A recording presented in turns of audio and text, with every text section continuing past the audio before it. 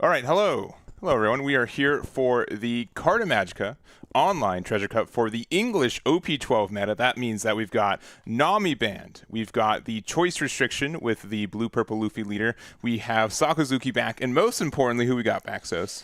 We have a lot of really great stuff back. Yes, like Kabaji at 4. So, but yeah, it should be a really good time. I think that this has been a pretty open meta from what we've been seeing for the last little bit. We had another event happening right now in Australia. They have an Auckland in-person regional. They had over 300 players, and of the top 16 for that event, I think there are like 10 different leaders for that event, and I'm expecting a similar variety for us as well. Yeah, I think right now we're currently at a position where I'd kind of argue it's probably one of the most diverse metas we've ever seen for the card game, which is really, really cool. Just the fact that we're able to see so many different kind of decks come out, and also a lot of brand new decks as well. So that's Yeah. also really cool. It's not like the same old decks we see all the time. No, this is brand new, fresh cards and decks. So yeah, you'll love to see it. Yeah, and if you were playing in today's event, so what would you be playing today? Oh man, that's such a hard choice, but nothing really new. I'd probably be playing Shanks today. Yeah. There's just a lot of really good decks. Like I think Yamato's actually really good right now. I think Shanks, as I mentioned before, is really good. There's just a lot of really cool, fun, good decks. Blue Yellow Nami's also really good. I mean, there's so many good choices. Yeah, and I'm definitely blue yellow. Nami definitely as a choice. This is kind of like this weird, like we've got this week where we don't have Star Deck 22 out yet. So those are, it's not like one of the more impactful Star Decks, but I know Nami takes a lot from that. And there's a lot of good cards. I know that like there can also be like blue yellow Ace that takes advantage of some of those cards. The leader itself, maybe even a Marco. So not the final form of what this meta is going to look like, especially with Card Fest later this month or next month too, since we're at the end of August. So, but yeah, I know a lot of people, they have their eyes for this event to see what's doing well immediately. And lastly, before we get into it, Sakazuki, good leader, bad leader. Thoughts right now? It's not back. It's not back. Okay, It's not back. That's my initial opinion. Okay. If it wins today, I'm sorry. Yeah. I was wrong. I would agree that I've had a tough time trying to find a build that I think works. I think decks like Zoro and Silver Israeli are a little bit too fast and aggressive for it right now. And honestly, it's been a long time since that deck's been around, and Rebecca Blocker is not as indestructible I think as it used to be for those situations. So we'll see if we can find some Sakazuki players doing well today. I definitely would love to see it do well, but it's not something that I've seen with my own eyes quite yet. I think the issue is that you just kind of have to rethink and reimagine how the deck needs to be played. 4 or 5 sets later, it's not going to play at all the same, or it shouldn't, because the meta's just developed so much since then. Yeah. So I definitely think it's possible for it to do well. Just no one has really cracked the code yet for that deck. So correct. So, but the round's going to start in just a minute. We're going to take a tiny break just to find our first round. So we're going to get into there, but we should have 9 rounds of Swiss. We've got the full 5-12 today. Should be a good day of One Piece, and we look forward to spending it with you guys. So give us just one moment, and we'll get into our first round. So see you guys over there.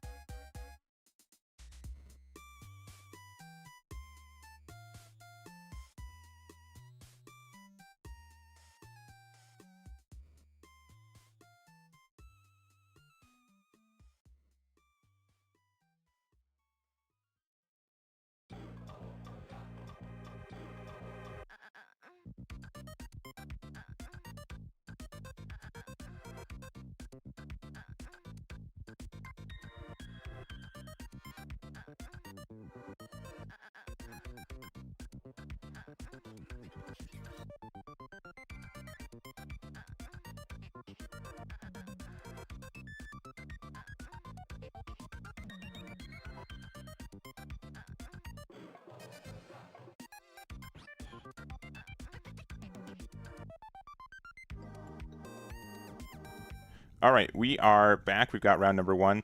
They've started a little early, but that is okay. We've got on the left Smoker versus Shanks on the right here.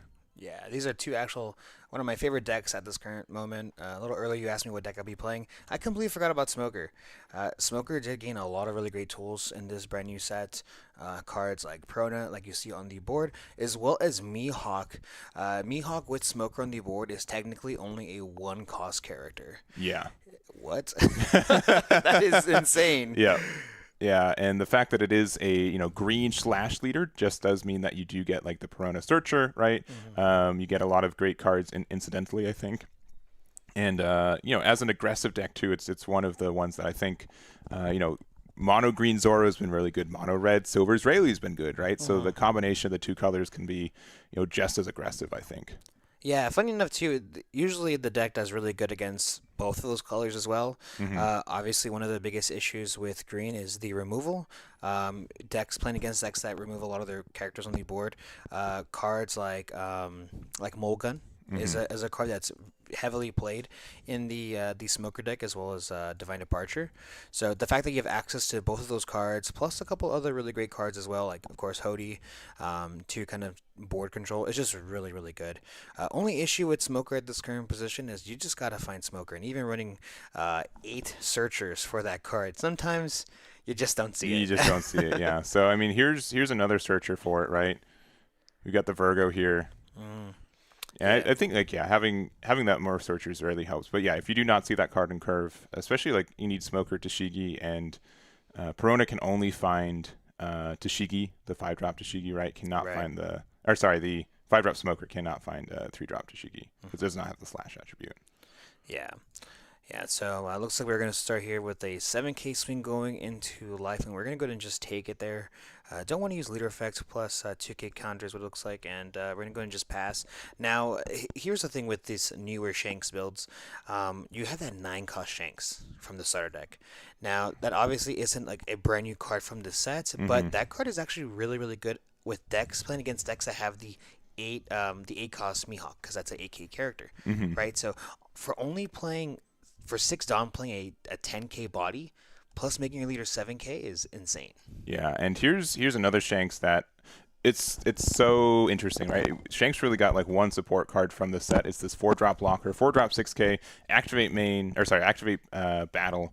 You get to discard a card from your hand once per turn and give something minus 2k for the turn. Yeah. Right, so pretty much turning any of your cards in your hand into 2ks. Shanks is known for having a lot of cards in hand, but no counter on any of them. So this really helps fix that situation, I feel like. Yeah, one of the greatest things about that card as well is the fact that you can actually attack with it. It's not on block. It's just when your opponent's attacking, as mentioned before. So that's just really, really great stuff. You're allowed to kind of be aggressive as well as defensive at the same time.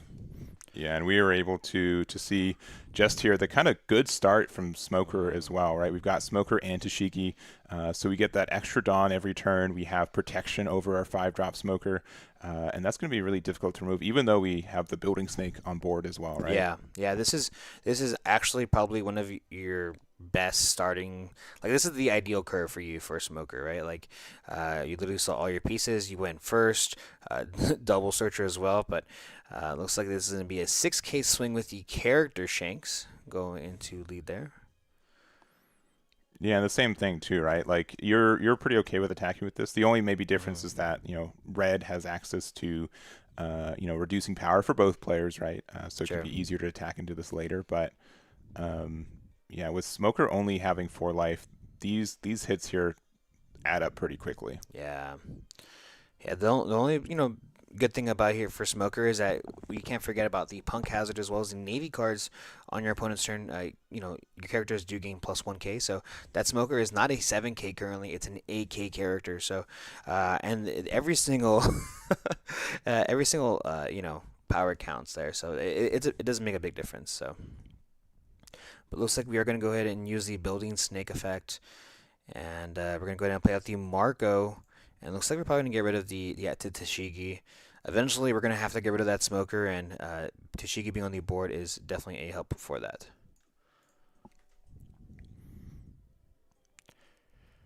All right, back to Marco. And we're going to see just the swing. Okay, so Yep. okay, Yeah. we both looked at each Yes, other, right? yeah. We're like, this Shanks isn't like a 2K body, Yeah. right? So there was a new card that Yes, came out of great this set. card, great card. What card is that? That's So, Bonnie. That's 5 cost Bonnie. yes, and so Bonnie has this effect that if you have 8 or more rested cards, you're able to get a draw 2 and trash 1. So late game, it's usually pretty easy to get Dawn, tap for other characters. It doesn't, if you're attached Dawn and you attack with something, that Dawn is not rested. Correct. For the record either. So having these 1-drops that you're able to attack with and then have additional rested cards just means that will help fulfill that to help you get Bonnie online. So I think that's a real cool tech that, this deck does play a lot of 1-drop searchers. I think a lot of people are letting these 1-drops kind of stay around. Are we just gonna go like super full? No, okay.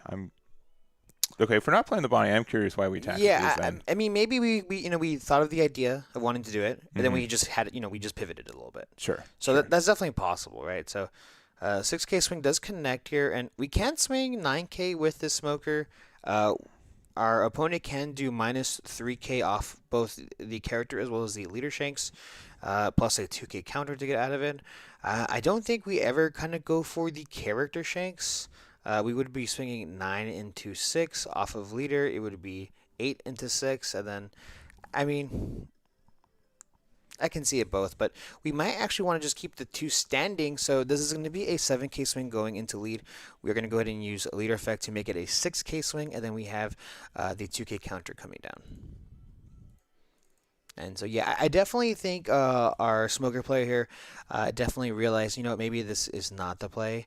They definitely could have the Bonnie in hand, so.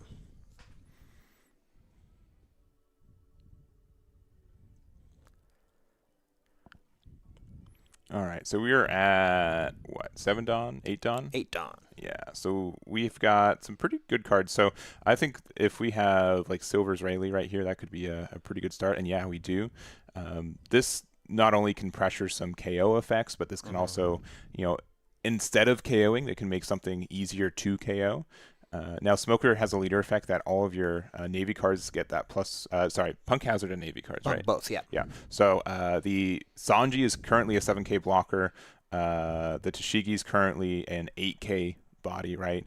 I'm guessing we gave the -2 to Tashigi, -3 to likely the Smoker, and then we were able to get rid of the Tashigi. So currently Tashigi's at what, 5K? 5K, yeah.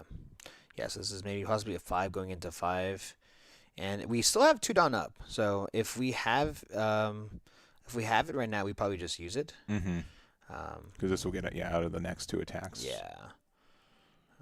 But okay, just block with that 7K block. So 6K most likely going into the 5K.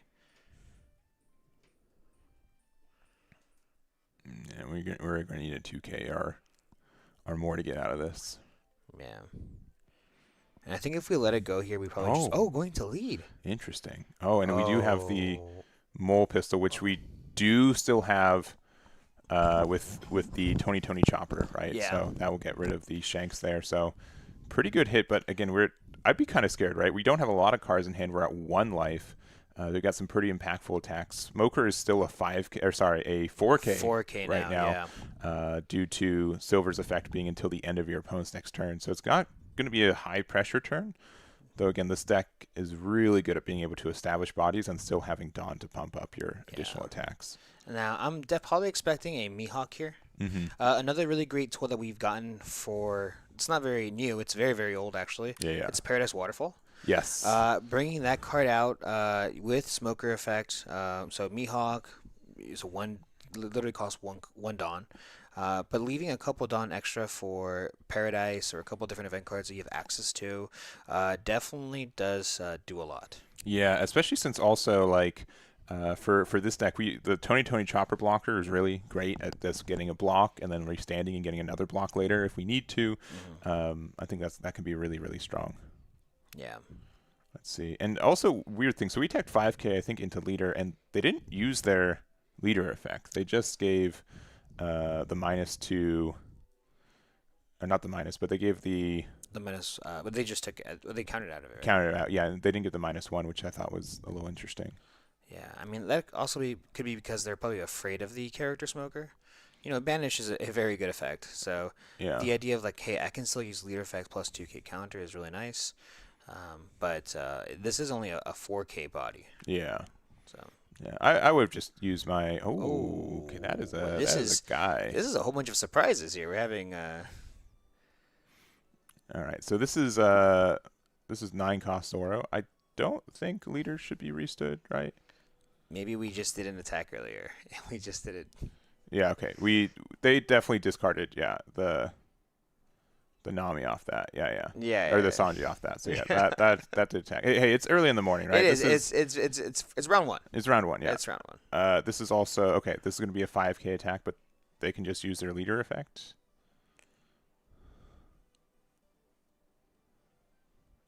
Okay, there it is. Yep. Assumedly.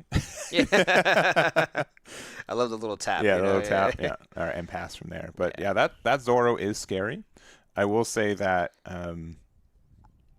Zoro is one of the decks, or like Shanks is one of the decks that can mitigate Zoro more than others, right? Mm-hmm. The fact that we can give it, if we have like another Silver's Rayleigh, we're able to give it like minus 3K, and then like Shanks effect can be a 5K.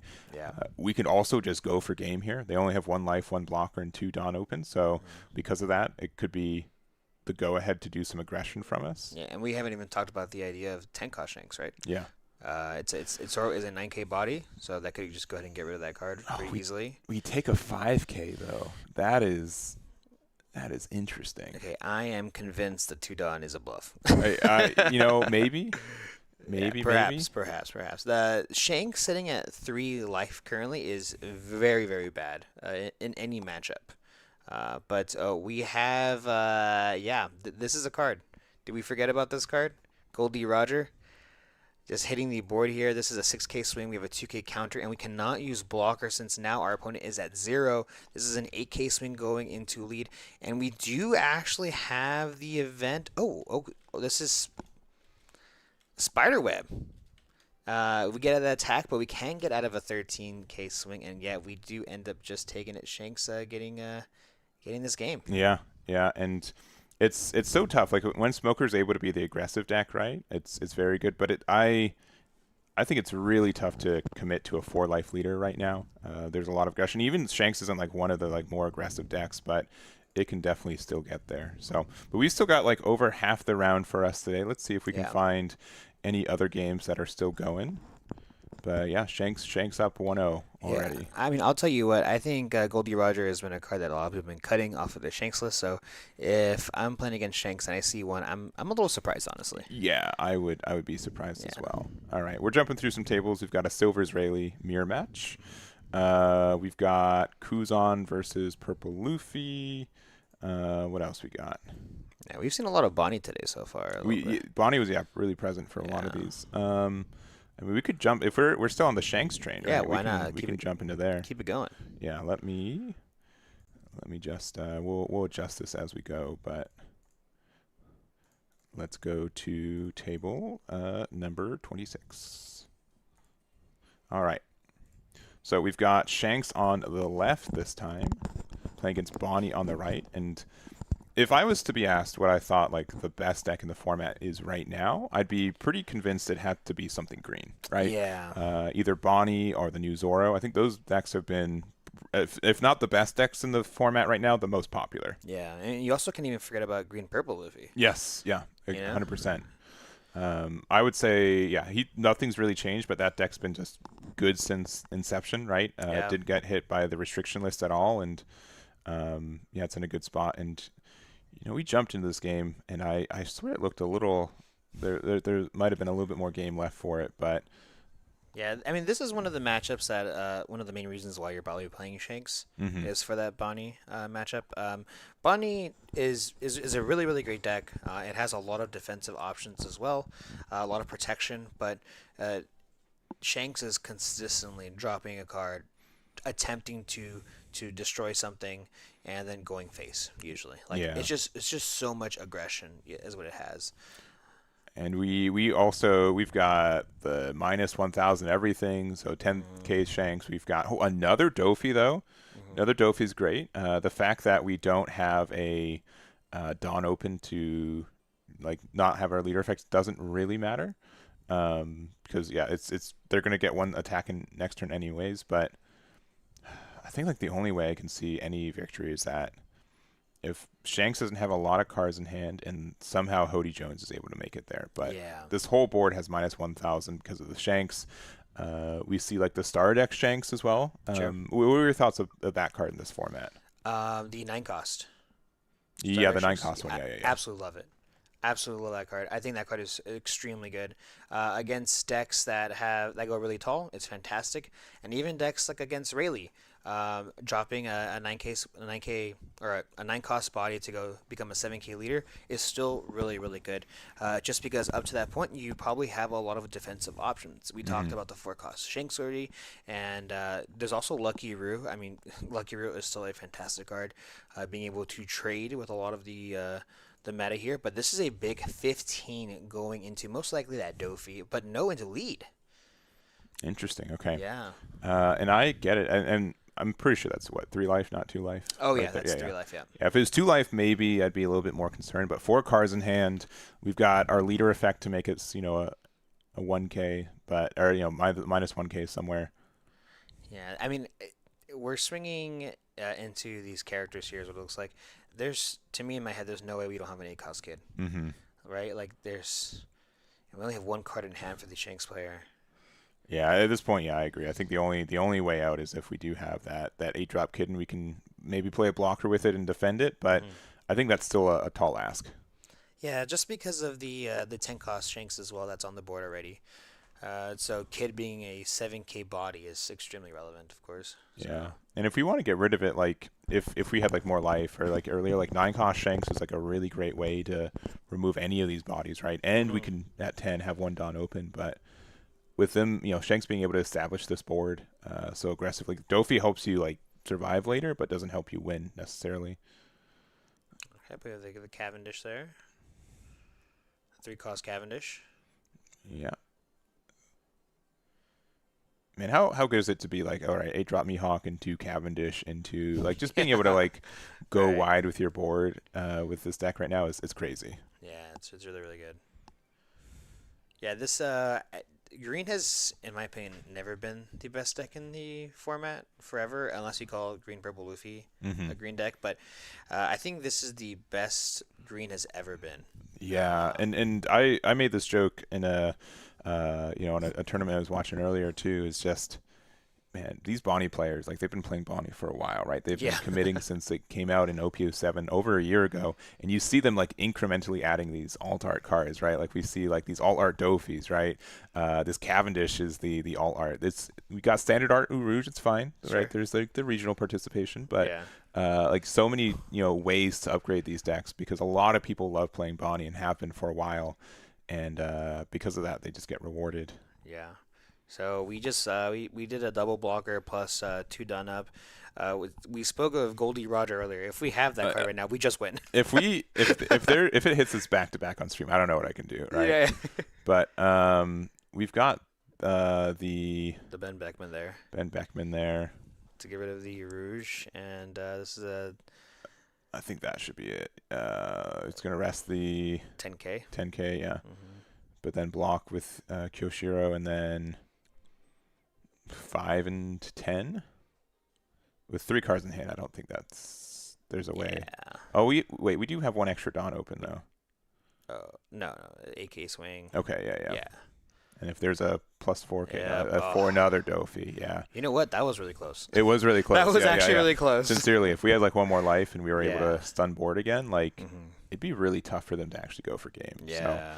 So, yeah, I think it's been weird to see Dofi being so relevant again after being, it's an OPO4 card, right? Yeah. It technically rotates out next year, right? But it's a card that it's seen a lot of success, and in the formats that it is good against, you feel like, oh man, this card's broken. Like, how am I supposed to interact with this guy?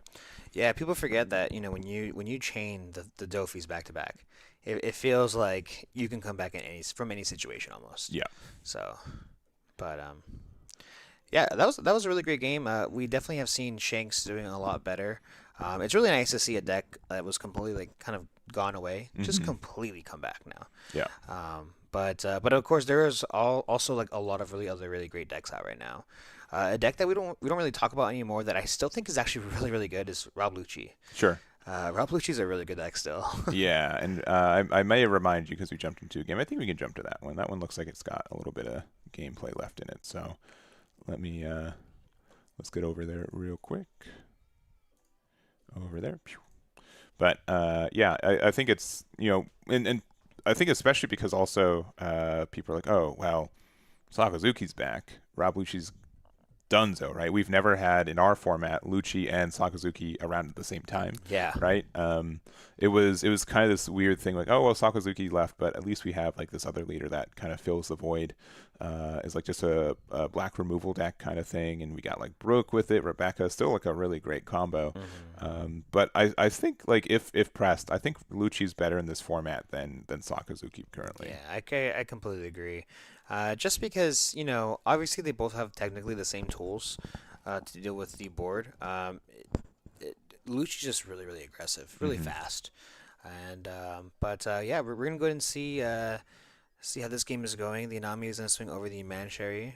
And I feel like with this matchup, it's a little interesting. If you can chain, as we just see right here, back to back Luffy Taros, you're usually in a really good spot. Yeah. Just because we also have stage established on the board as well, so that'll help us with protection. So this matchup is quite interesting. Yeah, I do think, yeah, especially with like out Ice Age, and with the stage too, like this has a great way. Like you have your tools to play around Rob Lucci, but you still have to see them. Yeah. So I do think like our green purple Luffy has found them so far, but it's not impossible. But I do think that there is a lot of momentum for our green purple Luffy right now. Yeah. And even going back to Sakazuki, it's funny how a lot of people are, Sakazuki is back. Everyone's trying their older list, but can you imagine how many blue navy cards we currently have right now? Yeah. Especially with the addition of Kuzan into the meta, like there's just so much. There's a huge pool of cards. So. Yeah. The only thing I would say that Rob Lucci having 5 life and Sakazuki having 4 life, I think is the main reason I would say that Lucci's a little bit better. Even though Sakazuki obviously has like the better card pool and some of the stronger cards because it can run everything that Rob Lucci can and then some, right? Yeah. That extra card in life can just let you stabilize. It lets you get to the late game. It lets you play like 10-drop Kuzan more consistently. Yeah. And I think that just makes a big difference. But looking at this current board state now, the complete 180 is what it seems like. Yeah. Luchi had somewhat of a board, and now it's just it's all kind of disappeared. And on green purple Luffy side, we have 2 Luffy Taros. We have technically 2 Zoro Juros, as well as a Sanji Pudding. So. Yeah, it looks like we're going 6K into likely leader. Leader's a 6K leader right now as well. Getting the minus on one of our Luffy Taros. It looks like, yeah, Sanji Pudding is currently a 7 cost body as well. So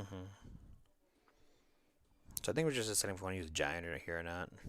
Okay, Dead Man's Game. Okay, yeah. Another great ad for this deck. It's green Straw Hat, so it needs to be searched by not Zoro, but most other cards in the deck can find it. The fact that it has like a Hody Jones effect. The fact that this deck loves to be able to use 4 Dawn before attacking because you get it back anyways, just very good. I'm convinced that card was made for this deck. Yeah. It wasn't made for Zoro. It was made for GP Luffy. If it was made for this deck, it'd be purple. That'd be the only separate. But no, I think green purple Luffy's like, man, we couldn't really play Hody. Some people tried to, and they got like some mild success with it. Sure. But this deck being like, oh, I get to actually play it because if you're trying to go for game, you kind of have to waste your Dawn anyways, right? There's not really like a way to. You're usually looking for something that costs 4 to interact with board, and that just ends up being it. Yeah. And we have GP here in such a great position. We do have the Jack on the board, which of course is threatening. But if we really want to, this Jack we can get rid of it. We can just swing over this Jack pretty easily. Luchi doesn't have too many cards in hand, so we definitely could do a lot of damage this turn. But yeah, I'm not immediately seeing. I can't. Does green purple? They have 1 life, I'm guessing, right? Is that looking like 1? Okay, it could look like 2, but Luchi does not play any cards with Rush. I don't think there are some that exist.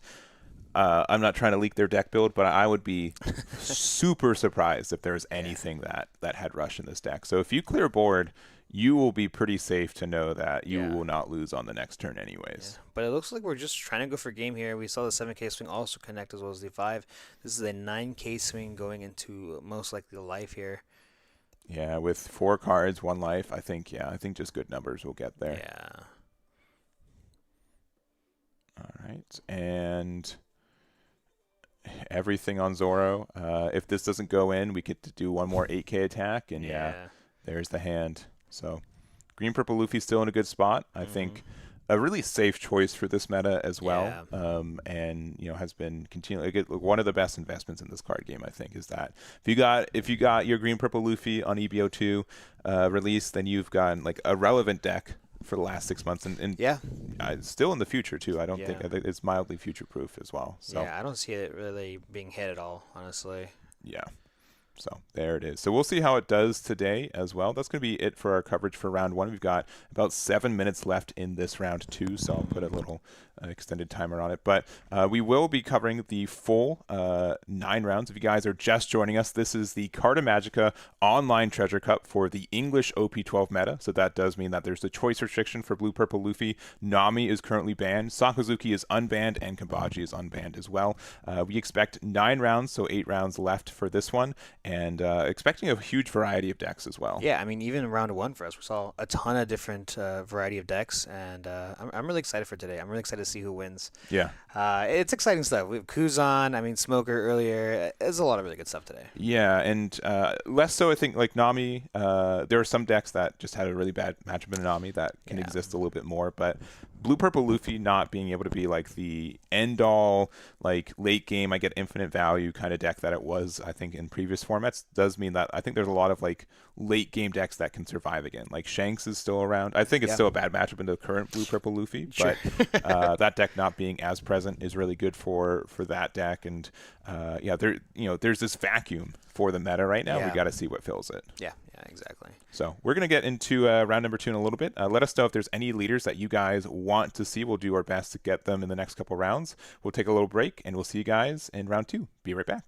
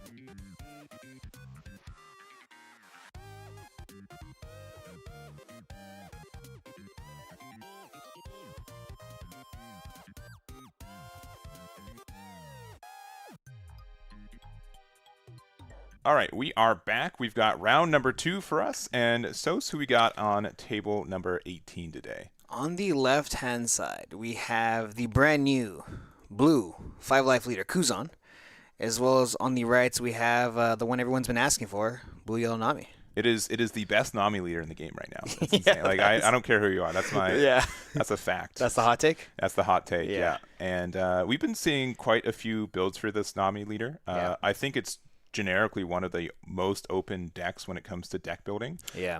And we see the Martial DT hit the board there, which could be it's more of like the 7 Warlords package that I've been seeing get some popularity lately. Yeah, there's so many great ways to build this deck. I think the deck is insanely good as long as the meta is a bit more solved. Yeah. Just because you can then shape the deck to kind of beat that meta, right? So we're going to see exactly, what we can do, but the Sengoku, that card is an absolute menace. Yeah, I mean, that is so much card draw, right? Yeah. Like, You play this card, you have 3 new cards in your hand. That's Right. insane, right? Yeah. And so that's kind of like part of the reason I think Kuzan's so good. It's so consistent, right? I don't It think really the is. ceiling for the deck is as high as other decks for it, Sure. but you are really consistently doing the same thing every game. And if you're playing against a matchup that can't handle it, you're in a really good spot. So Yeah. we're going to start off with the Cavendish now, and then we're going to use the Martial D Teach effect. So we get to put 1 card to the top of our deck, attach 2 Dawn onto Nami here. That means that we're not only attacking for a 7k, but it also means that we can use Nami's defensive ability on your opponent's turn. And then, what could this card be? Oh, wow. Yeah, I definitely have a love-hate situation with that card, with Teach. I love the idea of how aggressive we can get. I just, with Nami's ability being able to draw a card, I like to draw new cards. Sure. I love new cards, Yeah. right? But the fact that we draw the same card, it's just, it feels a little bit more lackluster sometimes. But this 5k swing, we're going to go ahead and use the Nami effect since we have a Dawn attached to our leader to make it a 7k for the turn. Yeah. And so that's like one of the big things for it. Some other things for this is that, the fact that Blue Nami's not around, which is a bad matchup for this deck. The fact that Blue Purple Luffy, which could usually outvalue in the late game in the previous builds, doesn't exist in the same form, I think just means that Nami has a great spot for it. Right. It's a little bit unfortunate right now because we don't have access to the Start at 22 cards. I know a lot of people have been playing the Odin for it, and that there's a promo that we don't know when we're getting the show you card. Yep. So, but I think Nami without those are still just a really viable deck. Yeah. On top of the fact that it's just a really fun deck, I think this matchup kind of goes. Kuzan is going to be a pretty defensive deck, just insane amount of card draw, as well as being the fact that we're just a 5-life leader is really important. And Nami's going to try to slowly pick at you, slowly try to get as much advantage as possible and get that life down as low as possible. So. Yeah, so like there's kind of like this weird dance. Both these decks draw a lot of cards. Both decks have access to pudding as well, right? The other thing is that Kuzan's really good at establishing these 8k bodies, which if you are a 7k leader, you still have to counter out of these attacks. So, but I think there's a good amount of counterplay for both of these players here. Yeah, this is currently our 6th Dawn turn, and if we have the perfect hand here, we could do a lot. Yes. We can swing 6k with Cavendish. We can draw 2, trash 1. In the perfect world, we have the brand new Kuma to recover a life, and then we can use Teach Effect to then attach 2 Resodon to our non-leader to swing 7. That is the perfect world. It's like if we have it, we have it. If we don't, then we don't. But we're gonna see exactly what we can do. But even if we don't have the Kuma now, we can find it. Yeah, we definitely can. This is gonna this draw 2 trash 1's gonna be huge. And yeah, I think I don't know. What do you think of this 4-drop Cavendish? Are you a fan of this card? Do you play it in your builds? I usually steer away from that card, just because most of the time it's never gonna survive. Yeah. And I just essentially spend 4 Dawn for my turn and say, hey, I hope this survives, and usually it doesn't, and then I like to cry about it later. Yeah. But clearly we have the perfect turn. Yes. So we're using that Kuma effect. We're gonna pitch a card there. We're gonna recover 1. And then using the Teach effect to put a card on the top of our deck to give 2 Resodon to our leader, and then we can now swing 7k into lead. And the perfect world, we obviously we take it, but we do have a blocker there. Yeah, and this is like part of the reason that I'm less of a fan of Teach is like you use the top deck because you expect to be able to draw a card afterwards from doing damage, but if you don't end up, you're in these weird situations where your leader is still just a 5k. You only have 4 cards in hand. They might try to pressure the Cavendish too, which you'll have less defenses for as well. But being an 8 cost, Kuma right here is really nice. We have 4 life, so Nami's not like afraid of losing value, but you do need to try to get one of the 2 of you to lose a life every turn to be able to get that like max card draw. Yeah, and honestly, if I'm Kuzan here, I'm gunning for that Cavendish. But it looks like we are swinging just an easy 5k swing going into life, and we're going to actually take it. And do we have a trigger? No, we do not. And not using that leader effect this turn, I guess, just because we did put that card on the very top. Yeah. We don't want to go down to 3 cards in hand. Yeah, and I think that's fine as well. It kind of just lets you get like a free cycle and get up and attack anyways. Some turns you're like, well, I don't know if they're going to push that much damage. I'd rather use cards in hand to defend the Cavendish at this point too. If they don't have Kuzan to stun it, or like preventing it from attack the next turn, we're in a better spot. So attacking with Borsalino is a bit of an indicator though that they either have another blocker or likely a Kuzan, I think, this next turn. Yeah. All But right. using that leader effect now, you Yeah. got me a 7K. I kind of wish you did that a little earlier. But regardless, still really great. There's some value for being able to draw a card, right? Like Yeah. being at low life is not always like a detriment, but ooh, okay, this is going to be really good. So Jozu here is going to put Cavendish back into hand. Luckily, can't hit the Kuma. I don't know if we could anyways, because it could represent another heal. But Yeah. and then we're just going to play Tashigi again, since Jozu was so kind to give it back to us. Yeah, and funny enough too, with the Jozu on the board, that's a card that Nami usually plays. Yes. So to see it on the opposing side of the board and not being piloted by a Nami player is kind of funny. So Yeah, well, the fact that Jozu can bounce Jozu too, right? There's been in OP09 when Doflamingo was a more popular leader. They get to these end spots where like, well, my law is going to bounce your law, and then my Jozu is going to bounce your Jozu, and we're just trading back and forth until someone feels they can go for game. yeah, and unfortunately, because of that teach effect, we did put that top, a card from our hand to the top of the deck. So drawing that same card, Yes, yeah. it definitely must feel a little bad. Yeah, well, one kind of additional thing that you can do with this deck, though, because of this martialty teach, is that you get to put the card to the top of your deck, and then you could play Kuma, right? So if you have like a Kiko Nojo or some card that you need in your life, you want to get that trigger effect, you can do that pretty easily with this 2-card combo as well. Yeah. Kuma just being such a key piece to this deck is what it seems like now. Oh, and we were bullying the Borsalino, and now with 8, I'm thinking we're probably finding an 8-drop kid. Oh, Wow. yeah. Okay, so Nami has seen the perfect curve, and yeah, I'm excited to see what happens here. Yeah, so we do get to obviously trash the top card of our opponent's life, and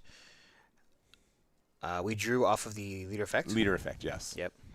And Kuzan's only at 3 life right now.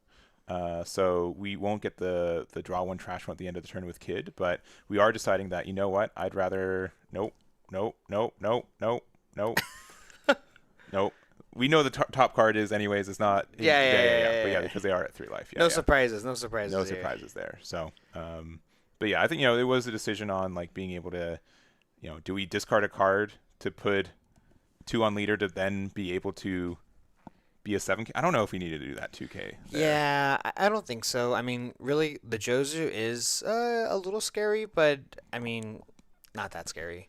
We probably just eat the 7.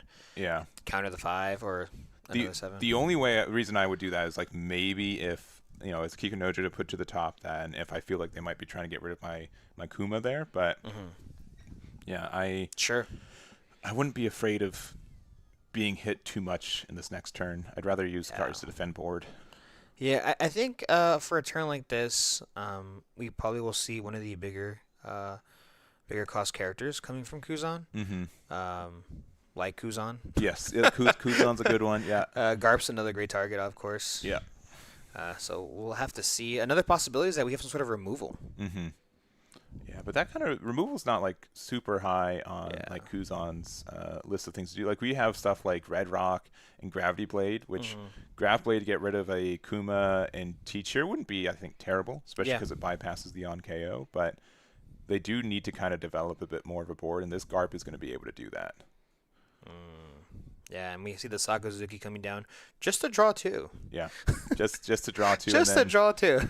Draw a 3rd card off of the discard from Garp as well. So play 2 cards from our hand, and technically we discard 3, draw 3, kind of thing. But then we're going to be able to discard the Aramaki, be able to attach an additional Dawn there, draw another card off our Kuzan, and yeah, you can see like both these decks are just so good at drawing, so good at cycling through their deck, and that makes them really, really consistent. Yeah. I'm thinking here, is this fair? Hold on.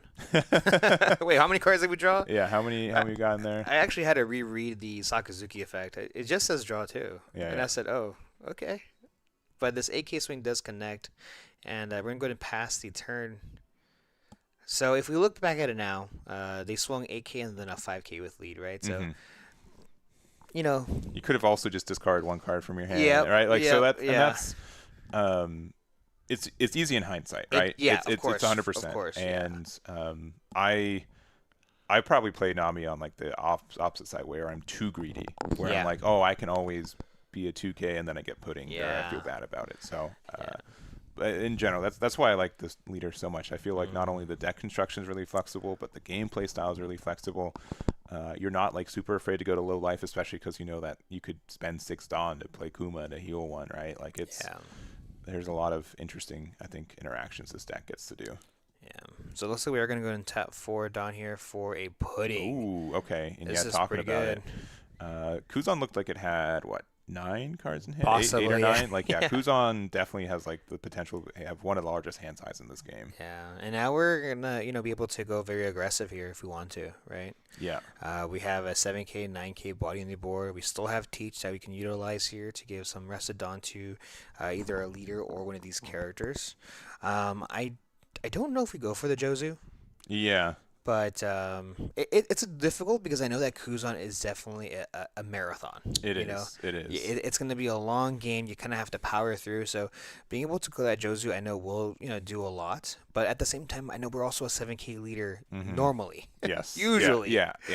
It's a very, in the grand scheme of things, very low commitment for this leader to be a 7K on defense, right?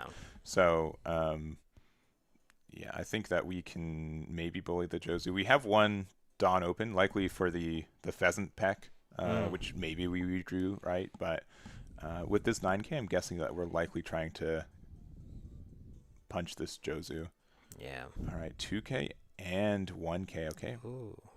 Pretty expensive now. Only 3 cards in hand for Kuzan. Yeah. So, yeah, it looks like we are going very aggressive on the Jozu here. Another 9K swing going into the Jozu. Yeah, it does get rid of it. We've got 4 Dawn left. We still haven't activated Nami's effect for losing a life yet, so we can get a card draw. We can put 2 Dawn on to our leader as well with Teach's effect, which looks like we're doing. And looks like we're swinging 7K into lead here. We're going to go ahead and take it. Trigger off of Nami effect to draw ourselves a card. Yep. No Surprise. surprise there. Yeah. And then 4 Dawn left over. Maybe Cavendish. Cavendish, maybe the return, yeah. Kikunojo. Yeah, Cavendish makes a return. So pretty good time with Nami. You're also going to get the draw 1, trash 1 with Kid now that they're down to 2. Yeah. That's a big difference there. Yeah. And then another pudding. Yeah, that we're not going to need another one of those, I think, in this match. I don't know. Kuzan does draw a lot. It does draw a lot. It does draw. I don't know. So Kuzan doesn't like plus in cards as much. Kuzan just doesn't lose cards over turns, right? Yeah. So that's just an incremental +1 card every turn since starting. Yeah. But yeah, Nami 4 cards in hand, 2 life, can be a 7K leader versus Kuzan 2 life, 10 Dawn, and a couple 8K bodies on that board. Yeah, one thing too that this Nami deck does run is the 1-cost Trafalgar Law blockers. We like to kind of stay.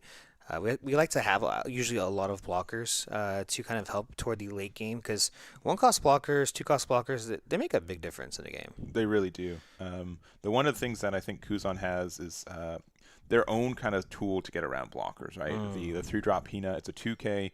It's for 3 costs. You're able to prevent a blocker what costs 4 or less from blocking. So I think we still have ways to get around it, and it's a 2K body. You don't. Worst case, you're 2K'ing out of something. Yeah. So.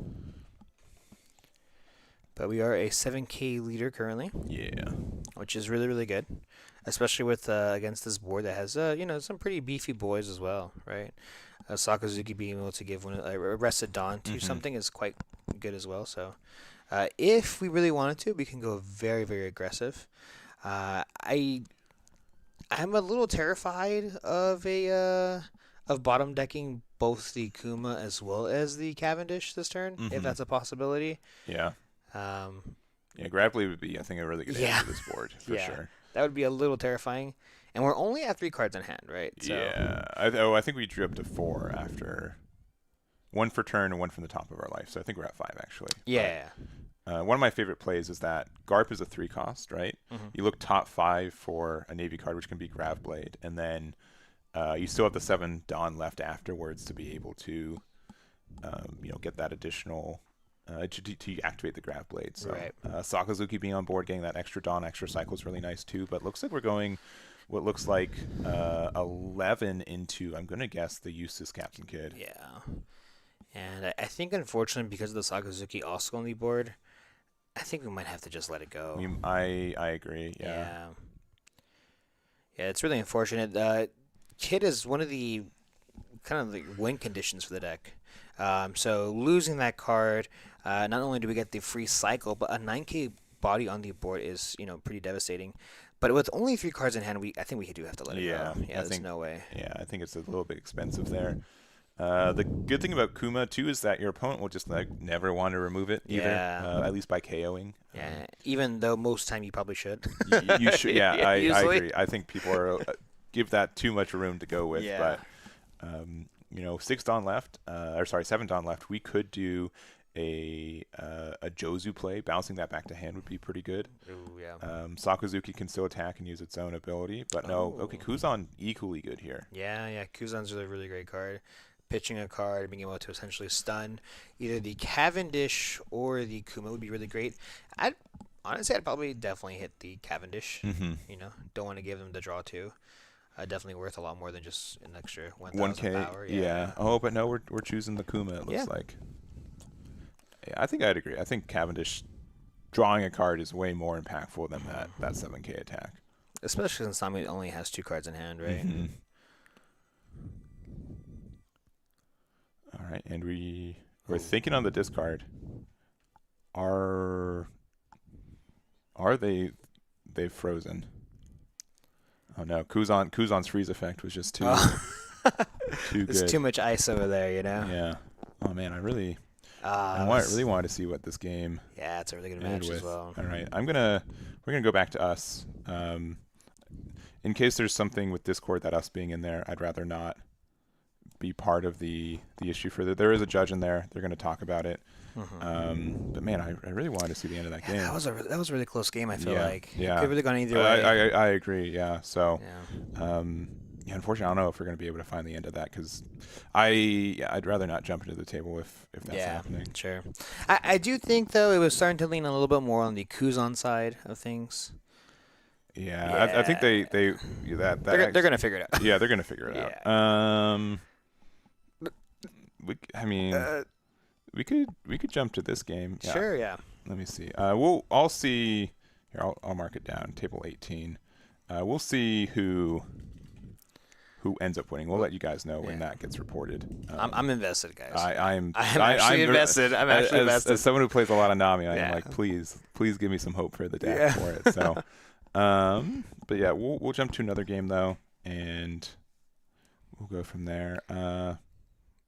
Yeah. Sure. Yeah, this is interesting. Yeah. Let me. Yeah, we've seen a lot of variety today, guys. Going through every single table, man, there's so many decks. There are a lot. There are a lot of decks that are very viable right now. A lot of believers. A lot of believers. Agreed. All right, so we'll be at table 23. It's going to be Eustace Kid versus Marshall D. Teach here. Mm-hmm. Now, okay, I can never remember this, and I'm not trying to put you on the spot. Sure. If you give blocker to something with Eustace Captain Kid's effect, even if you 10-drop Teach it, it still retains blocker, right? I'm like 90. Chat can let me know, but I'm like 95% sure that's the ruling for it. Yeah. Because it's not its effect, it's an effect gain.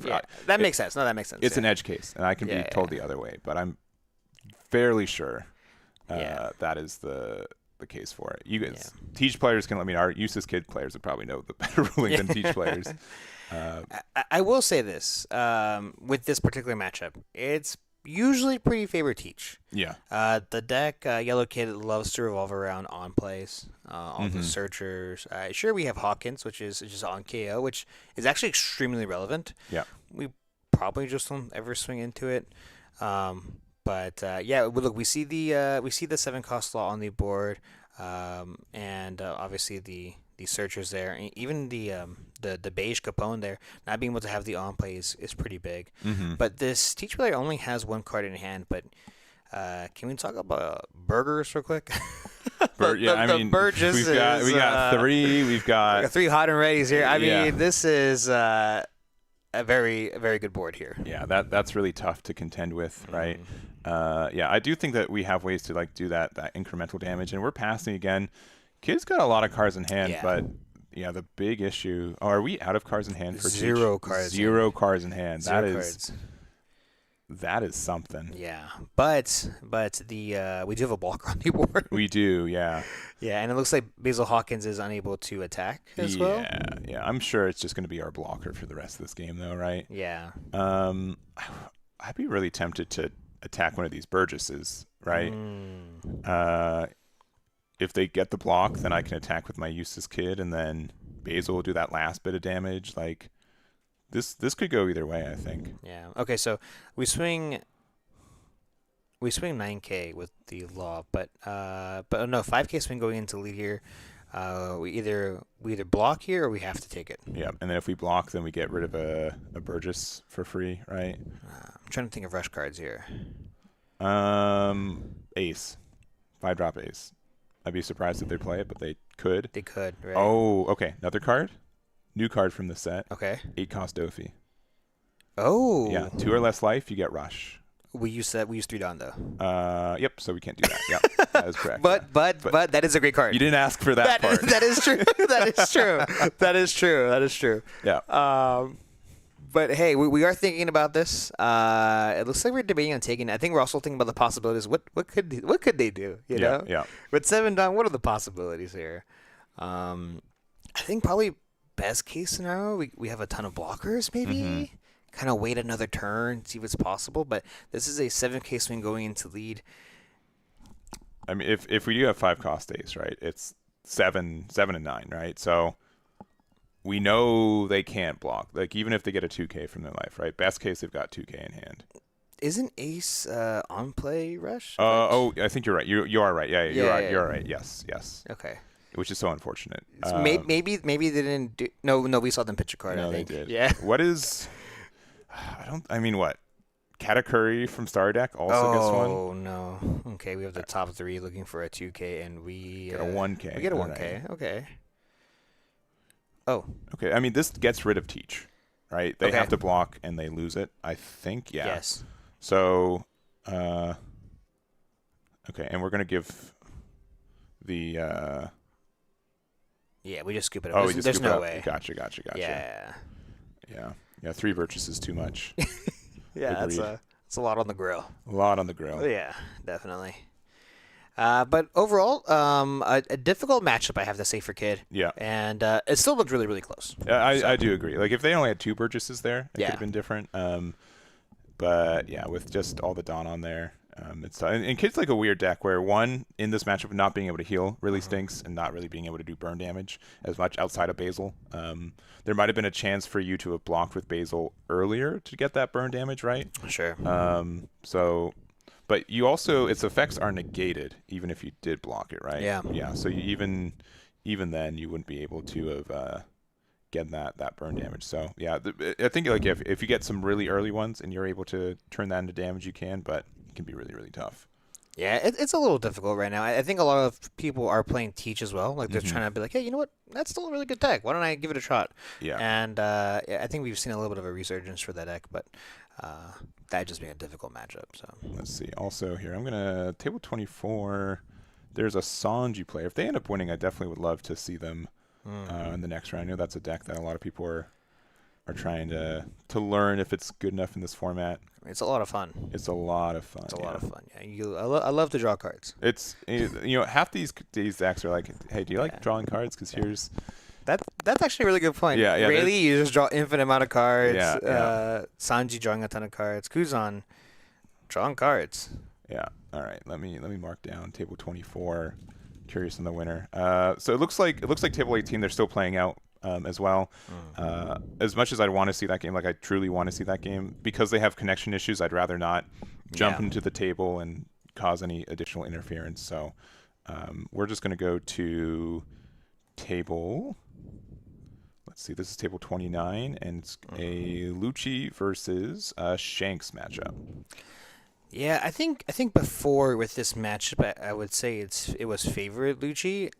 I possibly could be wrong. I think it's actually a little favored Shanks now. Mm-hmm. That addition with the 9 cost Shanks, staring against a lot of the board is actually really good. Yeah. So yeah. So it looks like we were able to kind of clear that board thanks to that 10 cost Shanks. That card is an absolute menace. Except playing against Enel with the 11k body.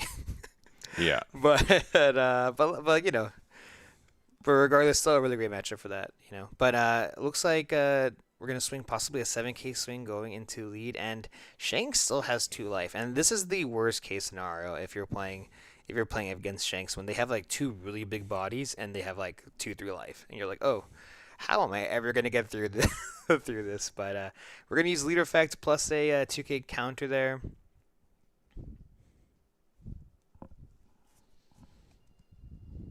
And we still have 8 Dawn left. And no, it's not Gecko Moria, but we just pass, and we're going to go ahead and just scoop it up there. Yeah. Yeah. 10 cost Kuzan in the life. So unfortunate. I imagine we probably milled one as well. Yeah, and that's like my, this happened when like Gecko was around, right? It's the best card that you could never find. Yeah. And it wasn't unusual for the deck to find it, but like when you couldn't find it, you felt really bad. You could mill it, Yeah. it'd be stuck there. Rebecca can't bring it back, right? Yeah. Kuzan is the exact same thing, and I don't know. I feel like when people play 4 Kuzans, they find it less often on curve than people who played 4 Morias are trying to play on 8 on curve, right? Yeah. So. But that might be, with 7 minutes left in the round, I think that might be it for us for this one. So we'll let you know on the Kuzan and Nami matchup. I think it's still playing out, or they might just be talking after the fact. So Yeah. we'll get a notification on that. If Sanji end up winning table 24, I'd be definitely down to watch a full game of Sanji. Otherwise, if there's any other decks that you guys want us to see, we'll do our best to look into that. We're going to take our break going into round number 3, and I'm going to put 15 minutes to do overtime procedure. So we'll do that. We'll be back, and we'll see you guys in round number 3.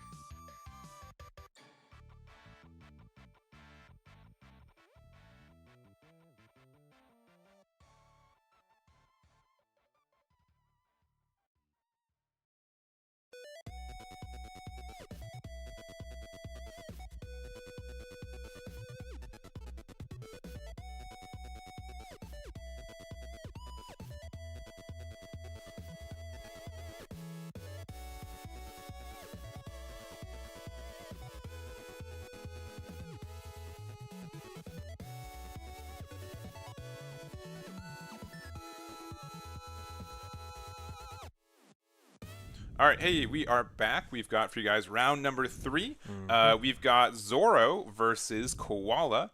Koala is one of the more interesting leaders I think that we got from this set, and I also think it really benefits from the fact that Blue Purple Luffy isn't around at the same time, Yeah. and Blue Nami. So, real quick, if you don't know what this leader does, when this leader attacks your opponent's leader, if you have 2 or more characters cost of 8 or more, you get to draw a card. And once per turn, this effect can be activated when your opponent plays a character with a base cost of 8 or more, or when your opponent plays a character using a character effect, your opponent adds 1 card from their life to their hand. So by being able to do this, you get some like burn damage, you get some card draw. This deck also has a lot of ways to generate cards that are 8 cost. Doesn't have to be base cost of 8, as long as they're on the board that are 8 cost or more. That's all you need to do. Yeah, I feel like way before when this card was leaked online, I was like, man, this card this leader is insane. Yes, yeah. This card, we have extra draw. The color combination is pretty good. At the time, yellow and black is just like insane. But overall, it's definitely it's been in the back seat just a little bit.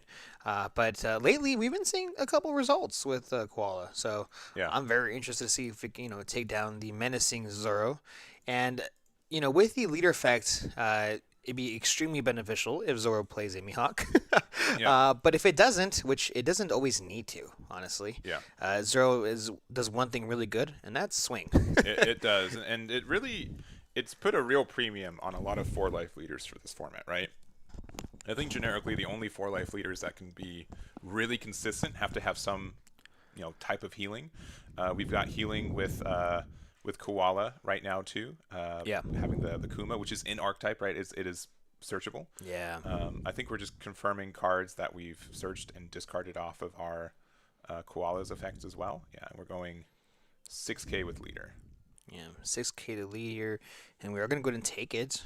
Just pass the turn. Yeah, I do really. I'm a big fan of that 8 cost dragon, the brand new, the black super rare. Huge fan of that card. Being able to also play out Kuma, really really good synergy. But we're going to see a 5K swing going into lead there, and we're going to go ahead and just give him the 1K counter, the Bellow Betty. I believe that actually might be a 2K. It's kind of hard to see a little bit, but their trash is a little, it's a little bit. Glared there. But I also real quick too. We didn't get to finish our first game for last round, or at least on stream. But Nami ended up winning that game. So Nami, there's at least one Nami who's 2-0. Also, let me see if on that other table that we were looking at, I just got the data for it. yeah. There could be also at least one Sanji who's still around. Yeah, Sanji definitely a crowd favorite is what it seems like. It was not Sanji's though. Silver's Okay, Red was able to win at that previous table. Yeah. Still a new deck. It is a new deck, and I Yeah. think it's something that has more polarizing matchups than usual because of it too. Yeah. So we're going to see a 6K swing going into Zoro here.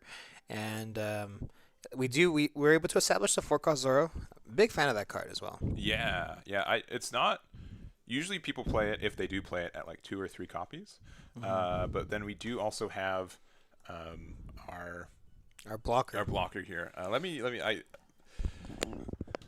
This is hot. It's like punch. It's not sock. Oh, man, it is just a complete blank for. I know that's a blocker. I know that's currently an 8 cost, and then when it does get KO'd, you get to get rid of something with a base cost of 4 or less. I think it's like Haku or. I know literally everything about this man except for his name. Yeah. Well, nonetheless, it's actually a really good card. Yeah, it's hack. All right, Hack. I was hack. All right. Okay. Like, I was close. I was close. Sock?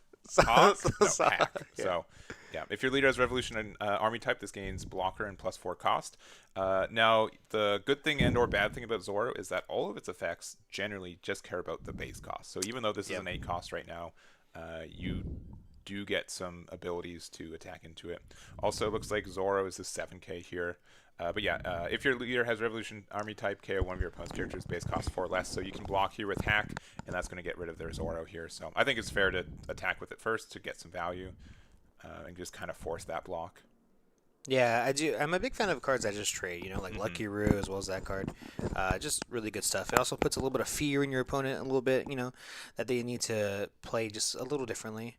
But we have the Cavendish, a card that I think if you run a Supernova leader, you always play that card. You kind of have to, Yeah. yeah. It's probably one of the key cards. I think it's probably one of the rightfully most expensive cards in the game right now. Yeah. I think Yep. Zoro and Bonnie both want to play 4 copies of it. Yep. There's not really an effect that really can, do the same thing as Cavendish is doing right now, and 2 extra Dawn every turn afterwards is so strong. Yeah. And what I really appreciate about this Koala player is that we know what we're doing. Yeah, We're not taking too much time to kind of figure out. We know what the line is, we know what our plays are, and we're going to go ahead and just proceed, right? So yeah. we're already back at Zoro's turn here. We have the Cavendish on the board, which is going to be huge, especially if we have a Mihawk. And yes, we would have to take our own life in doing so because of that Koala leader effect. But regardless, we could actually swing with the Cavendish to restand an additional 2. So Mihawk really only costing about 2 Dawn. Hmm. So. All right. So the worst thing about this Kuma though in this deck is that it's only an 8 cost the turn that you play, or the first turn cycle, Sure. right? So Koala really wants to have 2 8 costs or more. So then if you try to play an 8 cost next turn, it doesn't get there. But because we discarded the Kuma off this one, I'm going to have a hard suspicion that they're going to try to play a dragon next turn to bring it Yeah, down. yeah, yeah. And we already have one in trash as well. Yes, that's exactly, yeah. So Yeah. the one that we put in trash there. Yeah. So because of that, you'll get to heal. You'll be able to attack and get that draw from leader if you attack into leader. So that can be pretty strong. Yeah. Currently, right now, Zoro and just in the game has so many tools to get around essentially almost everything. Yeah. All right, and we are playing the Mihawk, so that is going to be it does go to hand. The card goes to hand. So off leader effect. Yeah. I don't know if that's just a miscommunication with not knowing how like most damage like that does burn. There's a judge. They're gonna confirm what happens to it. Yeah, because the card, you take the damage, but you don't, like 8 drop kid, right? It goes to their Nico Robin, also other cards that generally do that extra damage. They do go to trash instead of hand. So Right. yeah. Yeah. And even though it's a step closer for us to kind of get our opponent to 0, it's not the complete worst in some situations, especially against the 5 life leaders, just because the card does get added to hand. Yeah. So a little bit of free information that we gave our opponent. I don't think it's a big deal, but obviously you'd rather not let them know about that, right? Yeah. So this is a 7K swing going into lead here. We're able to restand 2 Dawn. Now sitting at 5 active Dawn. And it is just a little scary, Koala being a 4 life leader is just a little unfortunate. Yeah, but I mean, this is definitely a deck that I would consider to have more than that amount of life, right? We have access Sure. to so much healing. It's very easy for us to get into those higher tiers for it, and yeah, this deck is just really good for going tall and wide. And we're gonna play out the Tashigi here to get the rest on. Okay, on one of the koalas, sure. All right, and attacking into it, they get the activate main.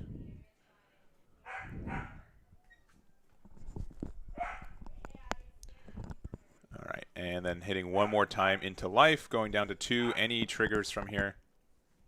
Let's see.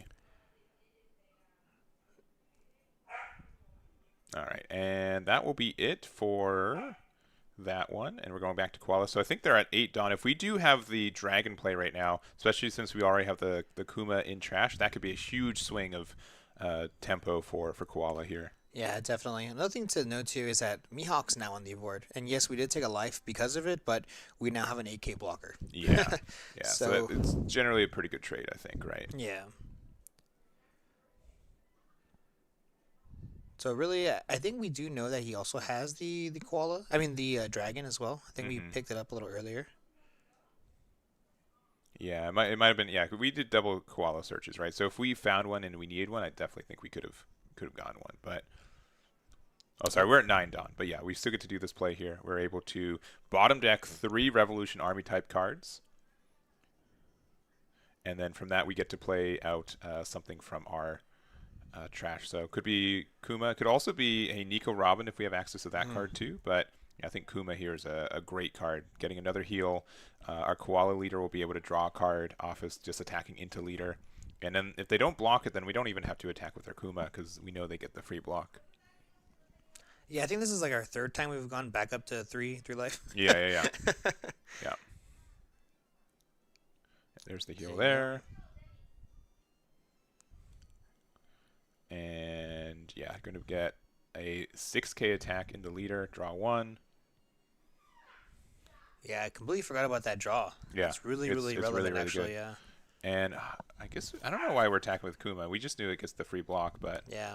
and we'll just pass from there. And we could also be telling our opponent, hey, if you want to swing into it, that's fine. Yeah, please do. Like Yeah. I will gladly take this Yeah. heal 1. Don't forget Zoro can swing twice. You can.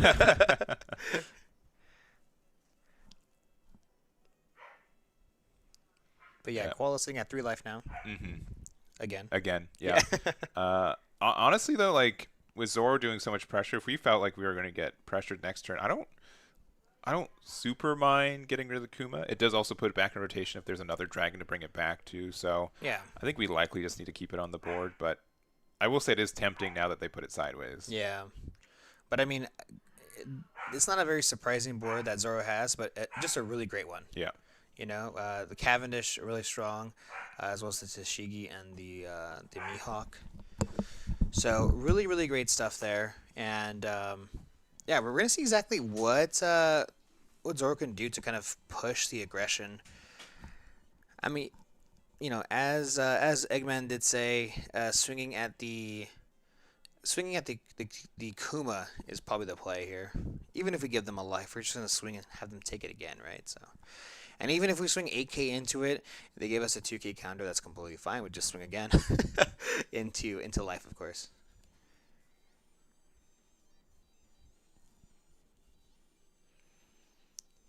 Just doing a little bit of finger math there. Trying to figure out what the right play is. We only have 5 cards in hand. I mean, that's not the complete worst, but it's also not the complete best, right? So, looks like we are gonna tap 8. Do we have another Mihawk? Okay, this is a lot actually. We're forced to actually take another life, I believe. Yeah, we should be. Yeah. But I'm guessing they missed it though. Yeah. Let me reread Koala because I think it's optional if you make your it can be activated when your opponent plays a character costs 8 or less. So because they didn't activate it, they missed the timing for it. So unfortunately, I think they really needed to get that burn damage here if they wanted to try to win. Yeah, that's so unfortunate. I mean, unless this Koala player has something else in mind. I mean, maybe them being at 3 life is important for maybe like a removal card that we have later. Like, but we could play Yamato, I guess technically. I think that every time we try to, we should have gotten that burn damage. But it is optional. It's on the Koala player to recognize when that effect activates, and if they miss it, they miss it. Yeah.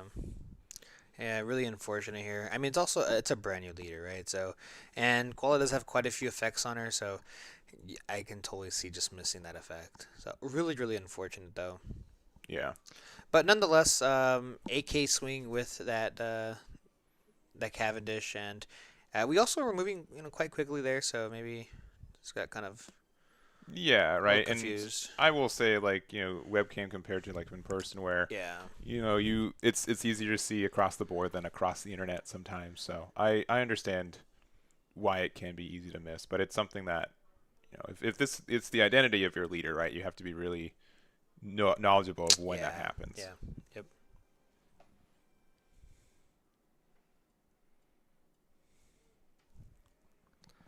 All right, and doing a little bit of math here for. Is it 8 or 9? I think there's only 2 there for the Cav, right? Yeah. So I think it's 8. Or we attacked an 8. Mm-hmm. And I guess into the Kuma if we did a 2k out. I mean, honestly, I'm feeling pretty safe here. I'm swinging with the Mihawk. I'm swinging with the Tashigi. Hmm. Really no fear. But yeah, 8K swing does connect there. Do we have a trigger? No, do not. And there are some really good triggers that we get to play in this deck. Mm. Also, just from the set too, Baby Five's been a really good ad for it as well. Um, and that additional 2 cards, we've got no shortage of cards in our hand either. So it's not looking terrible for the Koala player, but Yeah, and honestly too, I think Koala does run a good amount of counter as well. You would have expected Kuma to be a no counter, a yeah, counterless card, but it is a while that it is a yeah, 1K, right? yeah, I do 1K is agree. kind of crazy. Yeah. Yeah. All right. And thinking if we want to, I'm guessing the thought is like, do we even get rid of the Kuma or do we just attack into Koala? Yeah.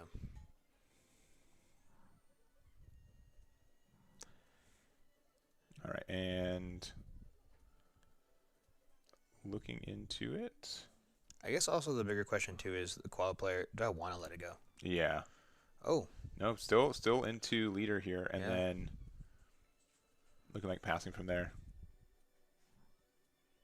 Unless I mean, they can attack with their Mihawks, right? Especially if they're at 2 life, I think they should be a little scared. But at 3 life now, it's not too scary.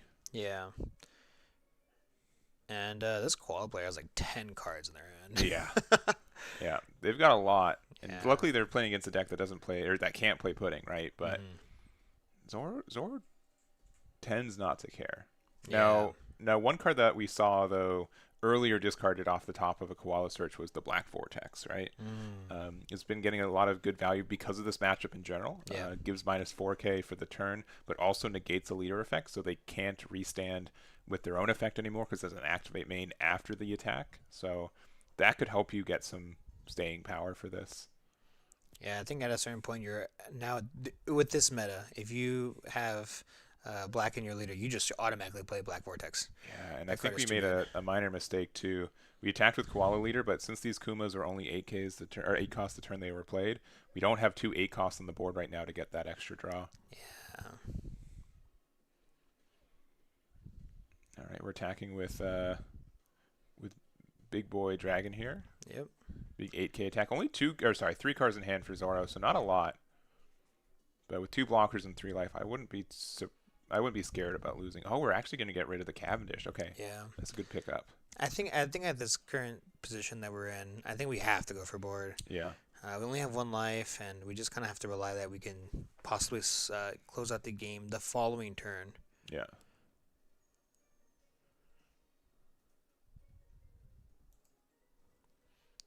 All right. So I'm also curious too. What could we be missing for the Koala player? You know, like Yeah. what do we need in this current situation? Well, we could have a dragon in hand, but not another Kuma in the trash. Which again, like sincerely, it might have been bait to attack with that Koala for them to, or with the Kuma for them to maybe remove it, so we get it back and we get like a double heal with it. Right. Yeah, because right now, like if we don't attach any Dawn to these Kumas, like we're not pressing any more damage. We're just going a 9K here.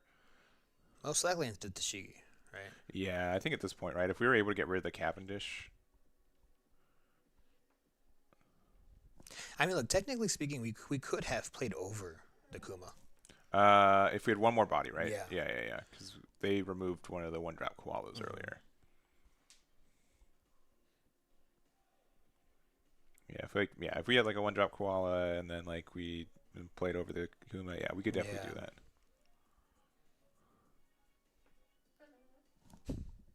But yeah, just trying to figure out exactly if we should let it go. And it looks like we might let the Tashigi go here. I mean, I think at this point, even with the Tashigi gone, we're still in a really great spot. We're in such a good spot. Like these 8K Mihawks to be attackers next turn instead could just be better than having to spend resources and time to still like lose one of these attackers. So I think it's okay to lose this personally. Yeah. But here's like the scary thing though. Like if these go away, right, then like Zoro's like in the pilot seat, right? They're commanding this attack. They're very aggressive here, but they're at 3 life, and there's a pretty wide board for Koala already. If you don't respect that, you can just lose on the crackback very easily. Right. Yeah. Yeah, definitely. I'm also really curious to see if Zoro has the restand event card as well. Mm-hmm. That'd be very, very good. All right, 7K. Yeah, just easy block here. Yeah. And then for 4, we're playing out Hack, and then we're leaving 3 Dawn open. Okay. I'm surprised we left 3. I'm surprised 2 Dawn open makes sense. I guess maybe if they have like Dead Man's Game. Yeah, I guess that's playing around that. Or Hody, right? You can get rid of Hack and a Dawn or 2 Dawn, but you can't get rid of all the options. Yeah. Yeah, Demon's game would be really good right now. Yep. Yeah, even if we went Demon's game and not even swung with the Mihawks, that's still pretty good. Yeah, and if we had maybe like Kuina and Dead Man's Game or Tashiki's Dead Man's Game, right? You'd be able to get rid of the blocker and still have your Zoro attacks for the turn. Right. We most likely do have the Black Vortex, which is really good. Mm-hmm.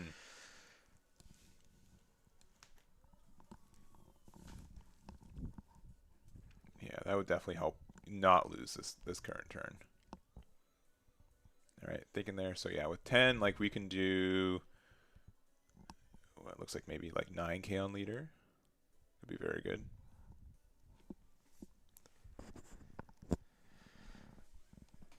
All right, no. Okay, we're just doing what, 12? Are we doing Zoro things? I think we're doing Zoro things. Yeah. I mean, look, if you're ever, not too sure, big swing usually kind of gets you there sometimes. Yeah, it's not crazy. It's not the worst Yeah. thing to do in this leader, but again, if you're not playing around Black Vortex, you can get super punished here. Yeah. Yeah. Even though, I mean, let's say we do see the Black Vortex, right? Yeah. We leave, looks like 3 Dawn open. We still have 2 Mihawks standing. Yeah. Double 9 could be enough. Yeah. And so Black Vortex prevents like the leader restand, Sure. but it doesn't prevent a restand from like using the event as well. So Right. that can still be very good. Which is probably the reason why we're leaving 3 open, right? Yeah. Oh, and I think I see it. Yeah, looks like it is it. Yeah, so we could like use Black Vortex. We'd have to like hard get out of it. It might be better just to Black Vortex and block. It's tough. There's a tough number to get around though. Yeah. I mean, look, we're still at 3 life. Yeah. We still have 3 life. We still have 2 blockers. I think we would still even feel safe even if we swung with the Mihawks, honestly. Mm-hmm. Yeah. I know we only have 3 or 4 cards in hand, but with 3 life, it's pretty good. Yeah. And I think this is, if they are able to survive, there's a minor chance. Oh, we're just taking it. Ooh. All right. Okay, restand, attack again. Okay, now we have the Black Vortex. Yeah. I think they're hoping that they attacked with a Mihawk first. Yeah. But yeah, just doing math here. Because if we block, then they can restand. We have to either, Black Vortex, get out of it. So honestly, this didn't play around the leader effect, unfortunately. But yeah. we do have the 13 to get out of it. Yep. Yeah.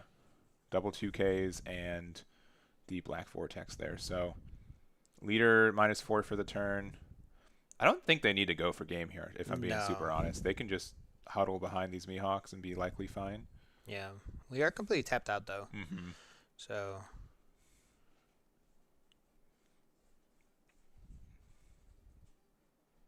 I mean, if they do swing both, and we see a block. Yeah.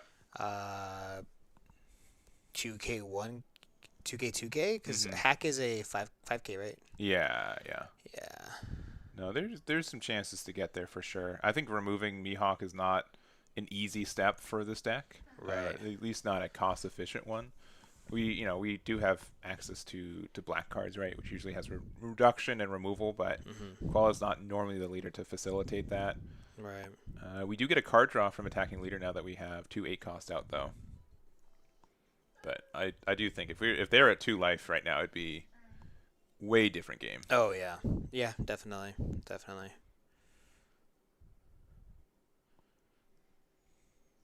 Because here's the thing. Just based on Zoro's effect, we have to either have two blockers Mm-hmm. and hope there's no way there for them to rest any Yeah. of those blockers. Yeah.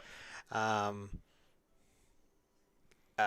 because just swinging with leader just you honestly sometimes just gets you there. Yeah. The other thing here too is that since we do have 5 bodies on board, if we have a dragon in hand, we can play over one of these Kumas and then bring back Kuma again for another block, right? Okay. Wouldn't be surprising if we played a card like Beige or like Beige in this deck or 0 cost and can be a trigger that gets you out of a damage, right? Yeah. There's a lot of different routes for Koala to still be in this, I think.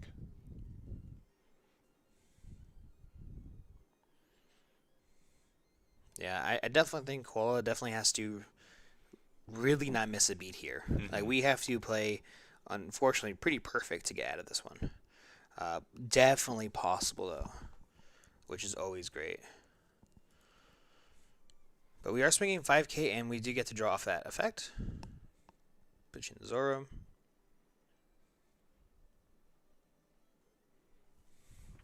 Yeah, I think, I mean, best play for us would probably be Blocker and Akuma, which we could do 4 and 6 if we happen to have those cards. Right. If we don't, I think being able to heal one is likely good enough to maybe keep us in there, but it's gonna be very tough to get there, I feel like. Yeah.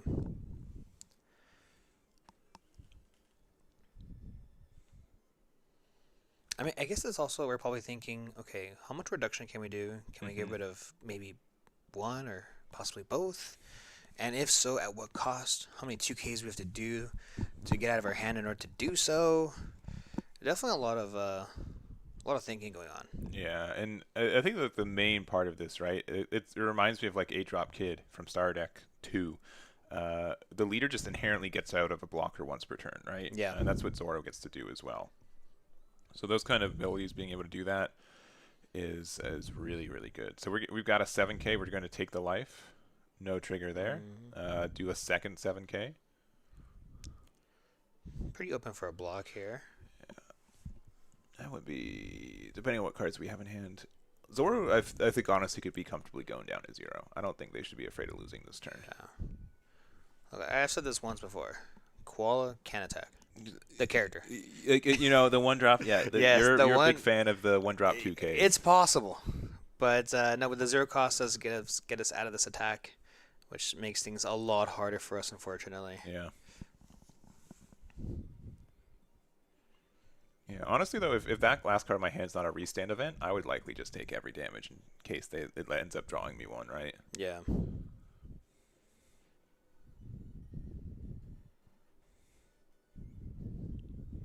Right, and we've been tip-tapping into time. We've got 6 minutes left in regulation for this. Koala still hasn't spent any Dawn this turn. He got 10. I think asking for him out of 2Ks.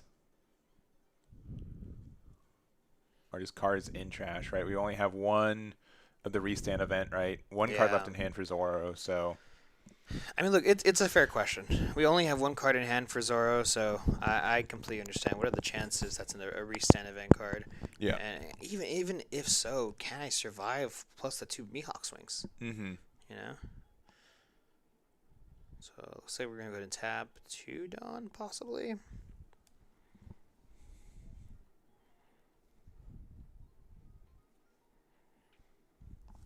I think I snuck a peek at the hand. I think there's an Ursha Shock in hand. So for 4, you can get rid of a 6 cost or less as long as you have an 8 cost on the board, which we do.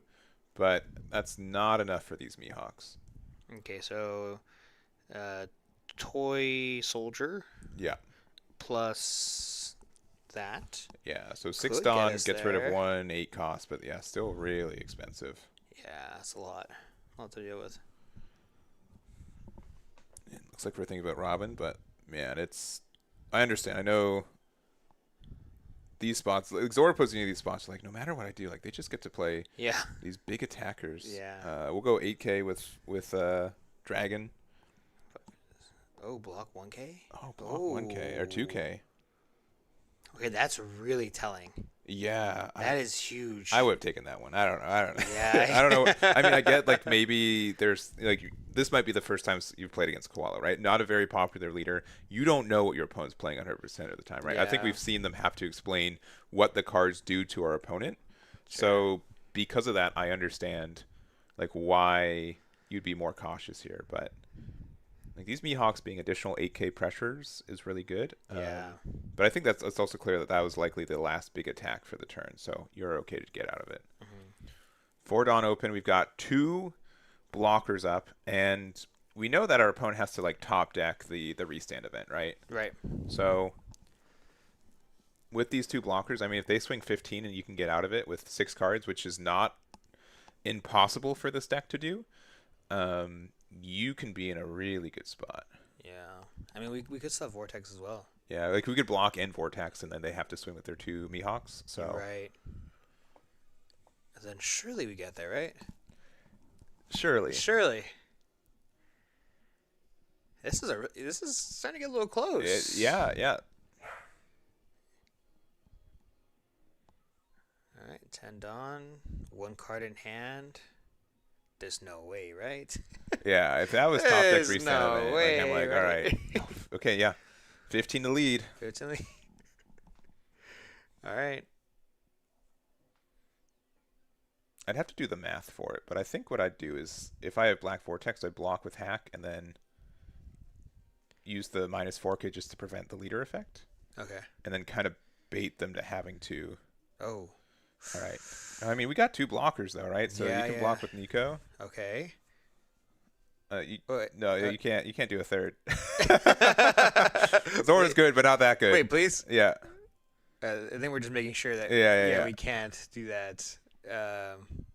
Yeah. There's no additional swing. I mean, okay. Yeah. Okay. Okay. Even with that though, can we get there? I mean, 2 8Ks when I don't know with Black Vortex existing and those being blockers, I would understand why. Oh, okay. We're swinging. 8. Ooh, this is scary. All right. If you're doing this, you got to just full There's commit now, no right? way. That had to have been a mistake from Zoro player. Yeah. I think they'd actually maybe I felt like they're so used to swinging 3 times in one turn, right? Yeah, that had to have been a mistake. Yeah, double 2Ks. Yeah, All we're right. swinging. Oh man. Do we have the There's double no- 2Ks? They have it. Oh, they have the Black Vortex. They have the Black Vortex.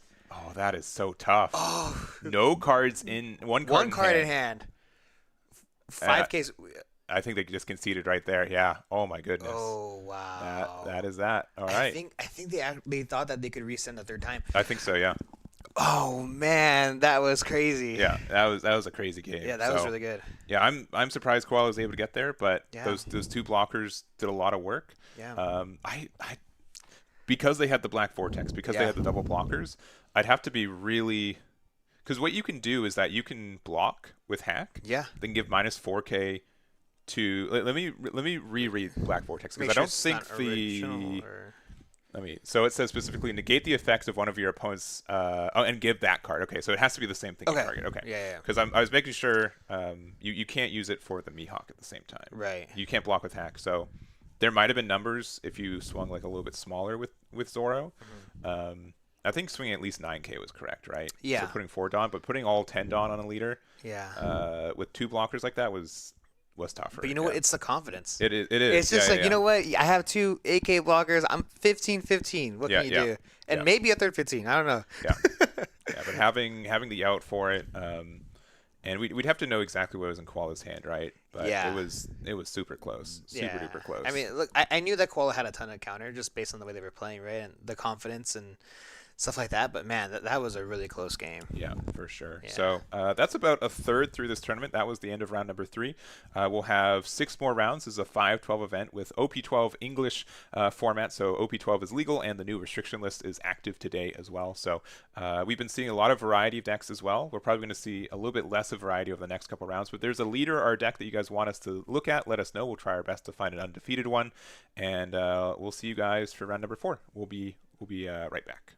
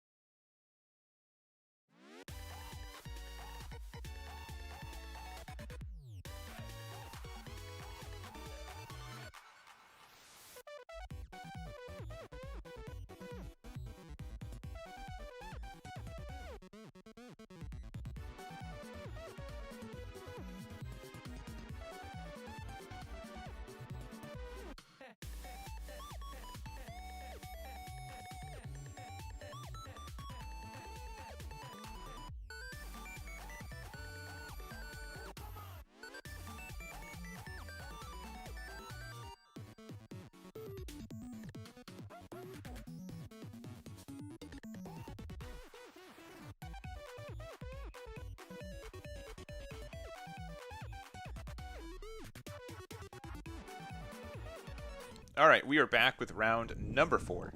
We've got table 1 for you guys. What we got here, Sos? We have Old Faithful Teach, as well as Blue and Purple Luffy. Yeah, and Teach had, I'd say, one of the best starts it could ask for, right? It got the stage as well as the It's My Era for the search there. Luffy's just going a big 7 into leader and then keeping 2 up, maybe for like a Thunder Bagua. Yeah, a lot of people thought that Blue Purple Luffy was going to be essentially dead after the ban, but here we are, table 1. So clearly, it's not over for Luffy just yet. Maybe slowed it down just a little bit. Obviously, losing that Big Mom as well as the Katakuri. Yeah. It was huge for the deck, but nonetheless, there's such a really good card pool that you can pull from. So Yeah, honestly, I'm kind of happy that 9-drop Big Mom's not in my build for this one, because that card's never. It's just a 9-drop vanilla, right? 8-drop Katakuri though, I do miss having that in this build. yeah, a really good card. But 7K swing does actually connect here, dropping down to 2 life, and with that search on the board, that's gonna help us out a lot. Yeah, with us not having like an early like Zoro or something to attack into the Lafitte, like I wouldn't want to attack into it, but I might have to concede that that flexibility from them is worth just taking that extra damage. Yeah, one card a single turn, every turn, it's a little rough. Mm-hmm. So especially for Teach, when they want to draw exactly. But we actually have the removal. Oh, we do. Okay, all right. So that's going to get us a Dawn active. This is going to go 7 into lead, and Teach is down to 3 already. Yeah, a really, really solid play here from Luffy. I know that paying 5 Dawn to remove a 1-cost character on the board doesn't always feel the best, but when we're ramping at the same time, I mean, that you can't ask for something better. Yeah, I think that's at least we had something to hit with it, right? Sure. So that at least feels a little bit better. Yeah, so we have finding stage here, and obviously tossing the Burgess. So already sitting at 7 cards in trash, which will help us out later down the line. But we're now sitting at 6 down here for this Teach player. All right, tapping 5 for the Kuzan, and then 1 for the Caribou. Yeah, okay. This is a 2K that the deck got, back in OP11. Yep. It really only works in Teach. It's like a really weird effect where on play you have to discard 2 cards from hand, but Teach doesn't get access to on play effects. So it is like the closest thing to like a Blackbeard card that's not actually in Blackbeard Pirates type. So, but 2K counter and a blocker, really flexible for 1 Dawn. Yeah, I'm also really surprised too that we ended up dropping the Caribou and not swinging 6 with lead. Yeah, that is true. Yeah, but I guess we're also maybe fearful of resting the Kuzan and possibly swinging over it. So I understand that aspect as well. But 2K, 1K to get out of that swing. And I don't know if they used their leader effect, right? No, they must not have. So yeah, I think just making sure, hesitantly drawing those cards from Nami. So since we're a multicolor leader, it's draw 3 and then put 2 cards into either the top or the bottom of your deck there. Yeah, I will tell you what, though, I'm pretty sure at the rest of this game, we are definitely going to be using leader effect every turn. Yeah. So. Yeah, because now the threat of 9-drop Sanji's around. You never want your opponent to do that. But weirdly, okay, another new card that people are using in Blue Purple Luffy that they weren't always using traditionally is the 8-drop Secret Rare Luffy, right? That card having Rush, that card being able to get rid of 4-cost or lowers, including Burgesses. That can be a really nice card for matchups like this one. Yeah, honestly, I'd be pretty terrified to play against a Blue Purple Luffy at this current position because you just don't know what they're going to have. Yeah. So. But it looks like we're doing the good combo here of the Teach and the Von Augur there, getting rid of the Nami, and now we have a 6K swing going in. Yeah, and having that Teach on the board is really, really strong. Now, if they end up trying to remove that character, they can grab any black card from the trash, which is extremely strong. So it looks like we're going to go ahead and use a leader effect here to look at the top 5 before we start our turn. Before, of course, our Dawn. And we have to do that actually before we get our 2 new Dawn, or else we miss timing. Yes, yeah. So looking at that 5, still such a great way to get card draw and get consistency there. So We will see there. So ends up getting a Gum Gum Giant. Fantastic card in this matchup and many others. And then going to the full 10 Dawn. And I think we put the cards to the top of our deck. So we know what our next draw is. And if we play Giant, what likely cards we're getting from there as well. Yeah. All right, so starting our turn here. And yeah, I think from here on out, we're always using leader effect, right? Yeah. Yeah, I believe that we did. So, but this is such a frustrating board setup that I find myself against this deck so many times, right? The fact that they can get rid of a 6 cost without any interaction is really strong. Tempest Kick gets you rid of a 9 cost, which we're not usually playing 10 costs in this deck, so it gets you so much pressure. And oh, we are taking this. Yeah. And we are playing Sanji for 9, and just the 9k. Yeah, and honestly, that Caribou, I questioned the play earlier, but now it's looking great. Yeah. They could have tried to swing 6 into something, or possibly swung 7 into the Van Augur, but not being able to. And yes, we are down at 2 life already, but the board is very strong. It's so strong here. So if we have Tempest Kick, we are. Yeah, and we do. This is brutal. Yeah. So we're going to go ahead and do -3 costs on the Sanji.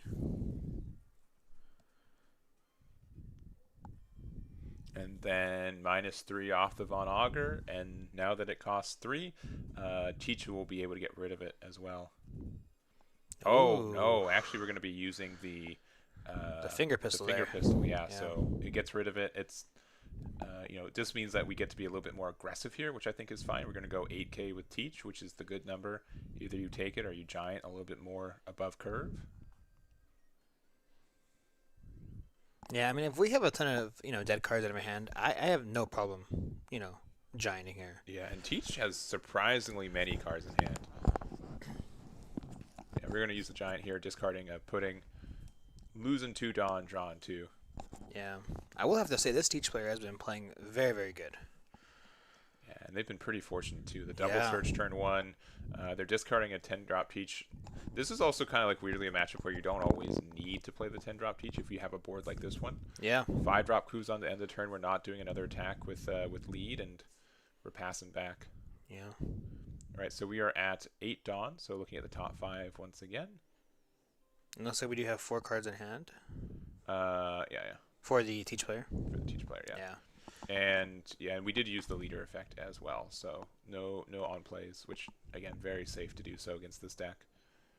I think if we want to get back into it, we need to be able to play it needs to be 8-drop Luffy here, which we do find off the top. Yeah. Here. That is good. Yeah, so being able to bounce that Caribou back to our hand, pretty strong. Yeah, and then we get to do 2 8k attacks, or like a 7 and a 9, like some really, really good math here. Yeah. It also mean that they'd have to have like another Tempest Kick, our Finger Pistol, right? Because even though like Finger Pistol was able to get rid of that, you need that extra reduction if you want to try to get rid of this 8-drop Luffy as well. Mm-hmm.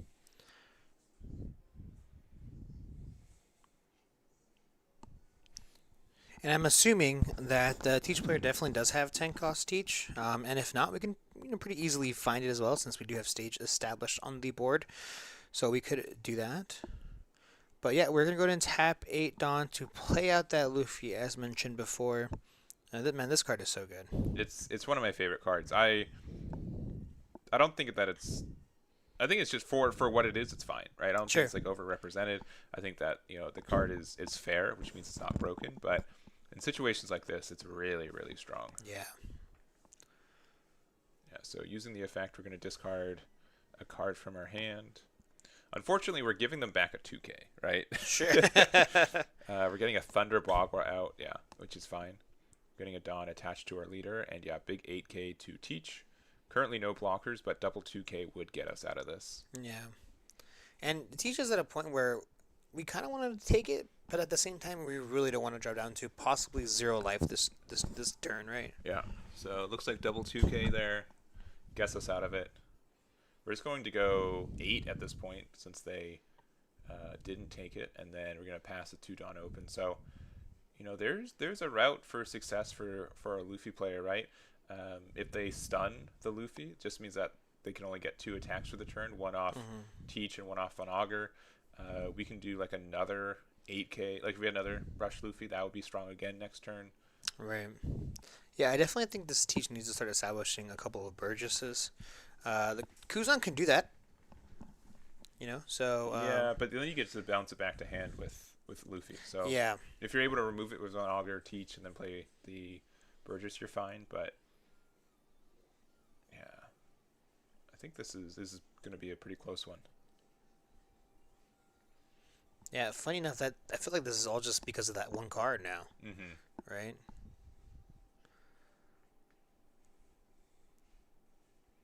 All right, we're going to use this effect. We're going to get back a, Von Augur. Okay, yeah, double Von Augur and Teach. That's going to be pretty good here. Yeah. Man, and I know it's like tapping 3 cards is kind of expensive, but just getting like guaranteed removal like that, it just feels so good, right? And we didn't spend a single Dawn for that. No Dawn usage. And then the thing is that even if they play another 8-drop Luffy next turn, you can just do it again, right? Yep. Like it's just, you can get rid of anything 9 cost or less moving forward. And if you try to get rid of one of these by KOing it, just give them more cards, more draw. Yeah. Like Teach gets to search what they want. You can get Teach right back, and there's the 10 cost. So leader effects negated. Not that it matters, and we get to just pass from there. Yeah, not even stunning anything either.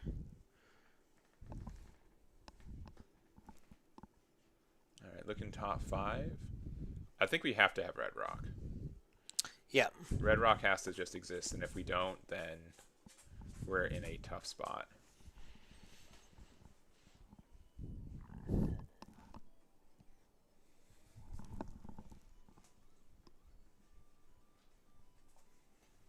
Alright, grabbing the 2K Sanji. Won't be able to play that for 3, but it's a blocker nonetheless. And I don't think we're going to play it out this turn, but I do think it's just additional counter for the hand. Yeah, we're at 2 life as a 6k leader. We're a little scared. We still have access to Giant and stuff, so it's not... I don't think it's outrageous to say that we could probably survive next turn, either with the amount of counter that we have access to, but...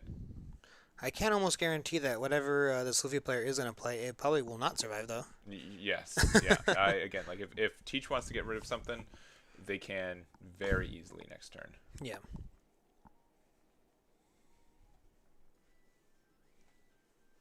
All right, and I think they still need... they must have drawn for turn. I'm not sure if they did, though, but... Tapping 6, you know what that generally means. It's going to be a Red Rock. Yeah. Yeah. Getting rid of the Teach, and then... making sure that one. You should, my 7 cost is also named Teach, right? But 6k leader, and now I think the decision is: do I want to attack 8k or 9k? Yeah. Do I need to have 1 Dawn open? Do I need 2 Dawn open? They've got a lot of attacks next turn. Asking for now 2Ks in their trash. They have 3. Teach usually plays 8. We know 1 is the Caribou. There's its twin brother there, and passing from there. Oh wow. Okay. All right. So no body on the board, just swinging very aggressive, and this is a 6k swing going into lead. And these are the really great things about the Van Augers, is that you're able to reduce costs or swing even with this 6k leader, which is extremely strong. So this is our second 6k swing going into lead, still at 10 full Dawn, and of course we have the 7 costs as well. So we're giving him the Sanji, an 8k swing going into lead here. This is going to require 2 cards out of hand, or we can actually give them the Giant as well, which is very possible. And it looks like we might give him the Giant after all. Or Thunder Bagua. Or Thunder Bagua. Yep. All right. Looks like we're likely searching for... I know that we got rid of a 10-drop Teach earlier. Okay. Ooh. Devon's an interesting card here. Yeah, a little bit of a blast from the past there. Yeah. We're going to discard it for leader effect. And then, just 10-drop Teach again. All right. Do you have your second Red Rock? We know 1 Teach is at the bottom of the deck. 1 is in trash, at least. Whoa, there you go. There you go. That, man, if I was our Teach player, I'd be terrified right now. This is kind of forcing us to go all in on the following turn, right? Yeah, and I understand like why we're nervous, but I think last turn we could have just... I don't think we needed to play the 10 drop teach. If Yeah, I'm being super honest. I agree. I think we could have pressured with bodies on board a little bit more. Just done the math and say, all right, best case they have a 9k attack with Rush Luffy if they have it, but yeah. There's Red Rock. He's gone. 7K. Just 7k, yeah, with one card in hand, very unlikely. And then let's see what we got. All right, this is very, very scary here. Yeah. I'm pretty sure. And here's the thing too, is that this Luffy player, he knows the top 4 cards in his deck right now. Yeah. Like, he knows what he has in his hand. He knows what he's been having. He knows what he's been missing, as well. So, just the fact of having all that knowledge is super strong. And if we can set up a blocker or two, then I think it's just rough. But starting things off here with a 6k swing. Yeah. All right. Nami. Okay. I think we have to have another teacher. Yeah. With only 2 cards in hand, or 3 cards in hand. Sorry, 3 cards in hand. Yeah. Now, Blue Purple Luffy's known for his consistency, right? Oh yeah. Like top 5 search is really good, but you have used actively 3 of the cards that I would be surprised if people are running more than 12 of, right? Or more than 6 of, right? So I think 3 red rocks or more is atypical. Yeah. I think people are playing like 2 or 3 copies of the Rush Luffy, so there might be 1 or 2 or more of those floating around. But it looks like we're trying to maybe split the difference here. Okay, so we're really trying to get cards out of our opponent's hand, and we're tapping 5 for that Kuzan effect. We're gonna go ahead and draw ourselves a card, and we have the blocker is back, and with 2 cards in hand, looks like 3 cards in hand. Yeah, we still haven't used stage effect. It's definitely possible that, obviously, we wouldn't miss the stage search, but it's possible to grab something a little like a no counter card as well. Also possible.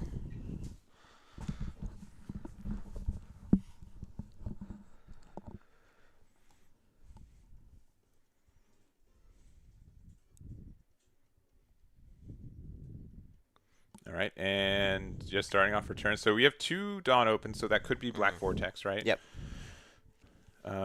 We also chose not to use stage effect. Oh, yeah. Oh. Which we did think about. But we did use leader effect, right? I don't think so. If not, Usopp's going to win the game. Usohachi. Yeah, which I don't think they did. Yeah, I don't think they did. Yeah. I think they prioritized the counter. 6, 7. So this is going to be 13k. Oh, even Vortex double 2k just ties it. Yeah. Yeah, we just had so much counter. Oh, we did have the 8 drop secret rare too. So okay. I think no matter what, it looked like Luffy had the options for it. If they played 10 drop teach, you'd still be able to do, I think, 2 8k attacks, which would be difficult to get out of. You'd need exactly double 2ks. You're right. Usohachi was there, gear 5, and then obviously if you played like anything smaller than that too, you still get the removal. Yeah. Honestly, with most decks, this is a pretty unique list. I feel like with such a heavy package of the Luffy's is. Yeah. Because, I mean, they had 3 cards in hand. I don't know if they're going to show their cards, but if they're all 1Ks, maybe they're not going to show, which is fine. They're on stream. I understand. Yeah. But even without Devon, it would be double 8Ks. Oh. Vortex okay, 2K. Which they didn't have either way. So, I mean, if you could discard it, and then you'd have a... if they had the discard... Yeah, if they discarded, I think they won the game, actually. Yeah, they win. Yeah, because with Black Vortex, they'd be able to get out of one of the... Well, they don't lose. They don't lose. Sure. This turn. Sure. Yeah. Maybe that's the better way to say it. Yeah, they don't lose this turn.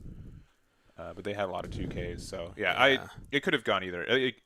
You could have extended the game, but I think you're right. It didn't guarantee that they won on the crackback. Especially with how many 2Ks and just counter in the deck, right? Like, Luffy was still at 2 life, I think. Yep, 2 life. They had like 5 2Ks. They had the gear 5.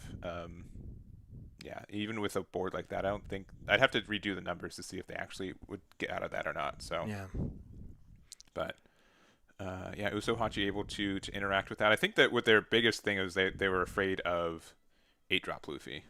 Because Yeah. okay, so so that's why they played Devon, because they knew that they couldn't bounce that card back, perhaps. Sure. So, regardless, But Usohachi sure can rest it. Usohachi, it gets the job done. Yeah. That card's pretty good, I think. Yeah. All right. We're going to go through some other games. Looks like we've got Luchi versus Green Purple right now. We've got Blue Purple versus Nami. This game looks like it's almost over. Yeah, it but does. I want to. Hey, I get to choose. I'm gonna. I have the power for it. I'm just gonna mark table 7. Actually, I guess here I'm gonna watch this end right now. This quick second. Yeah. All right. Nami won. Nami won at table 7. So maybe we can go. That's pretty good. Yeah. Yeah. Okay. Well, Nami. So there's a Nami that's currently 4-0. So I know we watched Nami already, but we didn't actually finish the match. So Yeah. I'm very. So it doesn't count. It doesn't count. I don't have closure. I don't have Yeah. closure. Ooh, first Enel? Yeah. We've seen? But it looks like Enel likely won. Yeah. Yeah. So we had Enel at table 9. I got that name too, because I think we'll have 32 players undefeated going into this next round. Let's keep going. We got a Silvers versus Blue Purple Luffy. I'm so sorry, stream judge, that I'm bouncing around enough. Sure. Let's go. Let's do this one. This game might just end, but at least just to show you guys there's other leaders that people are playing. Other leaders do exist. So we're at table 12. We've got Purple Luffy versus Kuzan. I think this is likely end game scenario too, but yeah, either way, saying that one of these players are going to be 4-0 at the end of the round is going to be cool for it. Purple Luffy's just so good, right? Yeah, it's crazy. Yeah. Purple Luffy is really good, but Kuzan there's 4 Kuzans on the board. Yes. There are no, there's okay, well, including the leader. Yeah, All right, gotcha.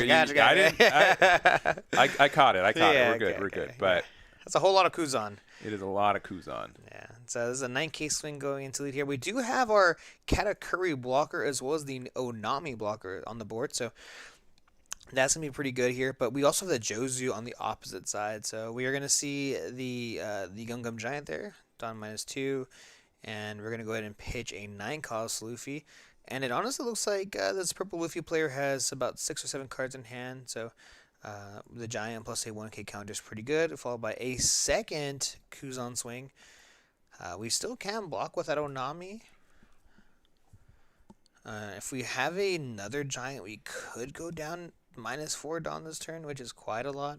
Yeah, immediately knowing that they don't have access to the Hina, right? If you added the 2K Hina, right, you'd make it so that Right.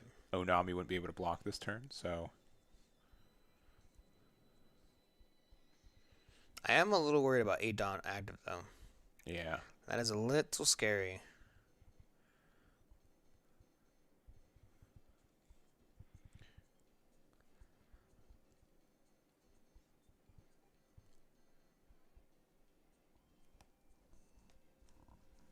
All right. I don't know. So which deck is the best one to use 8-drop Katakuri now? Is it Purple Luffy? Who uses it best now that Blue Purple Luffy can't use it anymore? Pudding. Gotcha. Pudding. Cheat out the Katakuri. I had a suspicion you were going to say that. Yep. I don't know if that's correct, but Probably not. But yeah, no, I definitely think Purple Luffy is the best to use it. Being able to go odd or even now with that deck because of Katakuri is still really, really strong. I mean, look, Purple Luffy is that's way too many good tools in that deck to be a bad deck. So this is a third swing here. We did take 1, so we're now sitting at 0 life, and we're gonna go ahead and give him the Onami block there. And we have the Jozu, which is of course a 7K body that's still left, but we have Katakuri. And Katakuri is an 8K. So, and it looks like we have 5 to 6 cards in hand for the Purple Luffy player. yeah, so quite a few. But again, like, listen, with 1 Dawn open, possibilities are endless, right? We could be bluffing. We could be like 9. I think is a great attack here. Yeah. We also have Garp here, or sorry, Sengoku here, which we're able to get some additional value to. Sure. I mean, we could do after this. We could do 6-7, right? Because Sengoku's 3K. Yeah. Yeah. Okay, block and 2K, and Block 2K. That's terrifying. Go ahead, swing. Yeah, with that many cards in hand, you're like, Yeah. oh boy, they have the out. Because at this point, what we just do is that 10 Dawn or to 5 Dawn to make a 10K swing on a 5K leader. Yeah, we definitely have another giant in our hand. Yep. Okay, we're all in now. Only 2 cards in hand for the Kuzan player. So this is just saying, hey, if you got it, you got it. I think at this point with the board, and yes, we're gonna tap 1 for a giant. Yep. Nifty little card. Yeah. Discarding a 1K from hand. Yeah. And Nico Robin, yeah. And then just 2K from Sanji and likely be it, but we're going to play it out. Yeah, of course. With only 2 cards in hand, it's going to make it tough and no blocker. Yeah. They only have 8 Dawn, though. So I'm like, oh, maybe there's a chance, but... Possibly. Yeah, looking unlikely. Yeah, and now that 9 cost Luffy can attack since Kuzan only stuns it for 1 turn. But 7K swing without Zoro going to life. We take the 7, and we have a trigger. The what? Is it Pheasant Yeah. peck? Yeah, so we get rid of a Garp in our hand, draw an extra card, but... Yeah. And that was it. I think we should have drawn 1 more card, but at that point, it doesn't matter. Yeah. And we still had Katakuri left as well. Yeah. So Purple Luffy currently at least 1-4-0 undefeated. At the end of this round, we'll have 32 players undefeated. I don't think I'll have the full leader breakdown for that anytime soon, but we can jump into this one real quick too. Again, I don't know how quick this will be to being over, but it looks like we've got some thinkers. So we're in these kind of weird end game spots. So let me just get it's Zoro versus Silver's Rayleigh, the two titans from this new set. Yeah.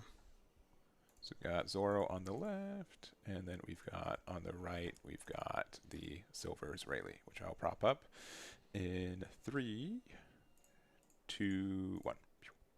There we go. All right. So we got these decks here. We've got 1 life for Zoro. It looks like 3 life for Silvers. They've got a pretty wide board, and they do have a Mihawk up, right? So you have to be really careful about Silvers. Silvers it's so easy for Silvers to be unblockable that you need to really respect going down to 0 life. Yeah. So this is a big 10K swing going to lead, and we do take it. We only have 2 cards in hand. Yeah. If there's a way. If there is, I mean, Shaki can attack, right? It's just a 1-drop 2K, but with leader effect, we can make it a 4K immediately. Sure. Making our leader unblockable. Like, we'd have to have a rush card, though, I think. Our opponent has to forget that we can make our leader unblockable. 2 Kid Killers would be nice. 2 Kid Killers would be strong. Yeah. It'd be... Yeah, double 7Ks, and then... Or, you end the game on triple 7Ks, I think, right? I know it's quite rare, but we do have to make sure that we have 2 event cards in our hand as well. Yeah. Which is still a thing. It is a thing. I think we're wide enough on the board that we can get there. Again, Shaki just being 1 Dawn 5K attack is good, and if we have, like, Armament Hockey, we get that extra +1 as well. Right. So, like, we can... Like, it's very easy for Silvers to... like up convert on power level. You're not really restricted to +10 across the board like most decks are. Right.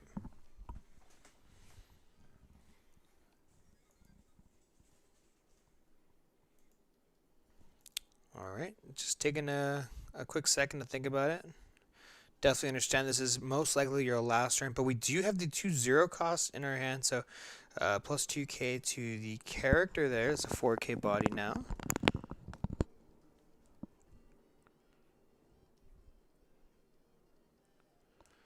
All right, attaching 1. This is a 5K swing going into lead here. We only have 2 cards in hand for Zoro.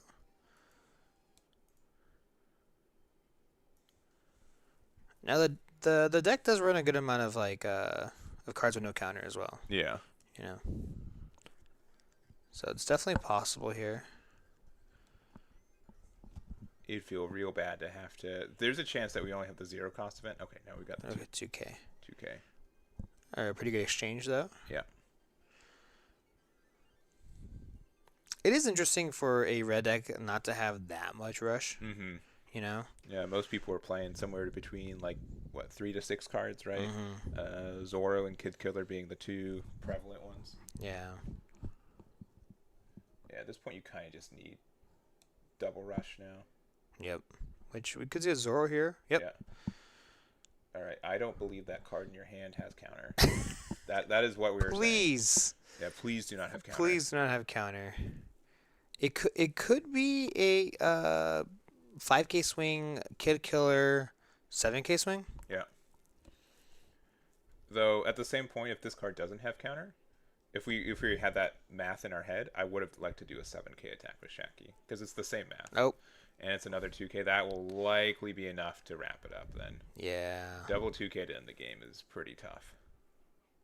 Yeah, only 2 cards in hand and both were 2Ks. Yeah. In Zoro, yeah. Very. Yeah. I'd say that's a bit unusual.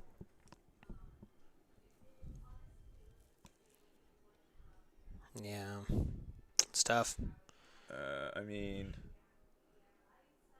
yeah, because we need 3 more attacks to win the game, and we've got 6 done. Yeah. So unless it's like literally double more Zoro and the last card in life is no counter, I don't think there's a way to get there. Or if you play Kid Killer and your opponent forgets that, you can make your silvers unblockable.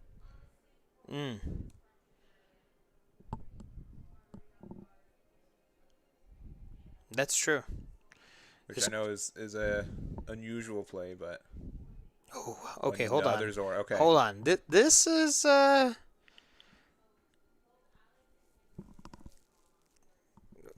maybe they forgot Maybe about the event. It's possible. It's day 1 of this format, technically. Yeah. First dates, right? The set's been out for about a week. You at these points you have to make sure your opponent's aware. Oh. And our opponent is aware. Yeah. All right, 7K swing into a Tashigi, maybe. At this point, yeah, likely Tashigi. Yeah. With the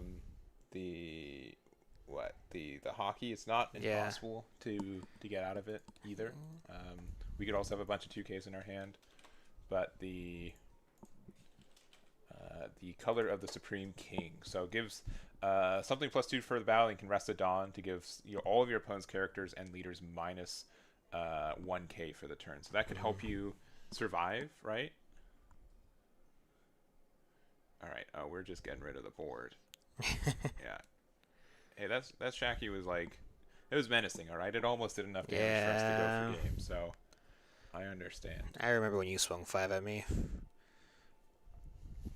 And I'm finding it increasingly interesting to see so many of these traditionally aggressive decks, Zoro and Silver Israeli, keep going to time, right? Yeah, we've got 2 minutes true. left in this round, and there's a lot of like, oh, we have to swing the numbers, but when these are new decks and you have to remember, find out what the right numbers are, it can be very tough. Yeah, just knowing the numbers is, I guess, the hard part, right? Mm-hmm. I gotta swing the numbers, but what are the numbers? Yeah.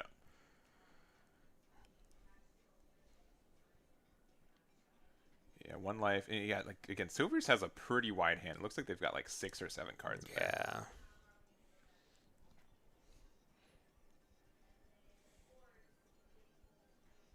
Oh, okay. All right, Big 10. Wow. Okay, we have 3 done to the side. We could have the event card as well. Yeah.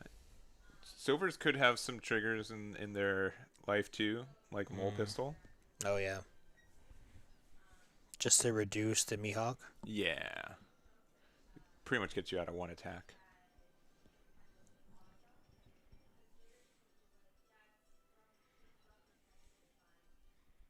Yeah, we're approaching time. So I think this will get to its natural conclusion, but they do have to get there.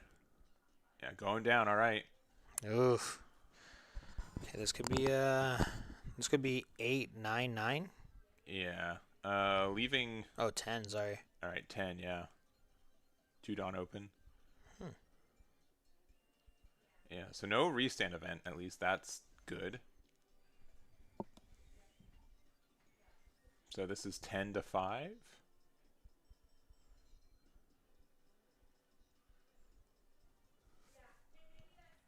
Yeah, we're definitely swinging into one of the Zoros, right? Yeah, one of the Yeah. Zoros first. Yeah, you have to do that. Yeah, why not?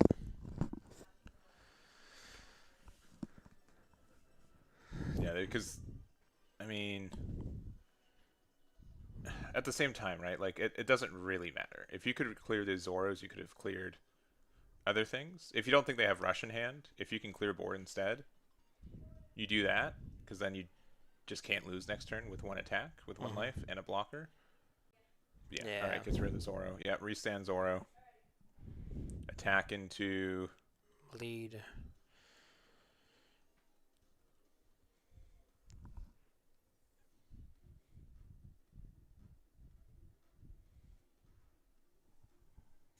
Yeah, all right. Conquerors... Or, sorry, the... Supreme King. Supreme King, yes. My apologies. Color of the Supreme King, hockey. So it's 7 to 9 right now, and then 2k, 1k to get out. Everything on the board has the minus 1,000. So currently Mihawk is at a 7k, and we can go 9 to 5 if you want to try to end this game. Or we could keep it active. Yeah. We also have Dawn open in case we want to use like a defensive event as well. I think we kind of maybe have to keep it active. Yeah. Just because if they have another Zoro. They played 2 already though, right? Yeah. But like I agree. Like the Kid Killer. Yeah. Another option, possibility. Yeah, the only thing is like if you're attacking with Mihawk, it has to be at the leader, right? Because if you can get rid of their Zoro, you could have won the game at the same point. So with 3 cards in hand, it has to be, or sorry, I think it's 4 cards in hand. It has to be 2k, 2k, 1k. Like the numbers are there, but not great. Oh, okay. Ooh. Another blocker I don't hate. If we do have the mole pistol, though. Yeah, how does it really win here? Yeah, we definitely need to get rid of this blocker first. Yep.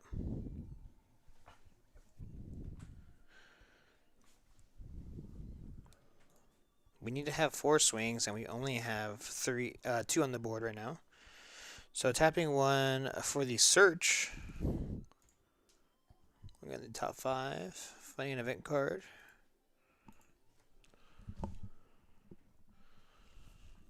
Okay. Ooh, okay. Mole is good.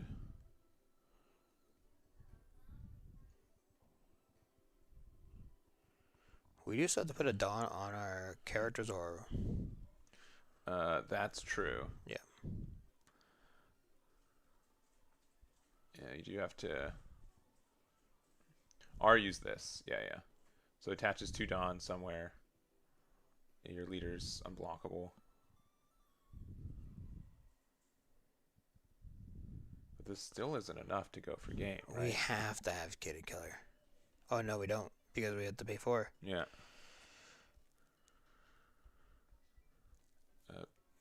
Right. Pay 4, please. Yeah, because they have not paid 4 for that. I think that's where the confidence was. I think they... There it is. Yeah, maybe they did the wrong math a little bit wrong. The Mihawk is definitely a... they gave the minus there. Get the block there. And then, I just can't get there. Yeah. No additional rush card anyways. Yeah. So that Mihawk also should be dead. Sure. You are correct. Yeah. Not that it matters. Assuming that it gave the minus 5 there, which Kyoshiro you get rid of without any reduction. But honestly, a really close game, and I think either player definitely could have won that. Yeah. Yeah, I think if really had a couple more, rushers, which the deck already runs like maybe 4 at this. Yeah, I think usually 4. I think seeing the 2 was already fortunate enough. Yeah. Right? So the line was very thin. The math was easy because we knew that Zoro had 0 cards in hand, right? Mm-hmm. But it it was tough. It was really, really tough. And seeing the hand too, they had only like 2Ks, right? So if they Yeah, went for game, they yeah. would have lost, I think, based on the knowledge that we had. So, but that's the game. They're super close to end Yep. the day or end the round. So that was round 4. We're tiptoeing past the halfway mark. We're going into round 5. We're gonna have 32 players undefeated. We did see a blue yellow Nami that's currently undefeated. That I'm gonna try to get that deck too. Also, we had who do we just watch win before that? I think we had a unique deck too. I had the name put down. Yes. I'll look into it. I have the name for it. So we'll check that out. We'll be back with round number 5. 4 rounds left, including that one, right? 5, 6, 7, 8. 5 rounds left. Yep, 5 rounds left. Yeah. We've done 4. So we'll get over there. We'll see you guys probably not very long. That was in time. And we'll see you guys then. Be right back.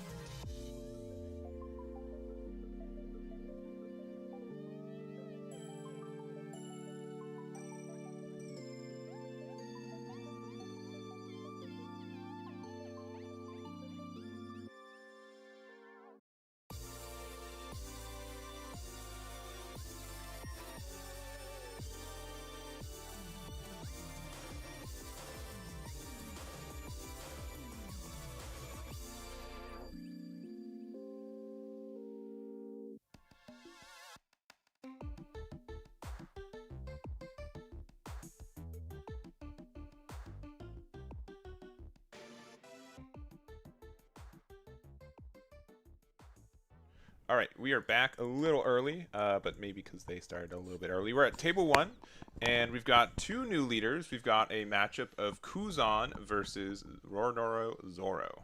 Yeah, we did just see Zoro play, but this Kuzan. I mean, we've seen Kuzan quite a bit today. Popping in and out of tables. A lot of people are believers, as so am I. I think the deck is actually pretty good.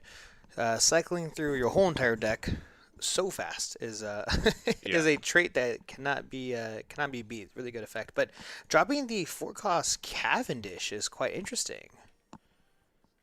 Yeah, a card that you don't really see too often. No, I know people have been talking about it because you only get the discard redraw when you're playing against when it's a Navy effect. So Cavendish doesn't get you like the additional draw, but hey, a +1 in card advantage is still really good no matter what deck you're in. You do have to like super defend it against the Tashigi play here, so nothing too peculiar. But 5 from the Kuzan here to attacking the leader. Yeah, and that's the only bad thing about cards like Cavendish is that when you are, when the card gets rested, it's so easy to just swing an easy 8 into it twice.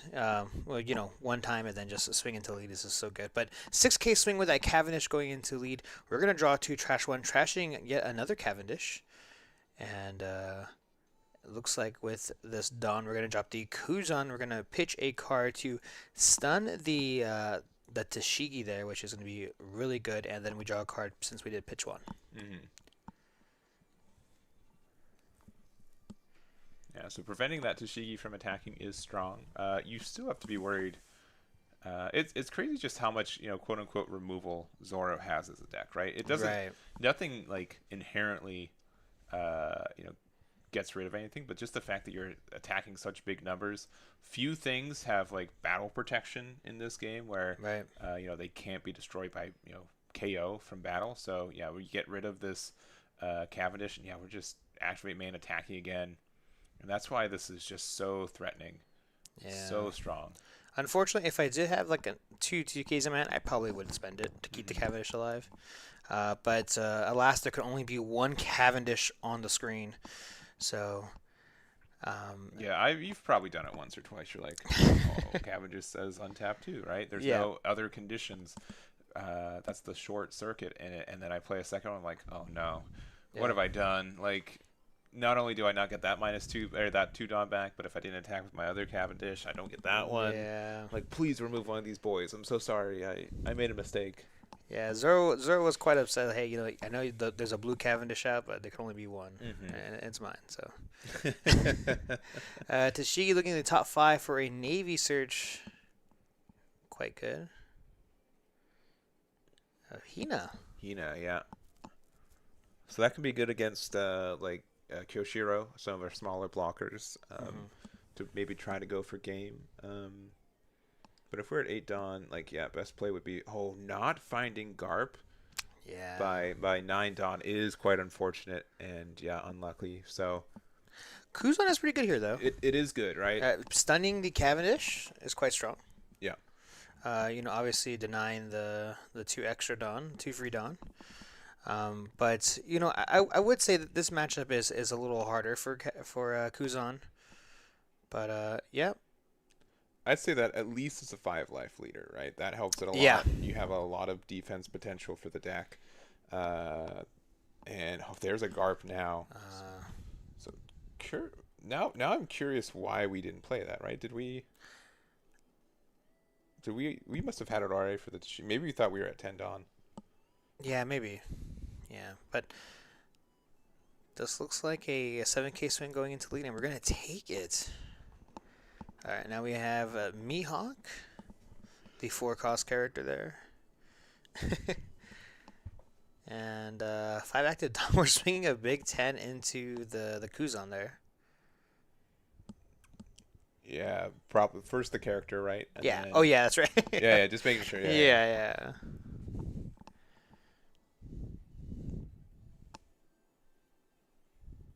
All right, double 2s. All right. Thinking about activating a card. Now could be generally it's like Pheasant are... Oh, okay. Ooh. Grav Blade to get rid of Cavendish. This actually is pretty good. That's a pretty good trigger here. Yeah, that's really good. And we definitely don't want to spend 7 Dawn to use that either, right? On our turn. Yeah. Yeah, with no life. Yeah, this is looking a little rough though. I agree. I mean, we've seen this play before. 15k on lead. But we have the Sakazuki coming down. Draw 2 cards.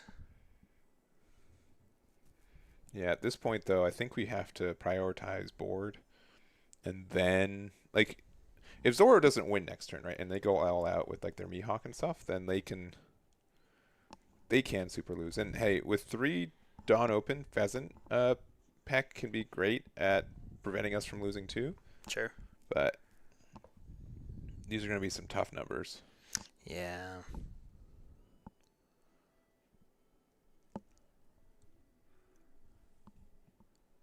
All right. Well, Zoro only has 5 cards in hand, and we give him 2 cards at a hand there. Yeah, I think 1K, 1K. Yeah. With that, no, if my opponent's giving double 1Ks, Yeah. definitely attacking Tsushigi there. Definitely attacking the leader. Yeah, putting them down to 2, and then this is scary, right? This is scary on both ends. Yes. Yeah. Like even if we swing with the Mihawk, right? We go all in on both. Yeah. It's still very possible to not make it out the following turn. Yeah. So.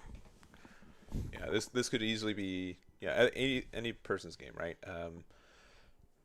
I don't think it's likely that Kuzan, like, I don't think Zoro can really bunker up next turn. We do have 2 life, but we don't have a lot of cards in hand, and Yeah. if we do, like, maybe we could play like another Mihawk and then like pressure board a little bit, and soft go for game, but it's gonna be tricky. Yeah, funny enough, I feel like when we're at this position for Zoro where our opponent has 0 life, it kind of feels like I'm playing a red deck almost. Yeah. You know? Agreed. Like it feels like we almost have unblockable when we really don't.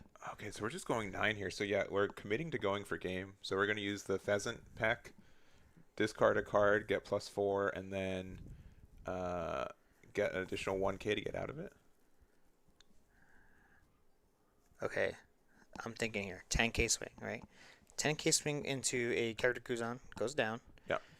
Restand, another 10, 3 for the event card, 1 for Paradise. Possible? Possible. Oh. Okay, just does not have it anyways, yeah. Yeah. Yeah, and I do, like, I'm not, I've watched a good amount of Zoro games right now, and I would say, like, the first couple turns, they can be really automatic like that, for sure. But Yeah. there is an art to finishing the game. Oh, of course, right? yeah.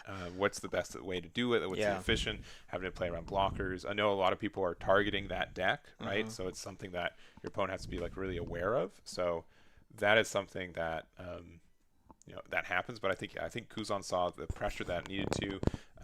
I don't know why they didn't play Garp the turn that they did, right?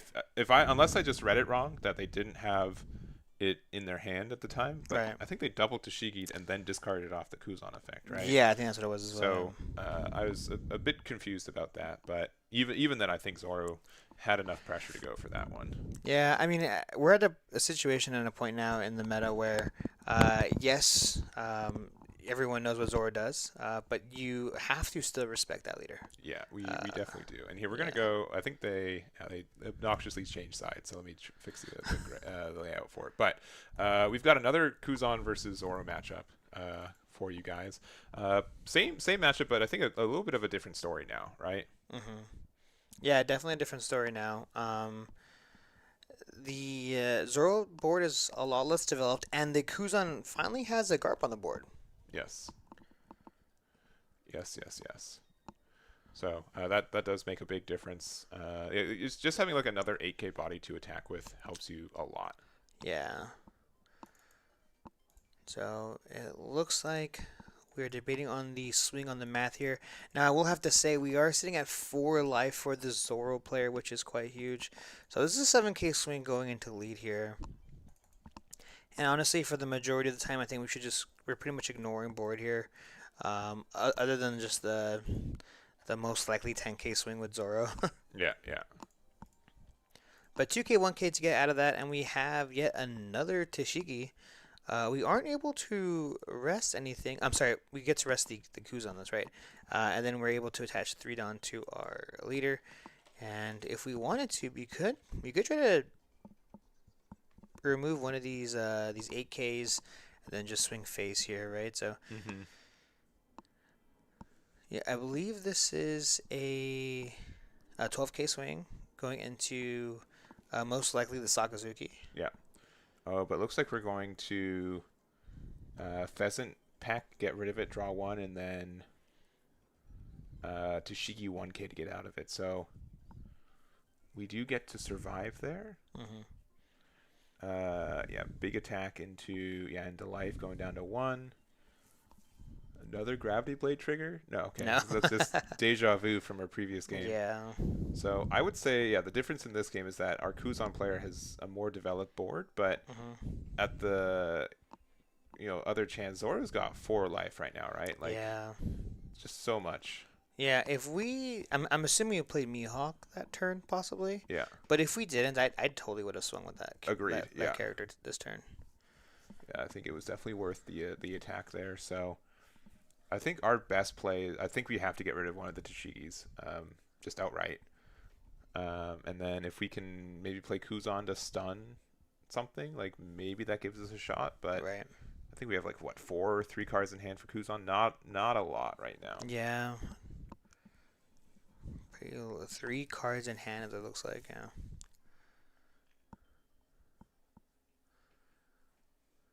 Okay, so we know we can't go for game here. No, hold on. No, not Tashigi. You're not talking about the green one. Yeah. If they're forgetting, Yeah. if they're forgetting that they have blocker up, games becomes different. Yeah. All right. So it looks like we're gonna tap. Looks like 6. Oh, yeah, for the red rock. No protection on the board, so getting rid of that character is huge for us. And now the Tashigi has to go, and we're kind of in a similar situation, and we have to establish a blocker is not that relevant here. 1 blocker is not relevant, but yeah, we're gonna use leader effect again. Getting rid of a 2K though, that is expensive. Draw 1. yeah.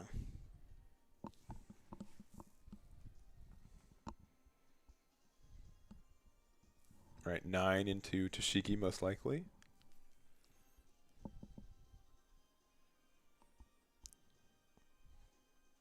All right, we do get rid of it. All right, so there's some hope. 2 cards in hand though, 1 life. It's a little harder. It is scary though. Yeah, very, very scary. Yeah. Do we maybe have Borsalino blocker?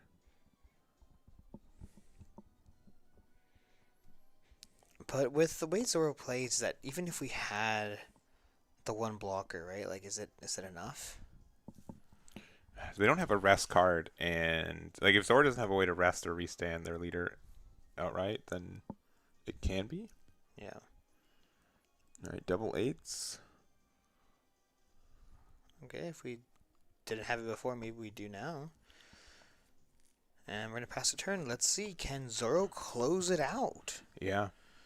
Can we have 2 Zoro wins over Kuzan? Here's the thing. I think best case for our Kuzan player is that they have no. It's just these 2 cards on board, right? 5 and 7 plus is 12 plus 10, so you can go do something like 10 and 12, and that could be enough.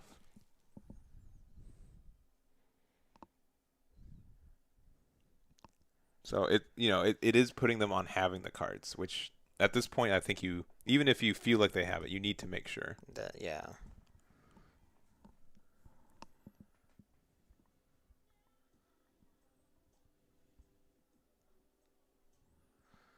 All right, this is it, I think. That's if they don't have the event card. Yeah. The restand, right? So Sure. 9K swing going into lead.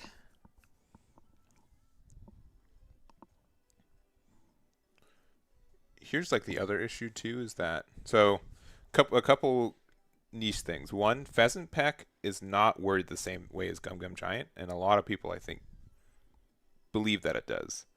You get plus 4K and then you discard a card afterwards if you have it. So you can discard. Oh man, 3 Dawn Open feels bad, huh? Yeah. Yeah, it gets rid of the Sakazuki. Yeah, restand. Another swing at lead here. Another swing at lead here. This is a 10K swing. Yeah, we've got the Pheasant. Yeah. Okay. Discard 1. Draw 1. 9, and then, 2K. 1 card in hand. Yeah, there's the restand. Yeah, and we got the grab blade. Brutal. Honestly, at that point, even if they didn't have the restand, like, Perona could go for game, technically. Yeah. But just to wrap up the thing, for Pheasant Peck, it's not a cost to discard a card. It's a resolution of the effect. So if you have 2 cards in hand, and the 1 card in your hand has counter, you can just counter with it first, and then use Pheasant Peck.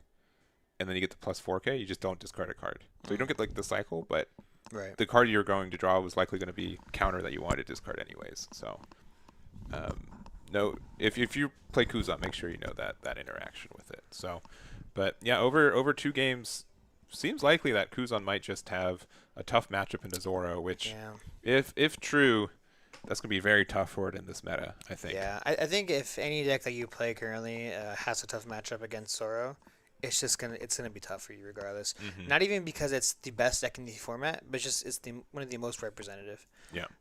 So that's so it's a little tough, but and real quick, making sure that the camera still looks good. Okay. We've got table 3. We haven't really seen these 2 decks right now either, so I'm down to go for it. But let me just get this looking like that. All right, cool. Yeah, let's jump over to table 4. All right, so we've got Chris on the left, and then we've got Joy Boy on the right.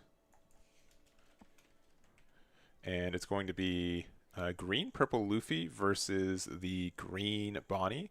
Now, generally, like, what is this? Who does this matchup favor?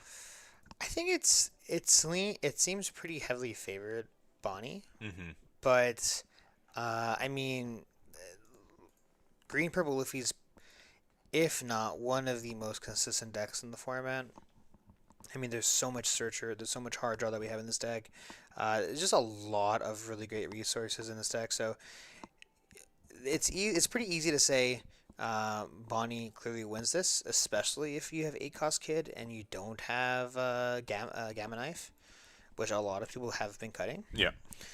So especially when they're playing Dead Man's Game, right? Yep. That's the main thing I've been seeing. So yeah. They're also going for like the starve strategy, right? We're halfway through this round. Chris is still at 4 life, which means that those are 1 or 2 additional cards that could be in hand that just aren't. Yeah, the starve strategy has always been interesting to me against green purple Luffy because of how much card draw the deck does have. But we have the Mihawk hitting the board, restanding 4, and this is looking a little tougher as it goes by. But 6K swing going into most likely into the Zoro, and we have the blocker. Yeah. Page there. Sorry, I'm so used to for webcam quality. I swear that alt art Mihawk is 9-cost Shanks, like every time. Yeah. And, Sure. And sincerely, I'm sure that he wishes it was a Shanks in this position, right? Yeah. That would be way better to get rid of one of these Luffy Taros or Sanji Puddings. Yeah, I think in most cases, honestly, it's always better to get rid of the Sanji Pudding as well. There's just so much value. But 8K swing going into lead, we're going to use the Bonnie effect to rest the other 8K. So really, really strong stuff here. I mean, we could block counter, but we're actually swinging over the other blocker, which is the 5-cost Bonnie. So choosing not to go face and more so trying to control the board. Another thing too is that I don't think this 1-cost Bonnie will die this turn. We can swing 6 and then 7 into it, and then of course we do have leader as well, but For the most part, we have two blockers, so being able to generate a card, an extra card every single turn off of the top five is very strong. So. Yeah. Yeah, luckily Mihawk, luckily or unluckily, depending on your point of view, Mihawk is not a supernovas type, so it does not found off Bonnie. It is a, 7 warlords though, so there are searches for it in different builds, but... Yeah, this is an AK swing here going into most likely lead. We're going to go ahead and block. And we have the Robin, a card that a lot of people have been taking out of their decks, but we're going to use leader effect here. Going to down -2. We're going to restand 2 and then ramp 1 thanks to our Sanjin pudding. Yeah. And now, okay, we've got a lot of Dawn left for us to play with. A lot of room for activities here. Yeah, do we think we could pressure either Shanks or Mihawk if we're really wanting to? As in, like, we attack Shanks at a big enough number that they have to Mihawk and let it go. Leader's currently a 6K with, what? I think we've got 7 Dawn open. Yeah. So very easy for us to swing. Looks like, I think this is a 10K. 10K, yeah. 10K to lead. Yeah, and taking that one. So 3 Dawn open and a Nico Robin. So even if they have Hody, you still have ways to interact or not just lose. We're also still at 4 life, so I would not be very afraid of losing this next turn either. Right. Yeah, 4 life is a lot with the board that we currently have. So it's almost as if it's like if Chris is kind of slowly, going at this Bonnie, slowly going at their lives, slowly going at their resources. And even though Bonnie has quite a few cards in hand, the board is extremely established. Yeah.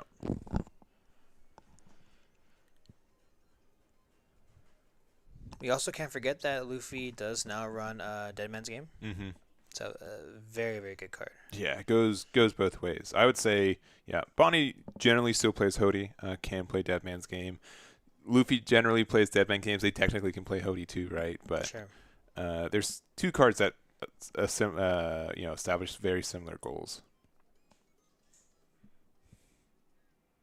All right, looks like we're going with Shanks first. This is going to be 11K. We're going to block. We're going to get the Dawn -1 from the Nico Robin. Yeah, I think like the smart play is like, you know what, they're likely going to be able to rest or interact with this later in the turn. Yep. Let's just get rid of it while we can and get some searching. And ooh, we do get the Dead Man's Game. Quite powerful. Very strong.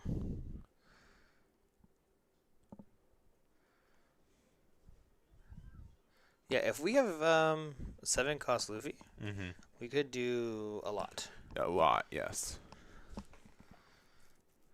Dofi would be okay here, but I'd rather rather have had like a Dawn open, and by attaching a Dawn, just don't have it currently. Yeah, but if we have Rush Luffy too, we would probably just lose. Mm-hmm. Or it's possible that we could lose. Yeah.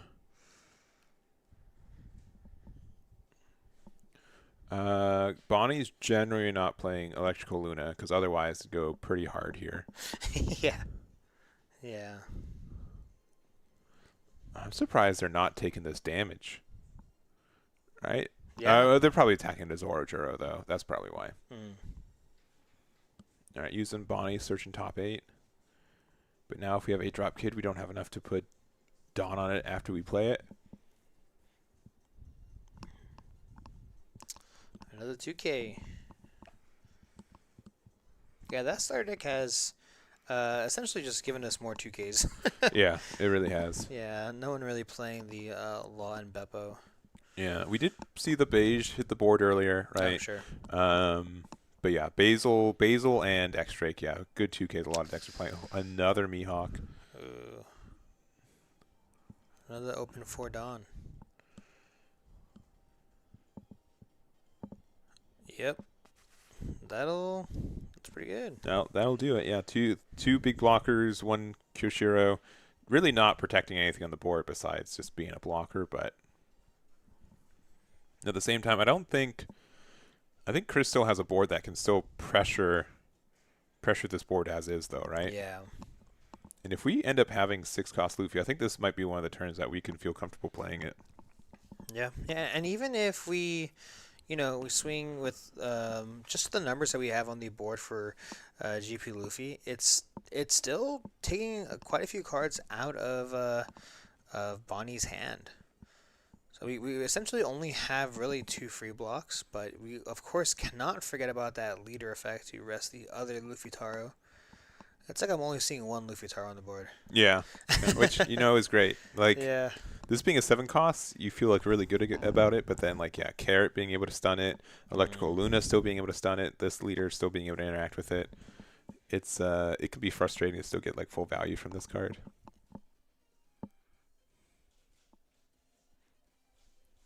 Right, yeah, deciding just to block with Koshiro. Which is at least good. I know, like, so green's kind of like a weird toolbox right now. Bonnie usually has the cards it likes to play, but Paradise Waterfall can be in this deck too since you do play Mihawk. Yeah. You can block here, and then... Yeah, no, I was ready for him just to flip it down immediately. Like, aha! Eggman kind of knows what he's talking about. And this deck's also full of SPs. both players. Yeah, right? Oh, Both wow, players. that's actually true. Yeah. Yeah, we got the new Zoro Juro SP for Chris on what looks like his non-matted desk. Yeah. Yeah. Those new SPs look so cool, too. Yeah. All right.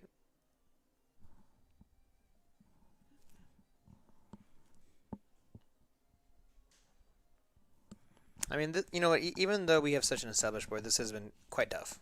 Yes. For Chris, so.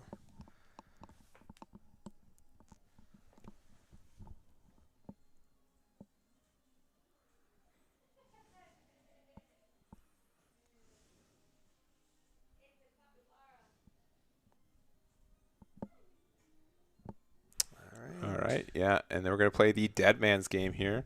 It's gonna get the rest on that last Dawn and the blocker. And this is where this card is just so absurd in my mind, right? Right. Now we get to play that card for essentially free, right? It's so good. Yeah. But we're only going 6-4 into leader here. We could definitely just hard pressure for game, right? So we did Dawn minus 2 there off leader effect, but we didn't ramp 1. I don't think we ramped 1 off the. Maybe Sanji you're right. pudding. So we could be playing out Sanji this turn, the 6 cost for a 3. Okay.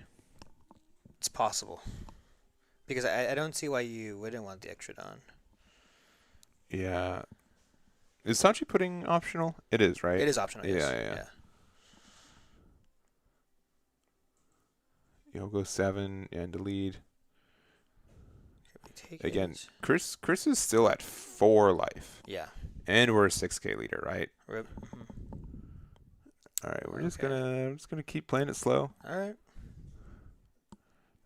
I do agree that like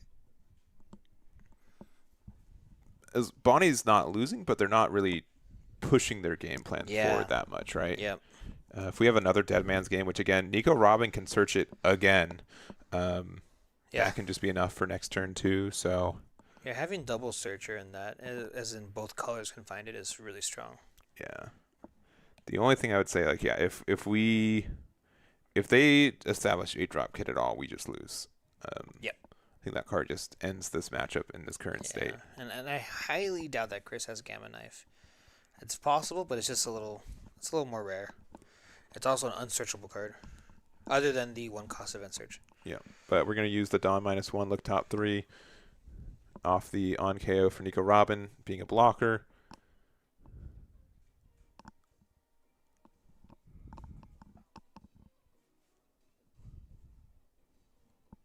Okay, grabbing that Sanji pudding. At this point of the game, I'm actually that's one of the you feel good when they add that card, right? Sure. Which is quite rare. Yeah, no giant, no secret rare, no Dead Man's game. Just you don't lose card advantage. Just the good old Sanji pudding. Now grabbing that 2K counter, scratch Manapoo off that. Man, and Bonnie has a ton of cards in their hand. Oh, and it is the 8-drop kit. Okay, do we have it? We also need if we have Rosinante here, it'd be insanely good. Yeah. But looks like no, so Okay. Gamma Knife loses us the game, I think, is the I short mean, answer. We have no Dawn open for anything. I'm guessing that we were trying to use Bonnie to search for. What did Bonnie get? I got a 2K. 2K, yeah. Yeah. So you're like maybe looking for a blocker, I think. Even with Dead Man's Game, I think it's still hard for us. Agreed. Yeah. Because, yes, we don't have protection of blocker like Rosinante would, but we have like 6-7 cards in our hand, and we know at least But they couple don't have 2Ks. Dawn open though, right? I think at this point, yeah, Dead Man's Game, yeah. our Gamma Knife can win you the game. Without those two, you're in a rough spot. Yeah, just starting with an 8K. Having neither, yeah, just 1K, 8K. Okay, I'm very interested to see the play here. Yeah. We could be saving. We could have been saving some tech for this matchup. Yeah. Early on, we found something we might needed.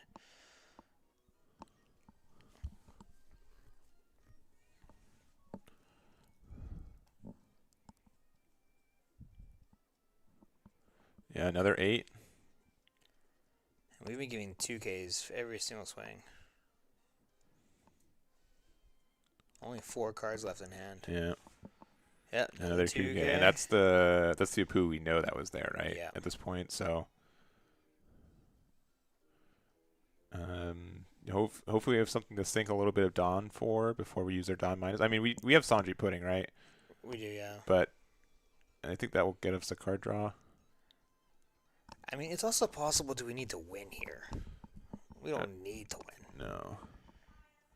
All right, so Dawn -2, get 2 back active, 2 back active there.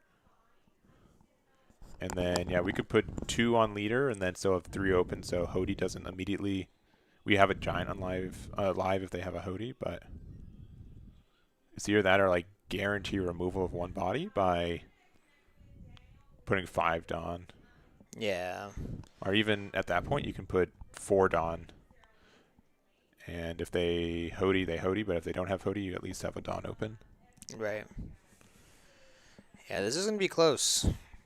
This is going to be very close. And we're tipping down into OT. There's less than a minute left in regulation. So, we're passing. We're not even attacking with leader. We're deciding that we need to have that Dawn open. We can risk it. Yeah. At this point, there's just no way to risk it. So this is possible 6K swing. Yep, 6K swing going into the lead here. And I'm sure like this entire game you're like, and it could be at Zoro too, but you're like, okay, yeah. Oh. Okay. I mean, opponent has still 4 life though. Yeah. And it's probably going to get rid of a Sanji Pudding as well. We still have the search. We can definitely draw this out still, but I mean, overtime is a thing.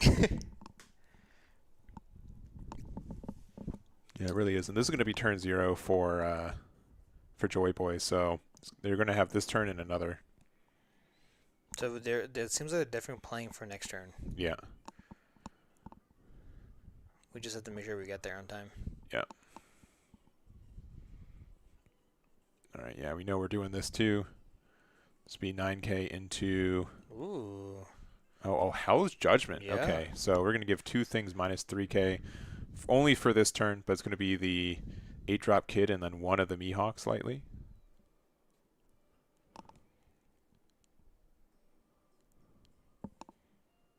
All right, you are going to use Bonnie. Look top 5. Yeah, this is going to be close, though. Yeah, we do have to, really hurry now. We have to play rather quickly, and unfortunately, a lot of the Bonnie actions just take a good amount of time to do so. So we have the Bonnie. We're gonna draw 2, trash 1. Yeah. Yeah, I think that there could be like a way to say that I think Bonnie could win over time, but you have to win within the 35, right? Right. And thinking about attacking with Mihawk, right? If you're able to get rid of a Sanji Pudding, you'd be able to, help you. It's essentially like proactively blocked, if you want to think of it that way.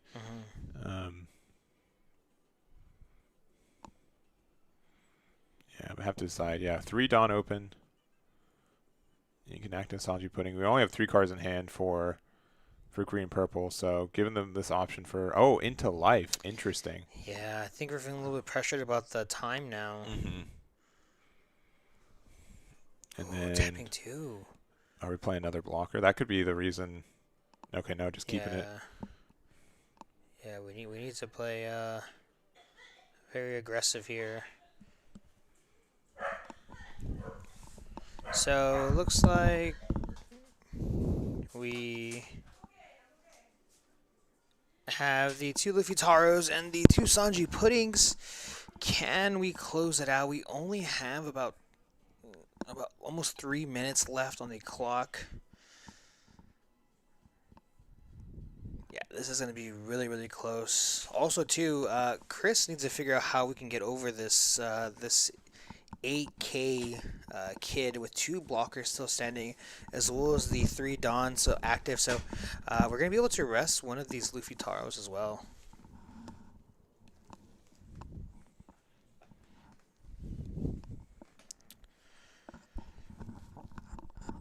Yeah, but he does have to start making some moves, right?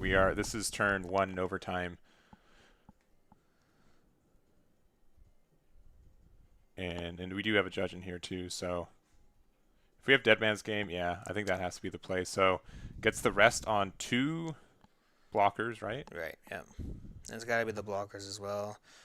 I mean, we could do, the Don, but we only need 1 Don active. Yeah, and then we get, essentially, we played that card for free because of Green Purple Luffy, right? Yeah. We'll do 10K swing here. Yeah, rest the other one. All right, 2K, 1K.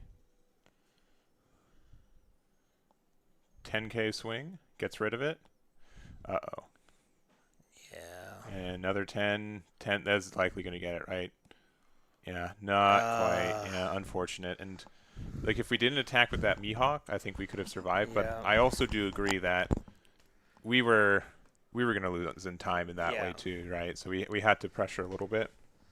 If that card gave Dead Man's Game, though, brutal. Yeah. Brutal if the case. Yeah. So we've got green-purple winning that. Chris is going to continue with a 5-0 record, and that's going to be the end of this round. We're not going to have probably much time left in between. So we should have, 4 more rounds after this. So I think we have 16 players undefeated.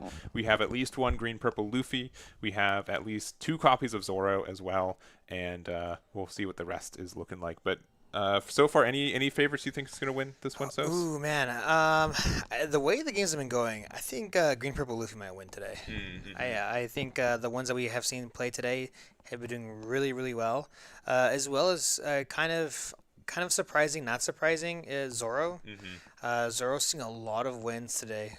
So, I mean, we'll see how it goes. Yeah, I think in general that it would be pretty likely that something green is going to win this event. Right? I think that's been shown. The green purple Luffy, green Bonnie, and green Zoro are all pretty present and doing very well as well. Yeah. So we're going to take that break, though. We'll be back in like 5 minutes, and we'll be right back.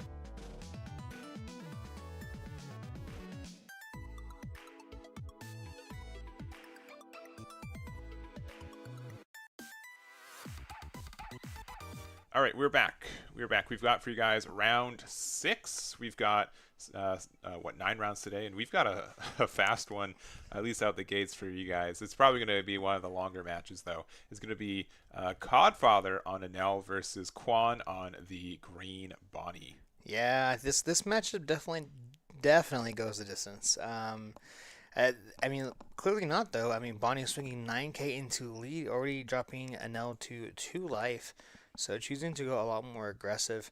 But I do think Enel has a pretty good chance in this matchup, and with I believe 6 done active, we're gonna go ahead and just passing it back to Bonnie. Yeah, it feels a little rough, but this is definitely, there's a couple ways to play Enel. I think maybe not the best, but definitely the most frustrating is like the starve strategy decks, right? Sure.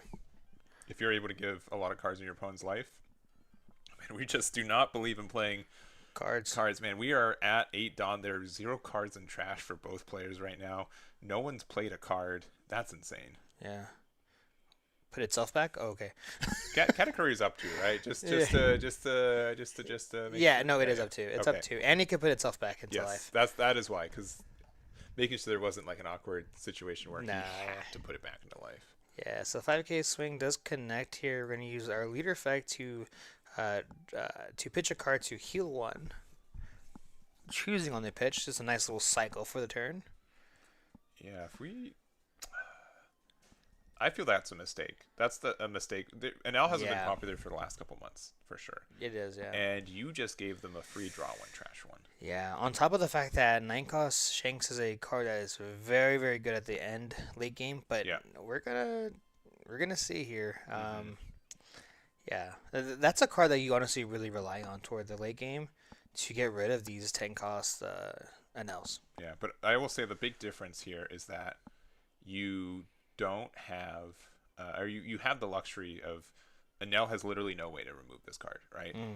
Unless they magically give you 4 extra life or something for like a Yamato clear. Kuzan, Katakuri doesn't remove it. Like we're going aggressive here. I mean, yeah, we take this easy because we're gonna heal off of our 10-cost Enel. Yeah. And then we have Hody. Okay, No. 8 Mihawk, and then we can't play anything that's 7 or more right now. We can play Tashigi and then beige, draw 1 and trash 1. Yeah. We do need to trash 1 though. Okay. Yeah. And something. I do think dropping them down to 0 is kind of a mistake as well because we give them a free card. It means that they have to attack with their Enel though, because they have to discard from it. Sure. And one thing that I think they can get really punished if they're not careful about is if Dofi comes out next turn. That just stuns 10 drop from healing, right? Shanks is at 11k, so I'm not even afraid of that getting bopped right now. I still will say that I don't think that first attack at 1 did that much, but now Quan's done a really good job at putting a lot of pressure on this board. And Tashigi prevents anything from being removed from board, right? Or is it just KO'd? It's moved from board. Yeah, so even if they try to Katakuri to put Mihawk into life, it's protection now. Yeah, it has protection off the Tashigi. Ooh, but we have the bird zap. Yes. Is that what it is? Bird zap, I think is what it's called. I think it's Thunder zap. Something bird. Hino bird zap. Hino bird zap. So okay. KO something with equal or less than the number of life cards. So with that and Katakuri, you do actually get rid of the card here. So yeah, that's a really good turn so far. It's pretty solid. And then you just get a free 2k out of their hand, and you get your heal back. Yeah, or we let go of the blocker, right? Mm-hmm. Yeah, Shanks isn't getting removed, but it's definitely getting pressured. And there's a beige, 1 less beige that will be there. You get to use that 1 Dawn to rest the Katakuri. Yeah, if 10 drop Dofi's in hand, it's going to be pretty good next turn. Oh, that's right. It gets a plus 1k, right? Yeah.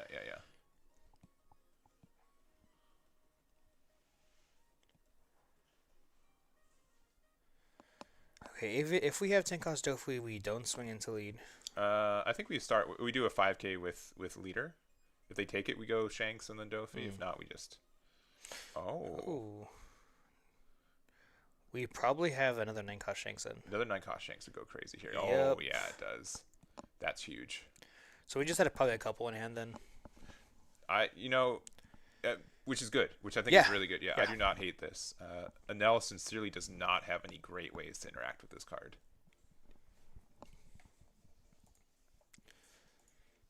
All right. So we might just see. I mean, we have so many options here. We can do 10 cost Ace, Yamato, another Enel. Yeah, I mean there are ways to heal here. Like even Yamato get rid of beige isn't like awful. Yeah. Um, but again, like these Shanks are going to be really difficult to interact with. Yeah. So Bonnie has 6 life now. So 4 for the Kuzan. Oh, okay. Yeah, really good card. 7 life now. And we do have to pitch a card. Yeah. It's such an interesting effect. It really is. Yeah, and every time Ooh. and so we did this to try to like pressure this. So 6 on 4, this is 14 to 11, so we'd have to get like double 2Ks to get out of it. Yeah. And 1 2K, 1K. Ooh. Yeah, we need one more K, yeah. Okay, 1 card in hand. Yeah. Yeah, 2K, 1K, 1K. Yeah. And I think Quan's done a really good job at like pressing his advantage and stuff, but Yeah. this is where Enel can finally say that they've outstarved. Okay, just 11 or 12 into there. Enel's definitely happy with this. I Yeah. don't think they're worried about it at all. Yeah. But the search is quite good. And we get A Bonnie. blocker Bonnie. That's Yeah. really good. Especially since we will have, as long as we attack with leader first, we will have 6 cards rested. Or, no, we'll have, already we have it. Yeah. I think we probably attack with leader first, though. Because we still want to pressure their life, I think. Either they take this 5 and then we go 11, or they just discard a card. Mm-hmm. All right, but playing the Bonnie first to get the draw 2, trash 1. And we get 1 Dawn back open. Which was a carrot that they pitched off of that. Yeah. All right, 7 lead. I mean, if we have the heal in hand, we just take it, right? Yeah. Because then we draw an extra card off of that as well, plus a cycle.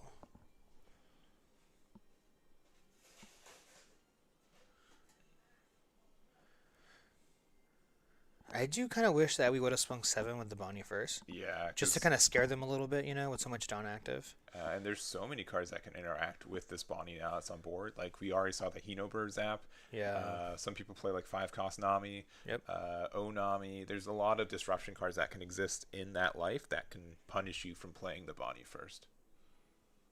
All right. 1K, 2K to get out of it. Ooh. So we like to see that Kuma there. Yeah, pass from there. Yeah, Yep. Don't give them the free draw.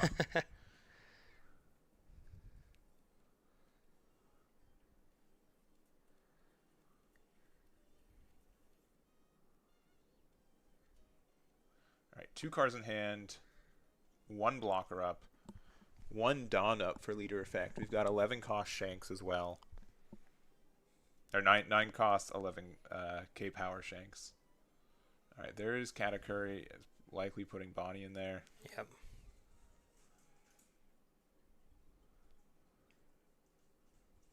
I mean, do we? I think we have to get rid of Bonnie, the rest of the Kuzan, Yeah. or the Katakuri if we want to try to get rid of Katakuri next turn. Okay, because we could just attack into it too. I don't. Yeah.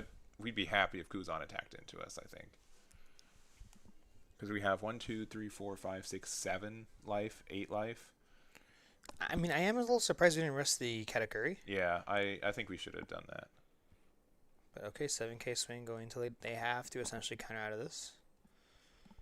Yeah, and if not, I don't know if I'm playing another body. Like, I don't Yeah. think I'm attacking with Shanks after this Yeah. because I feel like Yep. Oh, 10 is a 10 cost, right? 10 cost ace, ace, yeah. Ooh, Hody. That's probably why. that is a good reason to not to. So that's going to get the rest on. Yeah, I guess there. Yeah, 11 at. Okay, interesting. 8 at Hody, or yeah, 8K with Hody, and then yeah. And Hody also just, it keeps us, weirdly, it takes a card out of our life. Yeah. So we're not as removable, right? Like Yamato can still remove this Hody next turn, effectively, but still don't love it. Yeah, not getting out of this 8.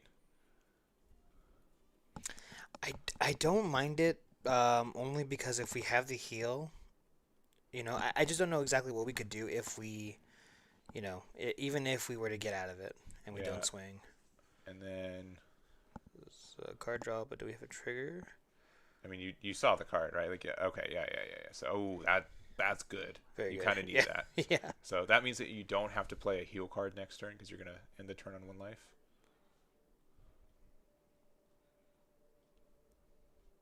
Yeah, and if we have a 10 cost ace as well, that could really help us out here.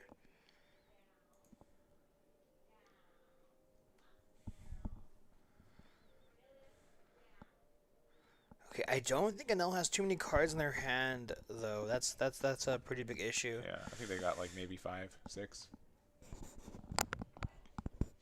All right, there's Yamato. That will be able to get rid of the Hody and heal you 1. So you can't win with cards on board right now, which is unfortunate. Yeah.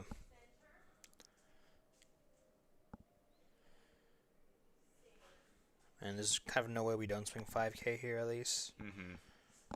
Which is just another great free card draw for now. I mean, if we have another Hody, I think Hody just really helps. Yeah.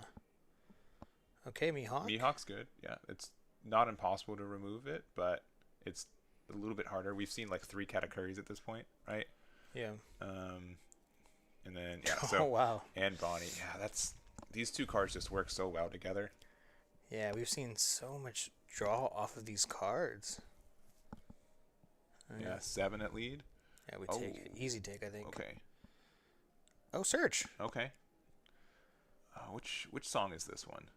The yellow one. Okay, cool. That's the one that matters. We got it. That's the one that matters. So when you're right, you're right. Yeah. When you're right, you're right. So we do get the ACOS Katakuri there. I'd also take us, but you are correct. So yeah, let's see. Look, top 4 for anything that costs 4 or more. Any card, so it doesn't have to even be a character. Mm-hmm.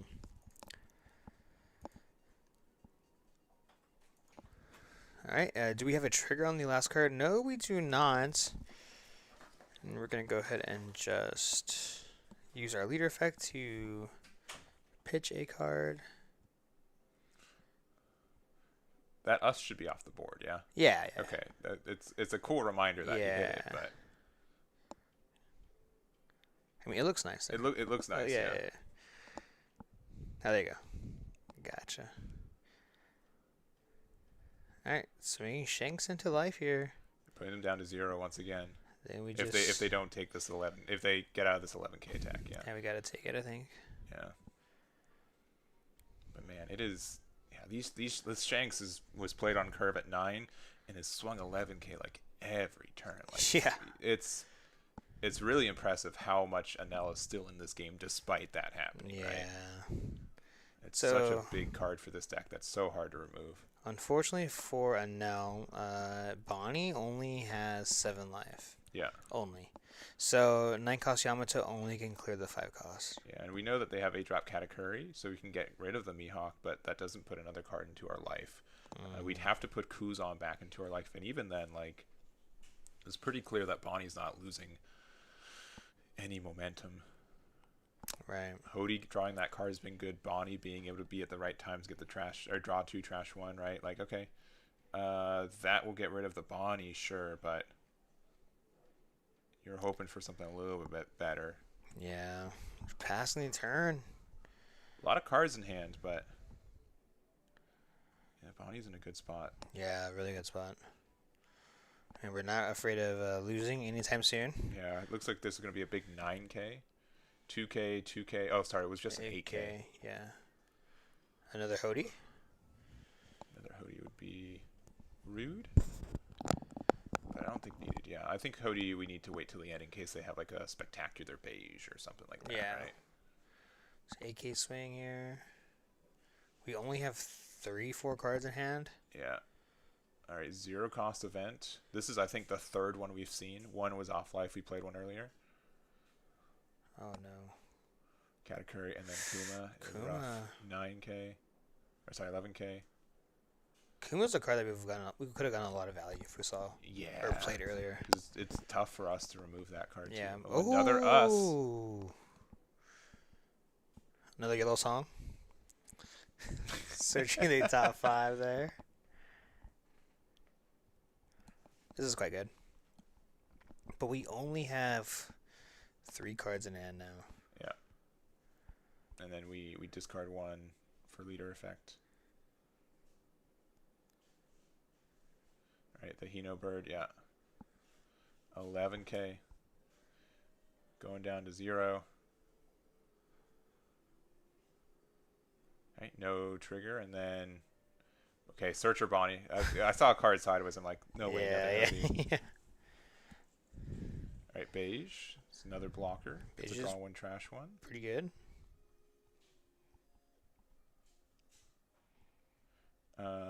That is Urouge. Yeah, in passing. Gotcha. So Enel's hanging on, right? We've got what 3 cards in hand, I think. 3 4? cards in hand, and Bonnie's board is just getting out of hand. Yep. Again, we have to heal. If we play 10-drop Enel, right, this blocker just means that these Shanks just live no matter what. You can pressure the Mihawk, but very, very tough. We also have the Kuma in hand, right? Mm-hmm. Which would drop us down to 2 cards in hand.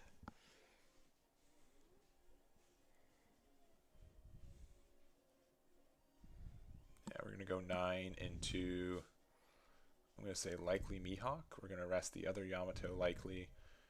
And yeah, hopefully I think 2K would be the play if we have it. Yeah, there's a Basil Hawkins. 5 into the Bonnie. Yeah, there it goes. And yeah, 10 cost ace. So not even 10 cost Enel. I guess this is slightly better in this spot because you get the heal without having to discard the card, but you're still in such dire straits. Alright, I mean, look, every single turn we're loading up the slot machine. Yeah. For something for us. We've already hit a 0 cost. I think we've already gone through 3. Yeah, we're going 9 with Bonnie. All right, thinking.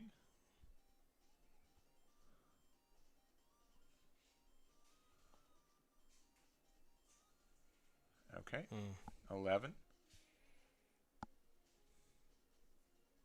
Yeah, that'll be it. Yeah, Kuma and another 2K, but yeah, Bonnie, I would say that this could be potentially a tough matchup, but being able to establish this Shanks so early, making it so that, you never had like 9 life to get removed, was able to put the pressure very early, and I don't think Enel really ever had some time to breathe, right? That was a big thing for that matchup. So yeah, huge. Kwan's going to be undefeated so far with Bonnie, currently 6-0, so 3 more rounds for him. And Codfather is going to have a 5-1 record, but can still get there as well. So that was table 8. Let's just keep going up the path. So I think every other table is still playing. We have Bonnie versus Zoro. We have Zoro versus Zoro. We have Silver's Rayleigh versus Green Purple Luffy. We have Green Purple Luffy versus Teach, which I would be expecting Green Purple to likely win that one. We've got Teach versus Zoro. We've got Silver's Rayleigh versus Bonnie, and we've got Silver's Rayleigh versus Purple Luffy. So those are the decks left undefeated. A lot of Zoro, a lot of Green. I'd say let's go to table 3. See the Teach versus Zoro matchup. Even though it might be last turn. It might be last turn. Yeah. When we took a peek a second ago, it looked a little bit more involved. So the Silver's Rayleigh versus this is going to be a sticky situation still, but I think a little bit better. Yeah, a little bit better for sure. So let me get that set up. And we've got the Silver's Rayleigh. We haven't really seen a Silver's Rayleigh game from start to finish, so I really like to try to do that next round if we haven't already. Yeah, I definitely think we've seen a good amount of Rayleigh, but at the same time we really haven't. Yeah, you know? we really haven't seen, like, we've jumped into some games, but never a full game with the deck. Right. All right. So, and we've got Xeon on the right. Actually, let me make sure their Bandai names and Discord names are the same. Yeah. So we have Rayleigh here sitting at 10 Dawn. I believe we have 4 to 5 cards in hand. With honestly a pretty good board. Unfortunately, with that Bonnie effect, we're going to be able to rest one of these characters. But we are going to use Rayleigh effect to reveal 2 event cards. Give +2 to the Sanji there. So this is an 8k swing. This could be going into the Cavendish, but we're going to go ahead and arrest most likely the Luffy. We might arrest Leader.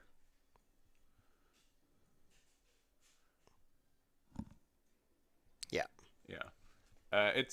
There's like a 1k difference, but the fact that I think the only reason I would do the Leader instead is just to make sure that you don't get like an unblockable in a situation to make it so I could like lose a Cavendish or something, right? Yeah.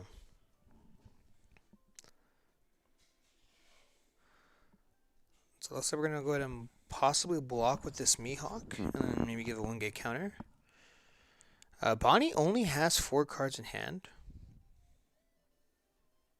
And yep, we're gonna go ahead and block, and then give them a 2k Scratchman Apu.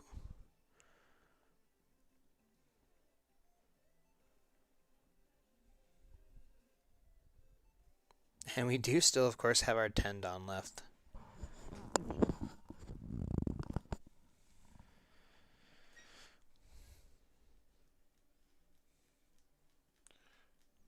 Man, imagine if Silver's Rayleigh had a way to interact with Dawn. Yeah. Oh, okay. Ooh, okay. This is actually pretty big. So we've got the Mole Pistol. This is going to give a minus to, I'm guessing, the Mihawk, making it a 3k. And we're going to attack likely 3 into it. I don't think they have the Silver's boost into it. Yeah, -5, yeah.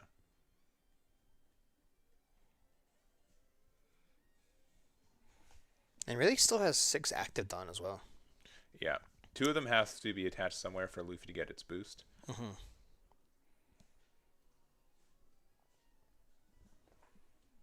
Which shouldn't be that difficult, but it's too bad this deck can't play 5-cost Rush Luffy. Either one of them, but like even the one that attaches a Dawn. Yeah. I think that could be super strong for this deck. That card is so good. Alright, 2k to save it.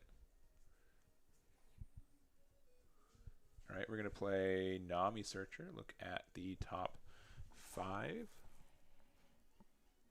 Looking for a Straw Hat here. Another Mole Pistol. Ooh. Likely not for this turn, but for future ones. I'm going to guess we already used the plus from Leader Effect on the Sanji there. With Yeah. the 2 dice, so I don't think that's active for us to give the Shocky the extra 2.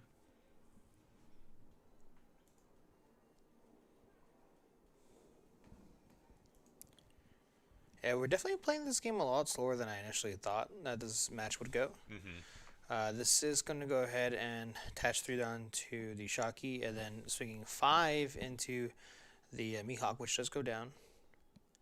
And now this Luffy is at... Oh, we're swinging very big with this Luffy here. Most likely into the Cavendish, which does go down. 8k swing going there. And we're going to go ahead and just pass. So we're able to get rid of the Cavendish as well as the Mihawk. A pretty solid turn for Rayleigh. Yeah, but yeah, I think so. I think this could be enough to stabilize. If we have like maybe like a 10-drop Dofi, Bonnie can, I think, immediately start interacting with the board again. Silver's kind of has this effect where it's very easy as long as you have multiple cards on board. Like you can trade with board very quickly too. So it's gonna be a little tricky here, I think.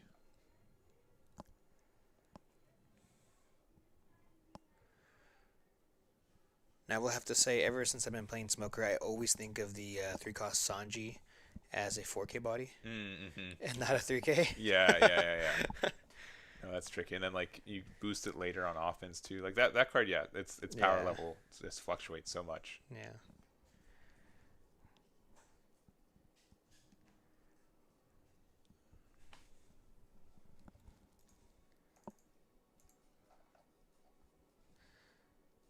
All right, so 6K swing over the Brook does go down.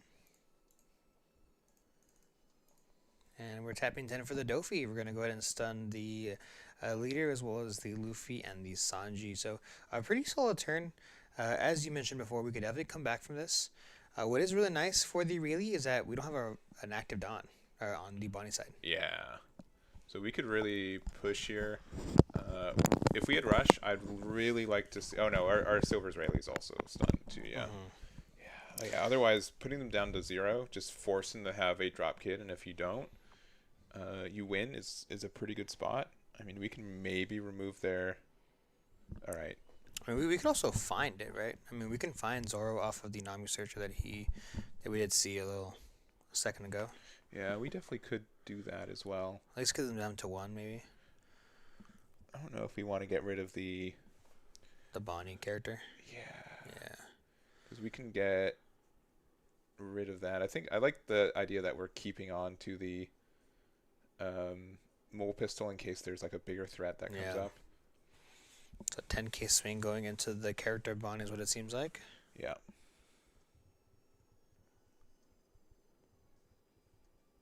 Or 8K. Yeah. 8K, yeah, because it's just the other regular Nami. Yeah. I don't know. Play cards at find card? Pretty good.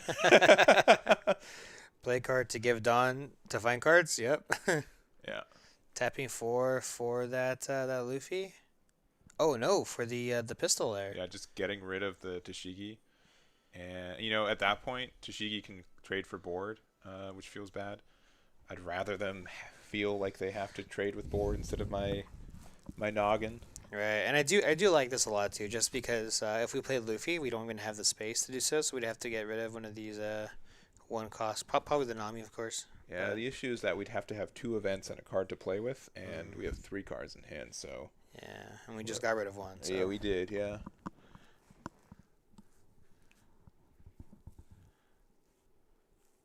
Ooh, Bonnie Search. Bonnie Search. It's pretty rare that I think that Bonnie Search is ever bad. Yeah. It's like the only time it's ever bad is like very late game.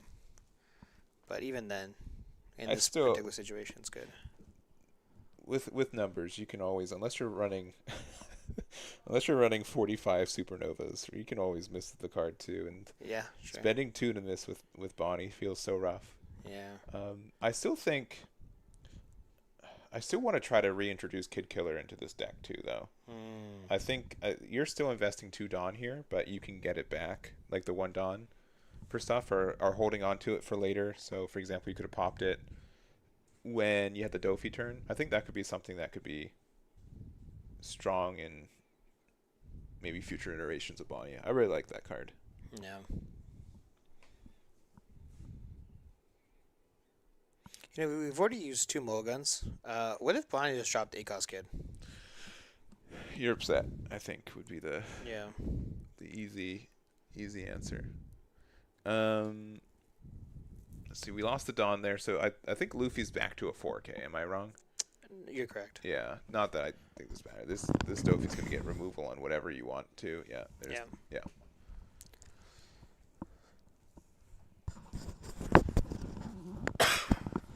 And 5 Dawn here. Carrot. Oh, I got the stun. Yeah. This is tough though. Yeah, it's really good now. We still can't pressure them to 0 life right now. Even if we have like a rush card, best we can do is like 2. But yeah, Carrot is such an MVP in this matchup, and you just used your second mole gun, so it's gonna be kind of tough. But we're going to look at the top of our deck. The color of Observations Hockey. Zoro is a pretty good ad. Yeah. Now we have been starving, is what it seems like, really a little bit, or that, or just trying to cover the board. Yeah. But we still do have 4 life, is what it seems like, as the Rayleigh player. Mm-hmm. So, I mean, Bonnie only has 2 cards in hand.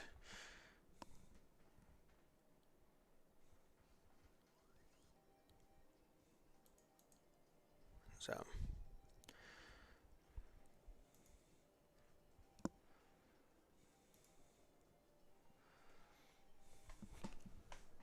All right, so we know we have Luffy in hand. We know we have Zoro in hand. Yeah. Luffy can't play the Zoro off of it, though. And you have to have 2 events, which I don't think we currently have. Ooh, but we're just going to go big number. Going to get the rest of the Nami. You think we're attacking into the 10K? 10K? Yeah. It might be, yeah. So 12 going into 10. I really don't... I mean, this is actually a pretty solid play. Yeah. Because then we can now play Zoro to get rid of the Searcher. Yeah, but now it's just like this weird back and forth where we're just able to attack each other's board. I will say that on average...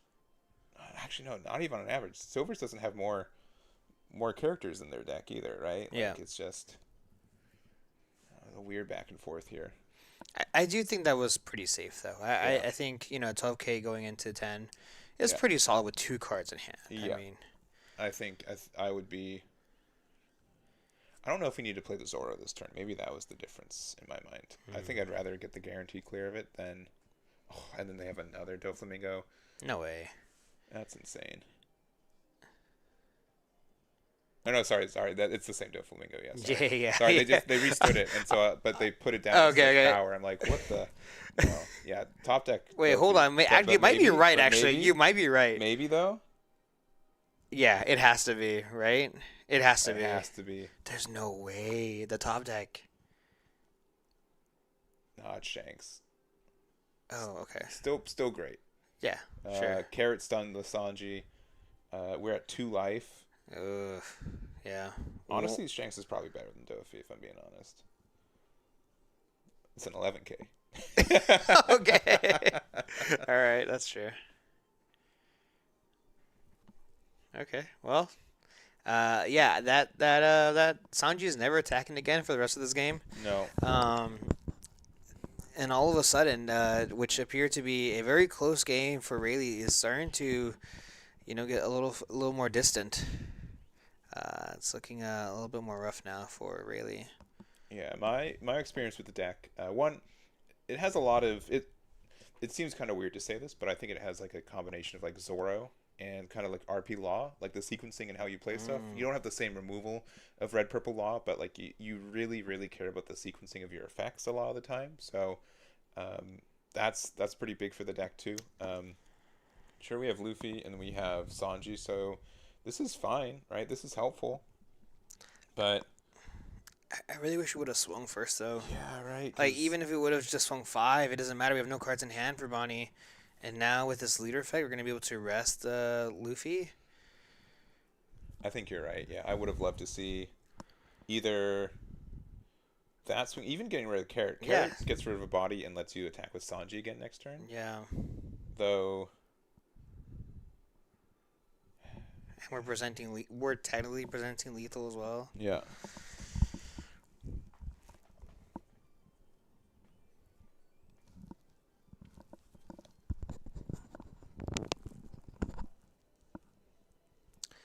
But it's not over yet. It's not. It's not over yet. So. Nope. And we're almost in time. We've got 4 minutes left on the clock there. It's 2 life to 3. It looks like we're just going to go big 10 into Dofi. Yeah. Gonna rest likely Luffy. Yeah. Currently is a 6K body due to the 2 Dawn attached. 2 plus Dawn attached, but hey, at least we got rid of Dofi this time. Yeah. Alright, back to 1 card in hand. Hopefully not another Shanks. That'd be real bad. That'd be that would be really bad. That'd be upsetting. But it's again, it's going to be pretty trivial, I think, to attack with Carrot, stun the Sanji, attack over Luffy. Like, these are pretty easy plays, I think, at this current moment. Yeah.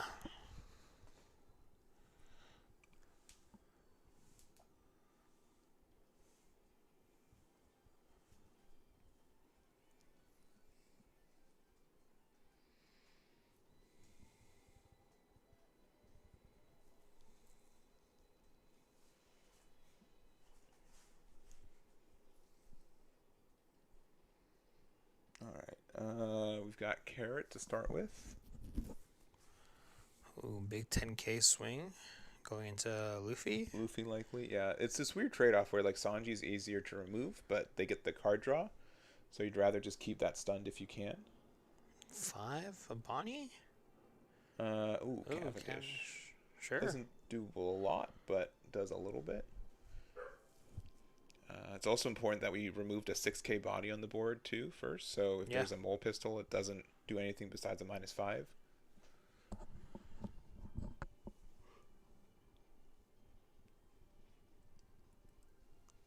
All right, we were going to use the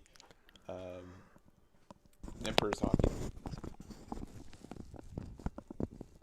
Get out of that attack and then just go down to 1 with this Shanks attack.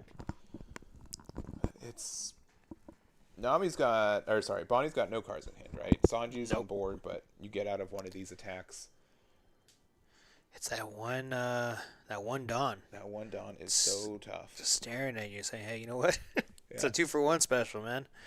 I mean, we can go like 6 with Silvers, attack into Shanks, 4 with Zoro, and the extra Dawn. The fact that they're at 3 life and Kid Killer doesn't get the extra bonus stinks too.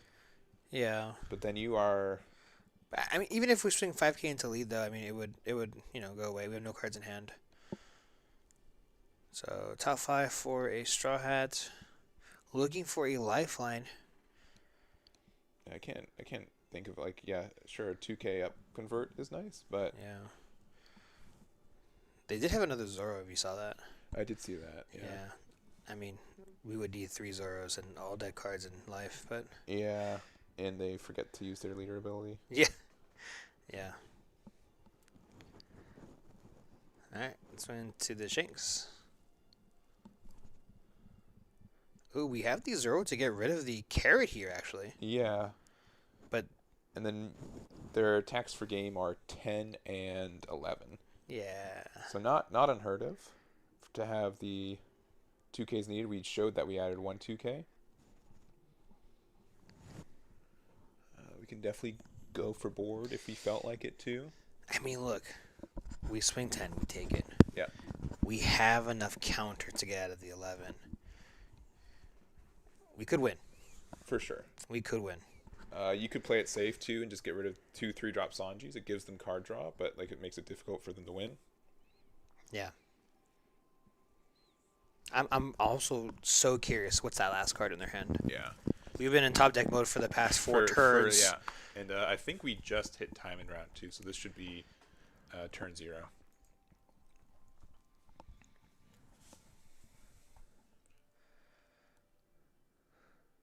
All right, split it up. Yep, still that card. I just got to make sure. Wait, hold on. It's just oh, really? Hody? Oh, man.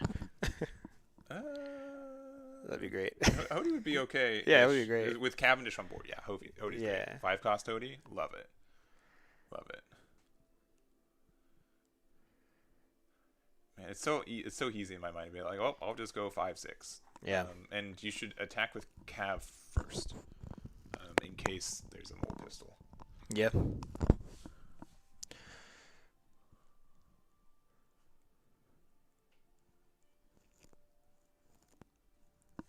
Thinking. Yeah, I mean, this is going to be possibly almost last turn. So, I understand. Ooh. Attacking with Bonnie first. You can get punished for this. Ooh, 9? I think it is 9. Ooh. Okay. I'm terrified. If we can get out of a 12k swing, we take it. We bait them. What's really harming us... Okay, we're taking it. Okay. No trigger. Is this a 12k swing? It is a 12k swing. 12. Okay, we can do this. We have the 2k brook in hand. No, not no. I think the last card was buggy because we had 2 1-1, so we can get to 10. Or sorry, to 9, and then it had to be mole pistol. Oh, some card man. like that. Yeah, the buggy. Yeah, super close though. I think both players are breath of relief there. Man, that Shanks, if we took one more life, could have been huge for that board still, Yeah, too. yeah. So, all right. But that's going to be it for round number 6. We've got 3 more rounds left. We've got 1 Bonnie left undefeated, I think. Yep. I think Green Purple Luffy likely won theirs. Enel lost to Bonnie as well, so at least 2 Bonnies. Maybe Purple Luffy, maybe a Teach. If there's a Silver Israeli left undefeated, I definitely want to go to that since we haven't seen a game from start to finish yet. No Kuzans, no Sanjis. I don't think any blue purple Luffy's left undefeated either. I think they're all at least X1. No Namis. Yeah, no Namis. Yeah, I think Zoro and Bonnie is the majority of what's left, but we do have a couple additional decks kind of trickle in there. So this should be like a quick break, maybe like 5 minutes. We'll be back with round number 7, and we'll see you guys over there. We'll be right back. Be right back.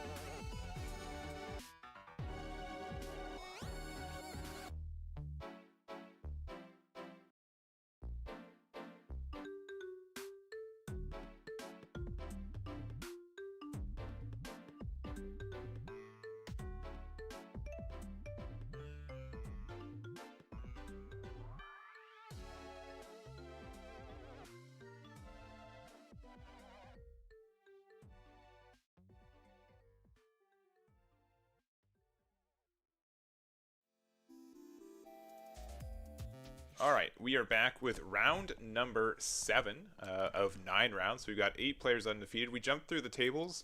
I think we've got, what, like 4 different leaders represented? Yeah, we have like a few Zoros, a few Rayleighs. And then some Bonnies. Some Bonnies, yeah. And then one Teach. One Teach, that's right. Well. One Teach, yeah. But I wanted to do this match. We haven't really seen Silvers play an entire match today. We've got 2 of them. So table 4 is Silvers versus Zoro. Table 3, same. Table 2 is Bonnie versus, I believe, the Teach player. It was Quan who we just saw in Bonnie. Yep. And then table 1 is, I think, Zoro versus Bonnie, if I remember correctly. So that's what it's looking like for our undefeated. Doesn't mean that those are the only decks that will be in our top 16, but I think mildly guaranteed to be in there at this time. Yeah. I mean, I said it earlier. I think Zoro is doing a lot better than I initially thought it was going to do. Obviously, a very, very solid deck, as well as a leader. But, you know, honestly, going the distance in a really big event like this. Yeah, for sure. And I would say I'm a little bit more surprised on Silver's Rayleigh's performance here. Rayleigh, I think, was a little bit worried about the restriction list changes. I think Nami was a matchup that you did not care about. You were doing very well at. And Blue Purple Luffy, I think generally, even with its previous form, you were moderately okay with that. Right. It wasn't like one of your hardest matchups. And now Zoro can be a little bit tougher, I think. I think Silver still has the edge in it. What are your experiences with it? Yeah, I mean, it's a little tough, right? Like, I mean, in this matchup, we have really, obviously playing cards like Buggy. Yeah. That essentially is extremely difficult for Zoro to interact with, since the majority of the deck is Slash type. But I mean, Zoro does really good Zoro things. Yeah. We're able to rest everything, swing over all the other bodies, then swing face, of course. So we're going to see how it goes. We do see Rayleigh taking this 5k swing and then tapping 3 for... His name always runs away from me. He's got a tough one. I was hoping you were going to catch me for it. But no, that is Shimosuke Kozaburo. That's what I was going to say. Yeah, exactly. That's what I was going to say. Yeah. You had the Shimosuke. You just couldn't remember the Kozaburo part. It always slips my mind, yeah. But yeah, good removal for that early part, right, is one of the ways that you could get a removal on specifically the 1-drop as well. Looks like our opponent's connection is a little bit rough here, but that could just be on my side too, so we will see. Yeah, showing off two events. Looks like the Emperors and the Observation Hockey. Yeah, we'll see. If it continues to be bad, we might jump to another table too, but we're playing out a Sanji off of that. Best start we could really ask for this deck. Yeah. 6k swing going into lead here.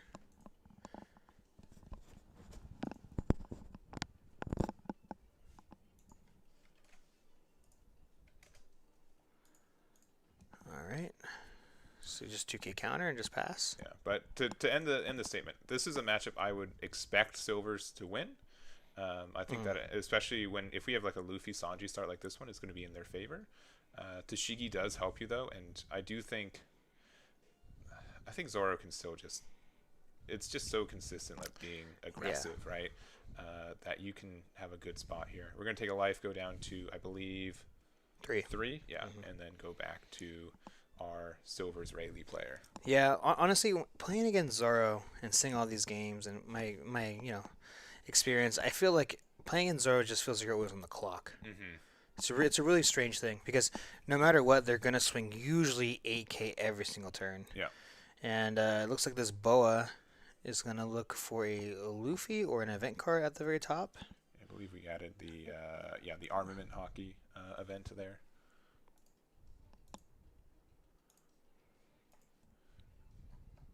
Let's see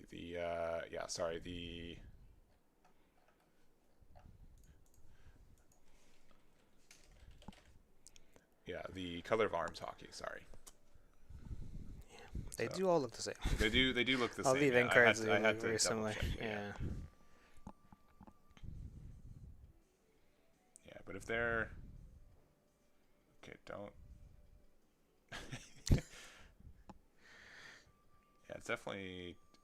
I'm not sure if it's their internet or not. It's not necessarily the camera quality because it was good earlier. It was, yeah. I think it looks like the bit rate for it could be either on my side. The internet, there's a lot of room for holes on the internet. So it's either Discord servers failing, or their upload is not as high as it was, or I'm just not getting the right for it. But it looks like their opponent's also having a bit of a tough time. But it looks like high five in the camera helped a little bit. So we're gonna play out a Nami here.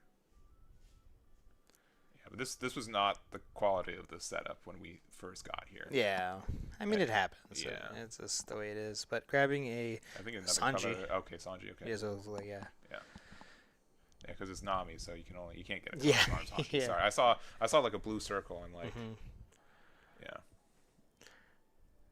Well, it's funny because I was gonna say you can't.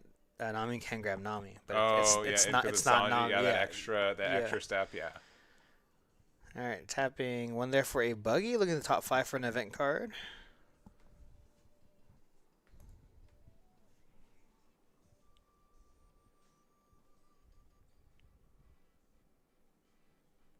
All right, and then another color. Another observation hockey.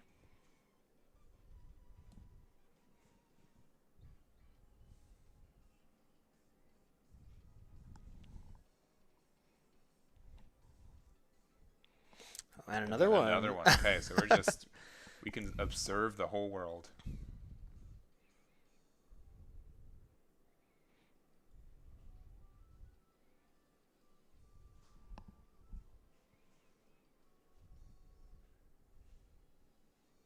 All right, well, we do have the wide board that we're hoping for. I do think that Zoro does also, have enough bodies on the board early to help trade into these smaller bodies. Yeah. So 7K swing here going into life. We'll most likely take it, yeah. Yeah.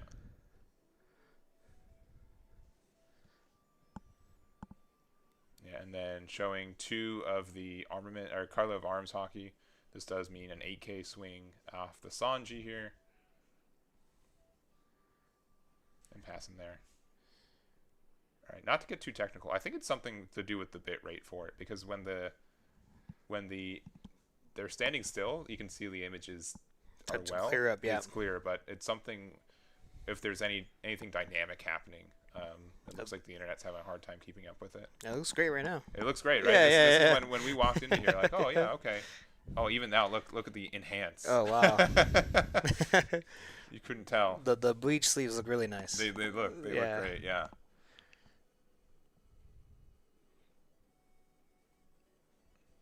Well, I mean, this Tashigi will definitely do some damage. Still a 7K body, as is, of course. And I'm pretty sure we're going to be easily get rid of this Sanji as well. Yeah. Though it's rough that it's the only card you can attack into. Also, Buggy is nice, especially since they also use one of their kind of potential removal cards for it. That card can be really obnoxious for Zoro to deal with. Right. Not impossible, but can be obnoxious.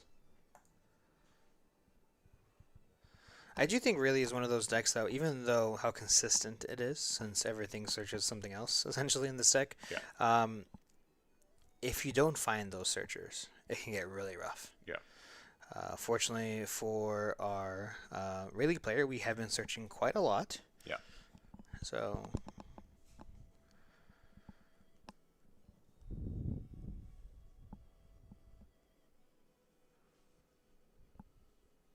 Yeah, deciding on what to hear. I mean, yeah, we have the 5 set aside, right? Like, it's always the what could that be Yeah. mentality. I mean, we could also. I like the idea of trying to get rid of the boa handcuff, just because that is like an attack that can then boost up another attack. Zoro's already down to 3 life, which is a little bit scary, but it looks like we're tapping the 5, and Cavendish instead this turn. Yeah, I do think whoever did win the roll here obviously wanted to go second. Since both I think are pretty favored going second, but so it's like a 7K swing going into lead here. Oh, actually going into the Sanji to draw ourselves a card. And then tapping another 4. We're going to be able to rest the Guina. Okay, boa? that's great. Yeah, really good. And then, yeah, likely, yeah, still attacking there. Yeah, doing a really good job to clean up this board. So we can get rid of the Guina, though the fact that it's going to demand an attack is quite obnoxious, right? Right. It's another attack that we would have wanted to go into the Zoro leader if we could have. Yeah, but I do think at this current position, we just have to swing into it with the Nami. Yeah. The other thing is that we haven't really found another Luffy. We played one on curve, and then that was it. This was definitely a matchup. Specifically, I think that having that extra copy would be nice. We have got a lot of cards in hand, but... Okay, 2K going into the 1. If I had a 2K, I would... Yeah, I'd give it up. I'd give it up for this. I'd give it up. But, and not agreeing if they did. And both players have so many cards in their hands. They do, right? Like, Silvers, I think, has like 10. Yeah, at least. Going to show off, 2 of the color of arms hockey. So Buggy is currently a 5K. Really different. Definitely being a master of hockey. Yes, yeah. Definitely a master of hockey. I think that's really... I'm always just so impressed and happy with this, like, deck design, right? Yeah. Like, Event Zoro was already kind of like a build that existed thanks to Buggy, and this really kind of gets to do this more... Like, it took, like, that archetype and made it, like, a more official one. So we've got another... Yeah, we're just going to continue to show. Yes, we do have these. And we're going to play out the Luffy. Another Sanji's really good. Yeah, Sanji's fantastic here. Yeah, and then we hear dial-up noises. Yeah, we did get to attach 1 Dawn thanks to our Luffy. So 6K swing going into lead here. Easy 2K There's count. a 2K there, and then tapping 3 for maybe Zoro. Sanji? Another Sanji. Yeah. Okay, that's a pretty wide board of potential attackers next turn. Leaving one open for Conqueror's Hockey if we feel threatened. Wide board of 2 Sanjis, a Luffy. We also have Buggy, which I think there's I think what Perona can likely attack into it, but again, obnoxious to get rid of. Yeah. Yeah, I definitely think Perona's the only target that can swing into it. Outside of, I think, Tashigi 2K. Yeah. But that one, That one just always feels bad to play in this matchup, I think. It does, because it doesn't really... You don't need that kind of protection. Yeah. I mean, you do have Mulgun, but... Yeah. It's not really worth it. Most of the time, at least.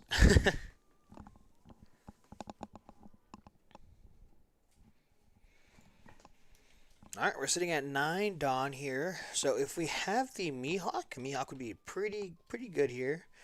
At the same time, we do also want to get rid of this board, and Cavendish is going to be a great help too. This turn, if we do play out Mihawk, because Mihawk essentially is just a 2-cost character. Yeah.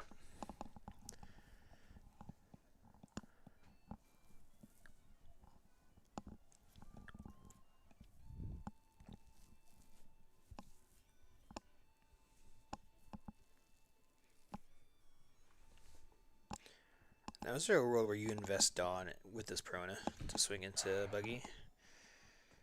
I think there might be. Because it's a 2K going into a 3. Yeah.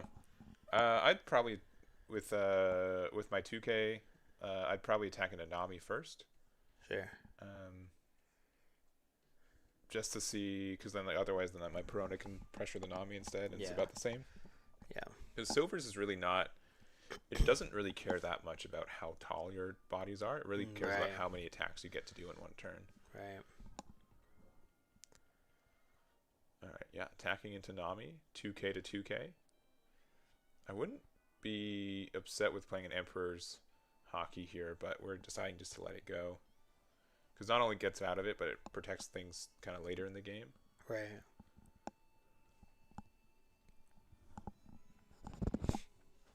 Oh yeah, attaching the 1 Dawn here Yep. is an easy counter. Yeah, I think with how many cards we have in hand, yeah, almost immediately. Yeah.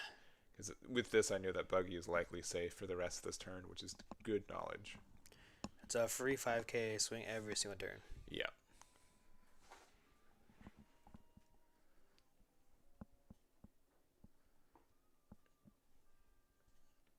I'm really thinking about it though.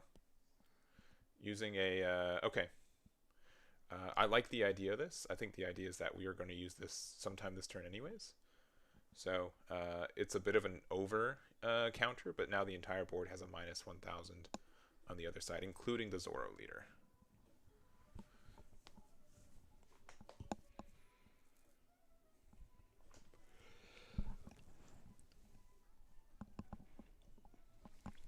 I mean, we do have a pretty strong board on the, that's left still on Zoro's side.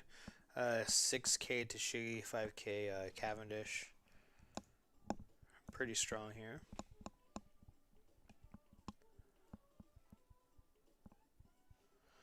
Now, I'm just really curious to see how aggressive Rayleigh can be next turn. If we set up a blocker, another blocker, like this so-called Mihawk. I think if we had the Mihawk, we'd just be playing it, but I don't think we have it.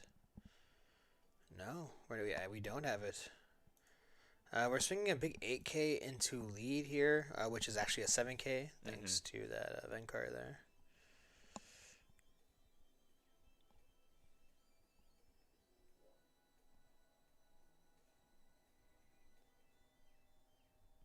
So 7 going to 5.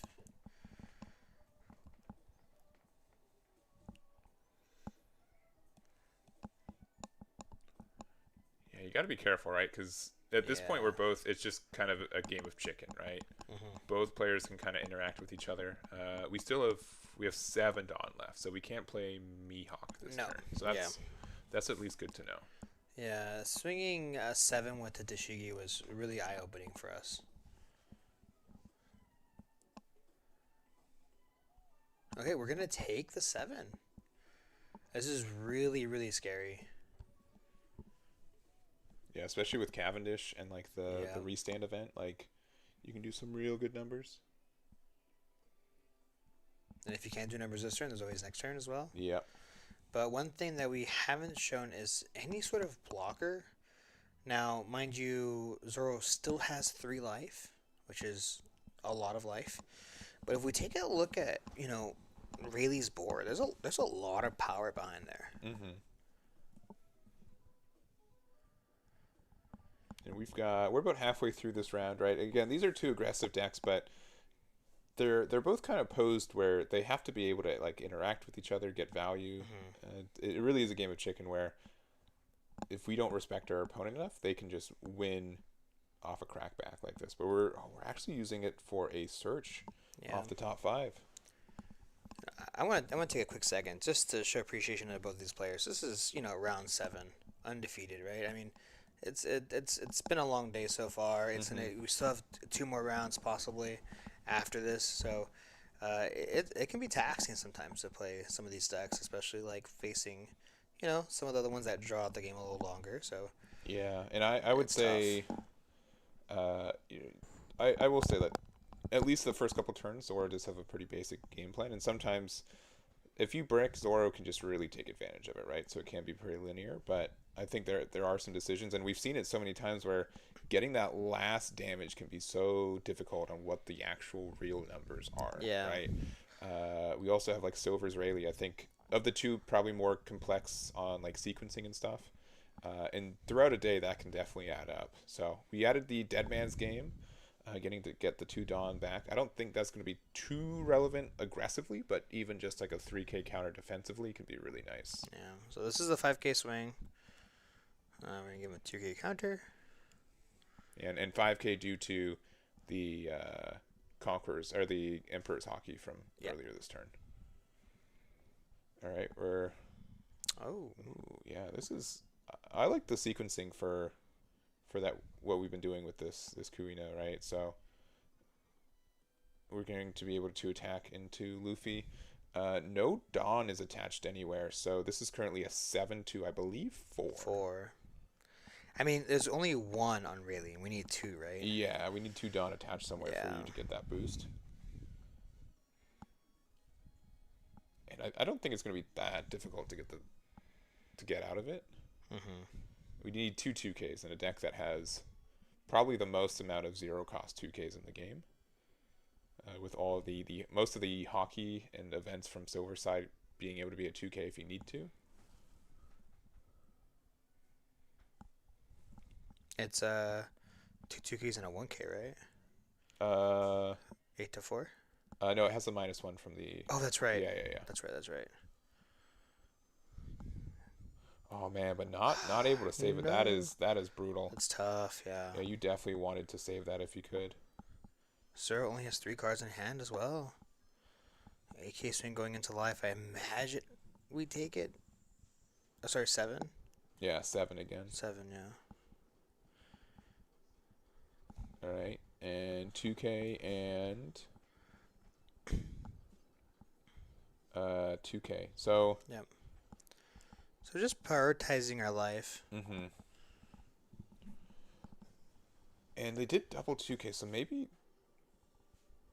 We can't hear them. Maybe they forgot that it was really an 8K attack instead. It could just be the cards, because kind of in that situation, I feel like I would have been happy to go down to 0 life to have the Luffy live. Yeah. There wasn't another ability. Like, they had no more attacks to let Luffy live unless they spent 3 Dawn for an event like that. And I still think them tapping out is in our favor. I mean, to be fair, I forgot. Oh, yeah, you did. Yeah. So it's You definitely don't got the cards in front of you, right? It's definitely possible, yeah. And we know Zoro has Dead Man's Game. Yeah. So we really can't be that defensive, right? Yeah. We know that you can get punished for that.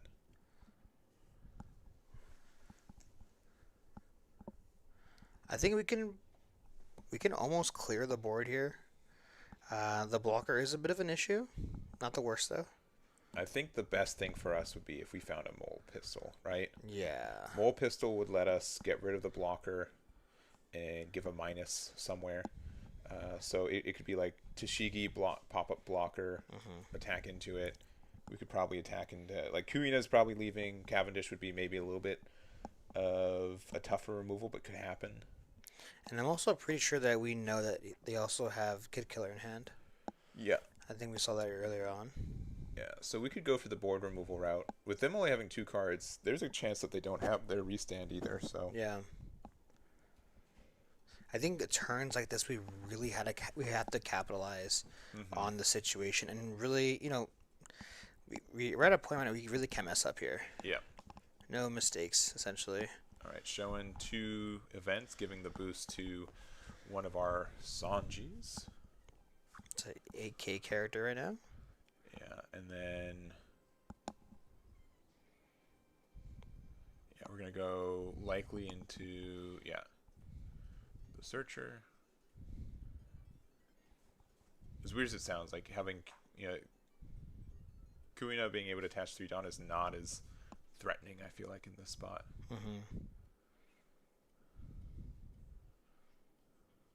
Oh, 5K swing. Yeah, it has to be a Kuina then, Yeah.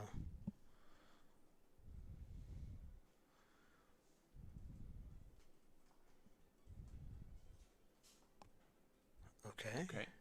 Oh no, this was at leader then. You're right. Yeah, it'd have to be because that only gets the boost 3K on leader. Even more reason to go for board. Yeah, I think so. Yeah. All right, this is gonna be 7 at. Oh, we're going for life. Whoa. Interesting. We have a trigger. Yeah. Possibly. Possibly, right? Could be. It could be the 3-cost event if we're afraid of losing. Oh sure, Gives plus a +1 lead, everything, yeah. right? I mean, But we don't have any. Like we'd have to have like double rush. I think it's safe to say that. yeah. The only other thing is maybe like a 0-cost event that can rest something. Okay. Right, yeah, taking it.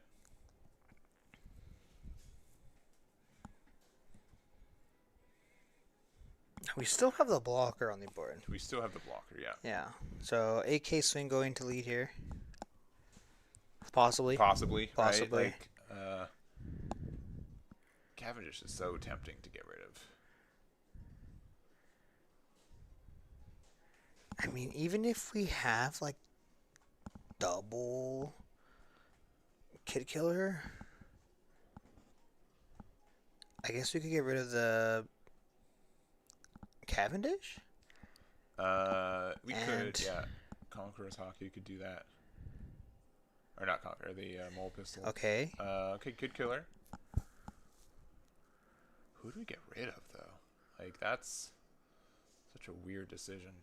We can get rid of anything we want, essentially. Unless they have 2K. 2K, 1K. 2K, 1K.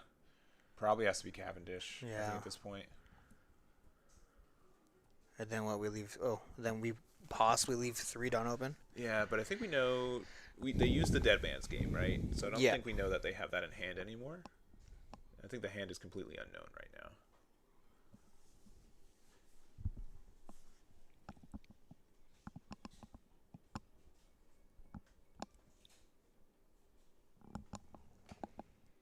All right, we thinking? Doing some math? Yeah. All right, and we're saying, you know what? I don't think you have Dead Man's Game. I'm going to leave 2 open. We'll get rid of the Cavendish, and I think our best bet moving forward, yeah, we're going to pass, is that we are hoping that they don't have Dead Man's Game, our Hody, because I think we need that 2 Dawn open for at least one Conqueror, or the Emperor's Hockey that we know that we have in hand.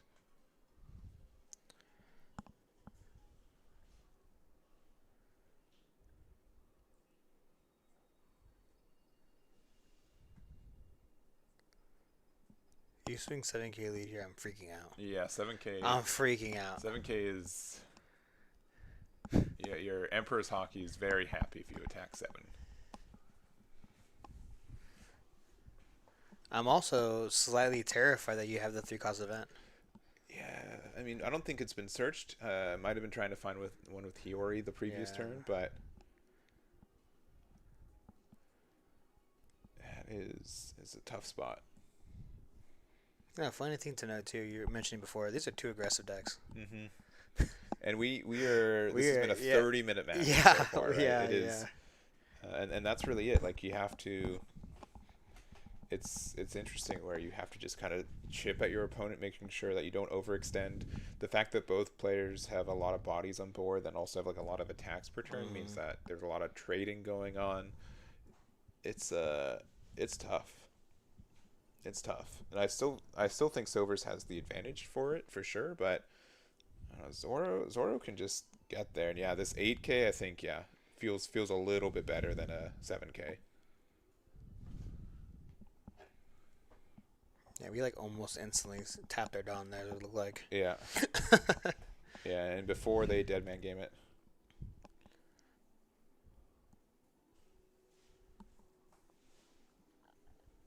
Okay. So we're going to go ahead and do it. We're going to tap the 1. And then give them a... What, 2K? Ooh, unblockable 2K. Yeah, it's a little extra. Yeah. So whole board is minused by 1,000. I think the scary thing, too, is that if you have a restand event, the Kuina is going to be able to get that 3 right afterwards too. So Whoa. that is tricky. Forgot that was a thing. Yeah. And Bread's probably hoping that Oh, King no. is also not respecting that to be a thing. So this is 7 Dawn. So this is an 11k to a 5k leader right now. 6 Dawn. 6 Dawn. You're 6 right. Dawn, Yeah. yeah, So yeah. this is 10k to 5.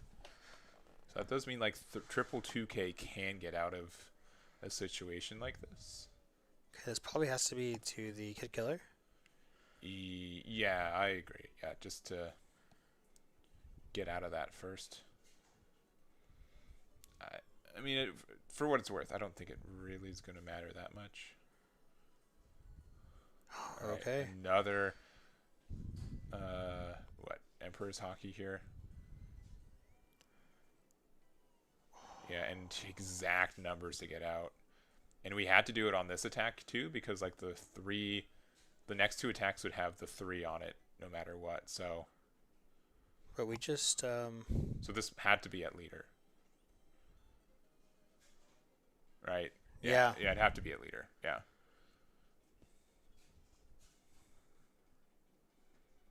no cards in hand for Rayleigh.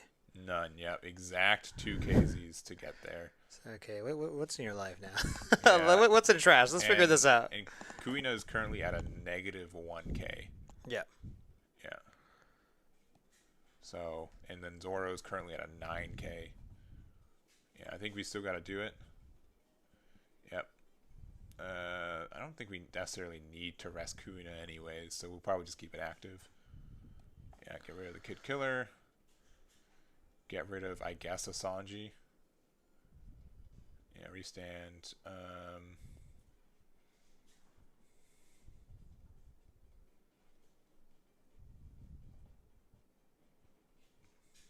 Two in hand.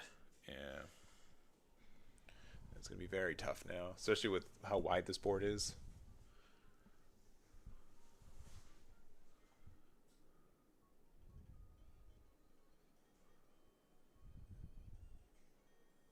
I think we're debating on swinging into lead here. Yeah. Like saying, hey, if I get you down to 0, which I guarantee you can, Yeah. can I survive a turn? I think you got to get rid of Sanji. I'm going to be honest. It's just going to be too tough. I mean, maybe it's also possible that we're fearful of giving them an extra card to find another rusher, or... There's a lot. There's a lot to be afraid of right now, I think. And we've got 3 minutes left in time. Yeah, we're just Okay. going to pass. Yeah. I mean, here's one thing. You're guaranteed not to have the leader effect, That's true. right? Yeah, yeah. That's fair. Yeah, attacking into... I guess that's one way to think of it, right? Yeah. I still think just a 6k body on the board, I would love to remove I that, agree. even if it gives them a card draw. Yeah. I think we just go 7 here with Sanji, right? Yeah. Just go 7. At that point, you can swing another 7 if you like. So many different options here if we're ready to go into it. And this is where I think the a lot of the Silver Rayleigh players kind of separate themselves because of how they do the math, right? Like, Yeah. it's such an important thing to figure out how to close games. This takes experience. This takes a matchup knowledge. So we're going to see how we end up splitting it up here.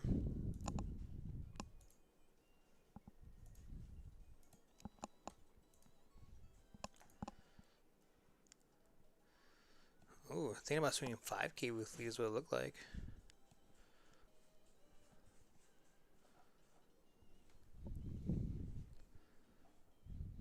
Yeah, okay, easy 5. Oh, a 5 connects. There's no way. 7k swing? We have to counter out of this? Oh yeah, this is it. This is just game over here. All we need is just 3 5k swings. Yeah. And we get through. 7 connects. And now you can just add Everything the on rest. buggy, yeah. Wow. And there it is. We Zoro, did have the it 3 was cost Zoro. event card as well. Yeah. Tough. Yeah, so like what the answer might have been to just do more attacks, right? Instead of just put Yeah. everything there. Yeah. That is tough. That is tough, tough, tough. Really good game. Yeah, yeah. Really, really solid game. I think both players play that pretty well. So, Yeah, there it is. yeah. All right. Well, that is the end of round 7. We don't have much time left. I'm going to put 10 minutes on the clock real quick. We will be we'll be back with round 8. We've got 4 players left undefeated. We've got 1 silver Israeli for sure. I think at least 1 Zoro or Bonnie guaranteed, maybe a Teach, and then I think silver Israeli is the only others for it. So not much left. We'll see what our last 4 undefeated are with you guys. We'll be right back, and we'll see you guys going into round number 8. Be right back.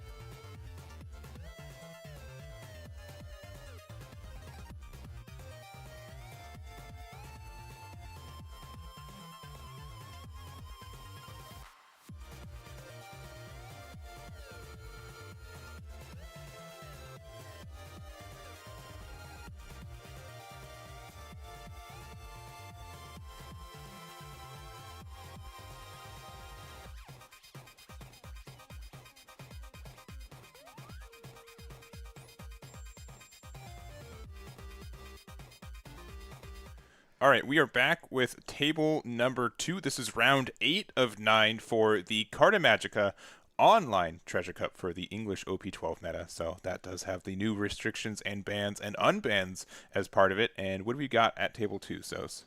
All right, on the left-hand side, we have Zoro, the brand new leader, as well as Teach on the right.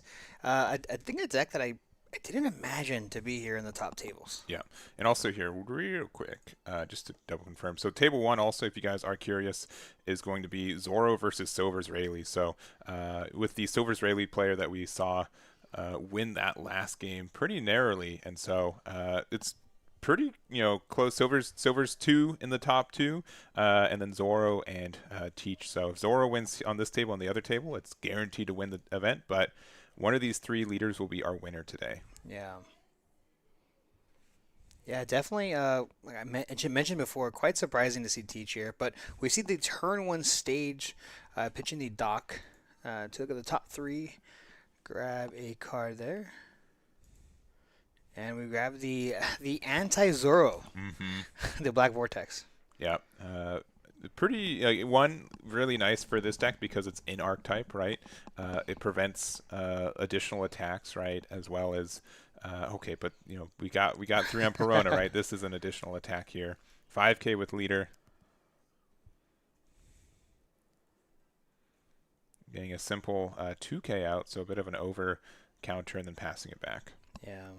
Unfortunate for Teach not to see a searcher there, but nonetheless, we're going to use stage effect again to pitch the 10 cost Teach. And off of the top 3, what do we find? Now, I do think Teach is a pretty difficult deck to pilot. Yeah, I agree.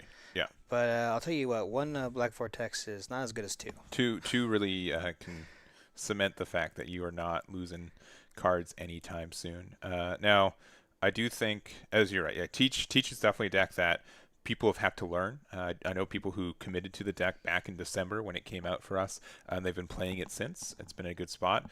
We do have the removal here.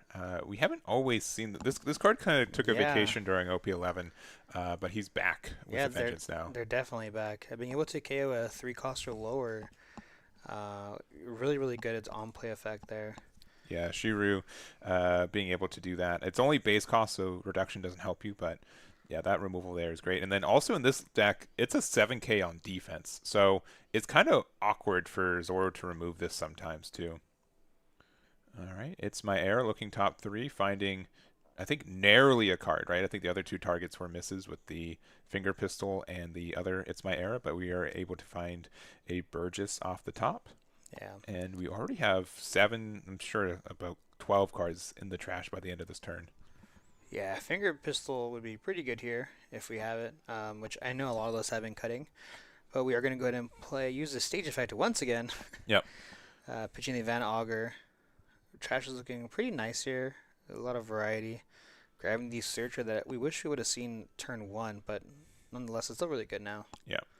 And one thing in this matchup, too, is by turning off their on-play effects, it means that Toshigi is just a 5-drop 7k vanilla, right? We don't get to attach that 3 Dawn to Zoro leader, so it's difficult for us to actually attach 3 Dawn. I think Cavendish is a really good card in this spot, and if they don't have like a finger pistol to remove it, it's going to be difficult to do. They're going to get that extra 2 Dawn next turn anyways, but yeah, it looks like Perona to start us off. Another 5k swing with lead there does connect, dropping Zoro to 3.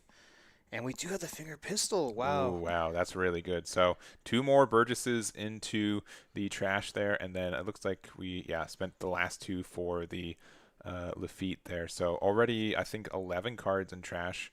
If we're using our leader effect, we get to 12, and that's the 4th and final copy of Burgess here. So there can be a double Burgess play next turn if we so desire. And let's see if they decide to trash with leader effect. At this point, I think they're okay to not to. Yeah. Especially since they went second, right? Yeah. If they're at 8, maybe I'd prevent them from doing a Mihawk. But at 7, and a couple extra Dawn and Toshigi's terrifying, but not a huge deal. Yeah, it's not that bad. I mean, they would be denied the restand since they would only have 2 active Dawn. But Cavendish instead, get the 2 Dawn back, so this will be a 9k. Yeah. And into our 7K Shiryu here. I mean, this could be also into the Searcher too. Sure. But Okay, get the removal. yeah. Yeah, so if we discard a card, we would be able to likely save this, and they wouldn't have been able to put 2 Dawn on it. So maybe it was a bit of a misplay. Yeah, maybe. All right, using the effect there, discarding a 10-drop Teach to look at the top 3. Yeah, that's our second Teach as well. Yeah. I could be wrong. I don't hate the idea of double Burgess this turn. I don't yet. I don't know. You have to be kind of careful since we're down to 2 life that they could just put the pressure on you, but we will see. And this is the hard part about playing this deck, right? Is like knowing when to be aggressive, defensive. When do I have the time to find my pieces? I know a lot of people don't like playing the Searcher late game because you just don't usually have the Dawn to do so. And it's just one Dawn to search, but that one Dawn means a lot. Yeah, we're going to spend 1 for the Lafitte there, looking at the top 5, again, for a Blackbeard Pirates card. Again, we do have some Black Vortexes in our deck right now, so maybe, or in our hand right now, I think, so could be used at some opportune times. Yeah. Yeah, we currently have 2 Black Vortexes in hand. And a free card attorney, you can't deny that. It's hard. But I'm also so curious to see how many Zoro players this Teach player played against. But grabbing that 5-cost Kuzan will be really great to recycle the Burgesses as well. Yeah, we could do that right now if we wanted to. Looks like we're spending 1 for, okay, 1 more. It's My Era. Look top 3. Von Augur are, okay, the Devon here. And for people who don't know, this is this has the effect of giving itself. Is that the 1 cost though? Sorry, that might be the. Oh, it is like the 1 cost. Yeah. There's 2 Devons that exist in this.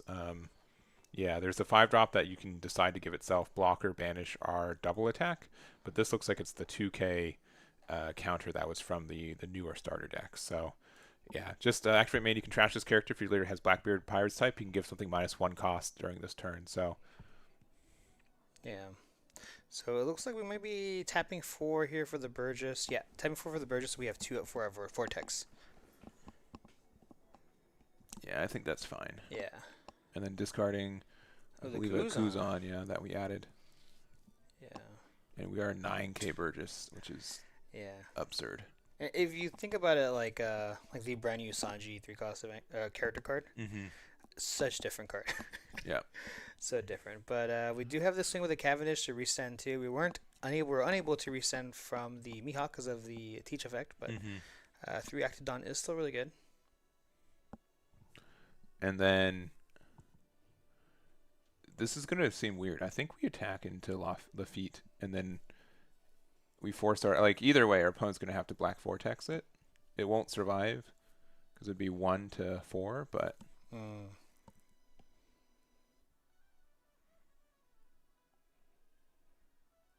I mean, I think regardless, we still swing 8 into Lafitte, right? Yeah, we do. Regardless, I mean.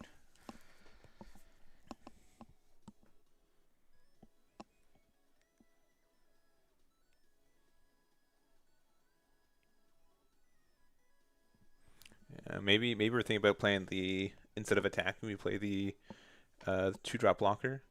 True. That could also be the decision there. Yeah. The Kyoshiro. Yeah, definitely a possibility.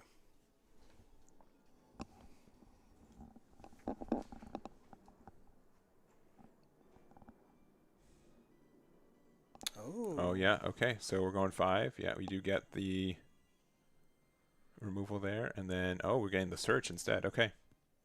Yeah, search is pretty good here. And the restand event, yeah. Terrifying to let that be known that it's there. All right, Zoro's at 3 life, Teaches at 2 life. We've got 10 Dawn. 10 drop could come down to turn off the Mihawk. make it likely that we can get rid of their Cavendish with our. Actually, I think this is going to be a 10K. Yeah. That's going to be very tough to. We could do 10 cost, swing 5 into Searcher, swing 10 into the Cav like you were mentioning. Yeah, but we have to turn off the Mihawk blocker first. Yeah. And we've already pitched 2, so either one, I'd imagine we were just thinking, we'll find it later on, or 2, we already had we already have one or 2 in hand. Yeah. Yeah. There it is. All right, we're gonna spend 10. We're gonna get the negation on the Mihawk there. Yeah, I think for sure. Yeah, I think we just try to remove board if we can.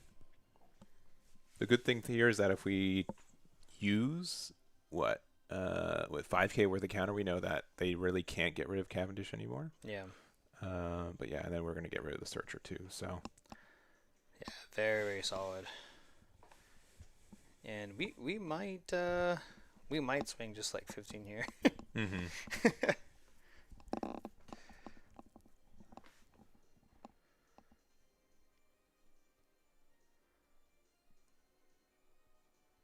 Yeah, we only have 4 cards in hand.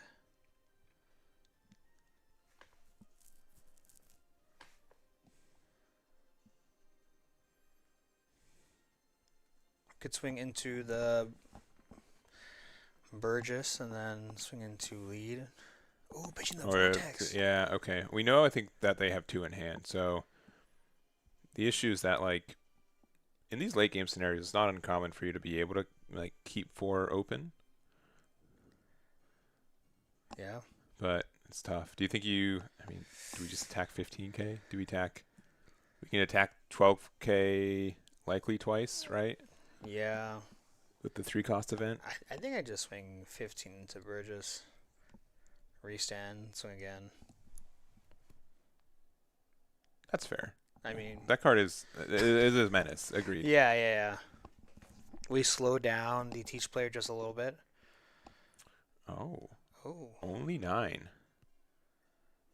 Okay, we take that. Restand. Another 9. We just block here, right? Yeah, but then we get the free restand anyways.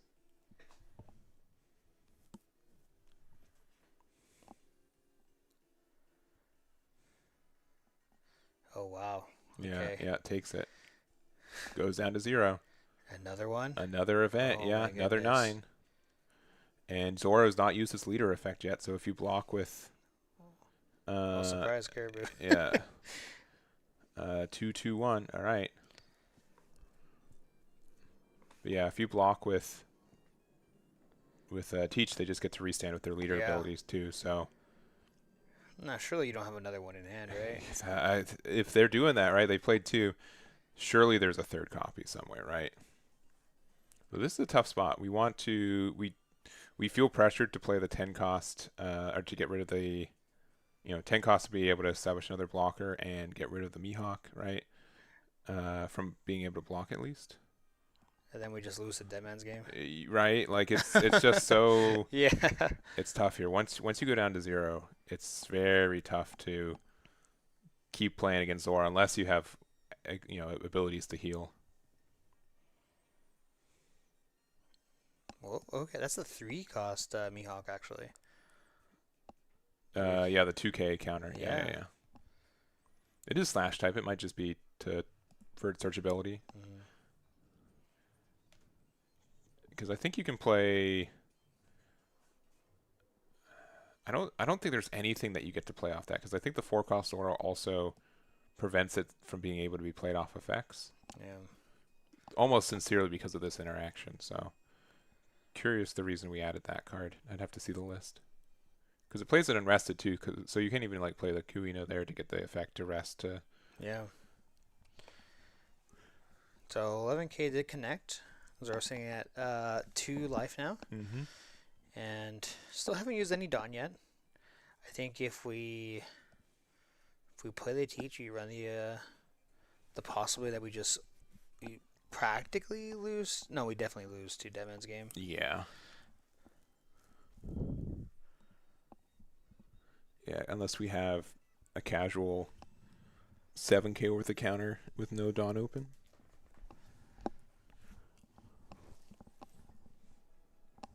Yeah, this seems tough.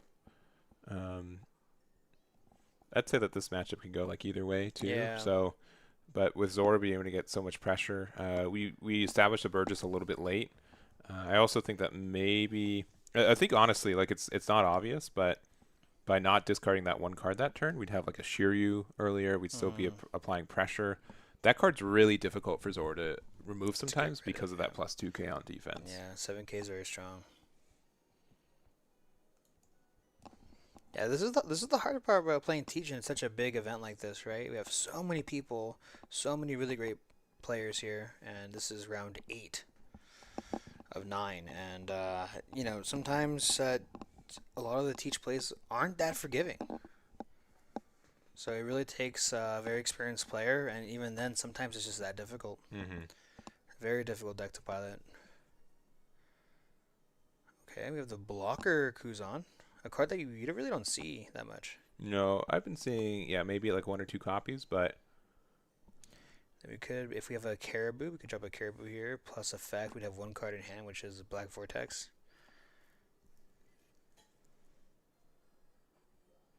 Yeah, Kuzan's nice too because it can block and then establish, another Burgess. Yeah. So that is helpful in this situation.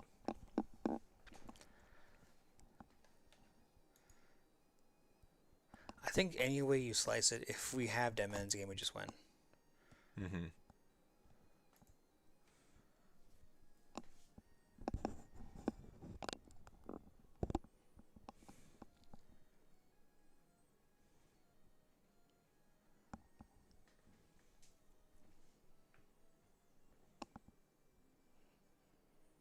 Yeah, this is tough. It's very, very tough. This is right? really, really tough. And this could be a case where, we have, I think it's known that we have Vortex in hand, right? Yeah, we know that for a fact, yeah. We've only pitched 1 this game, and we saw them draw 2. Or pick 2.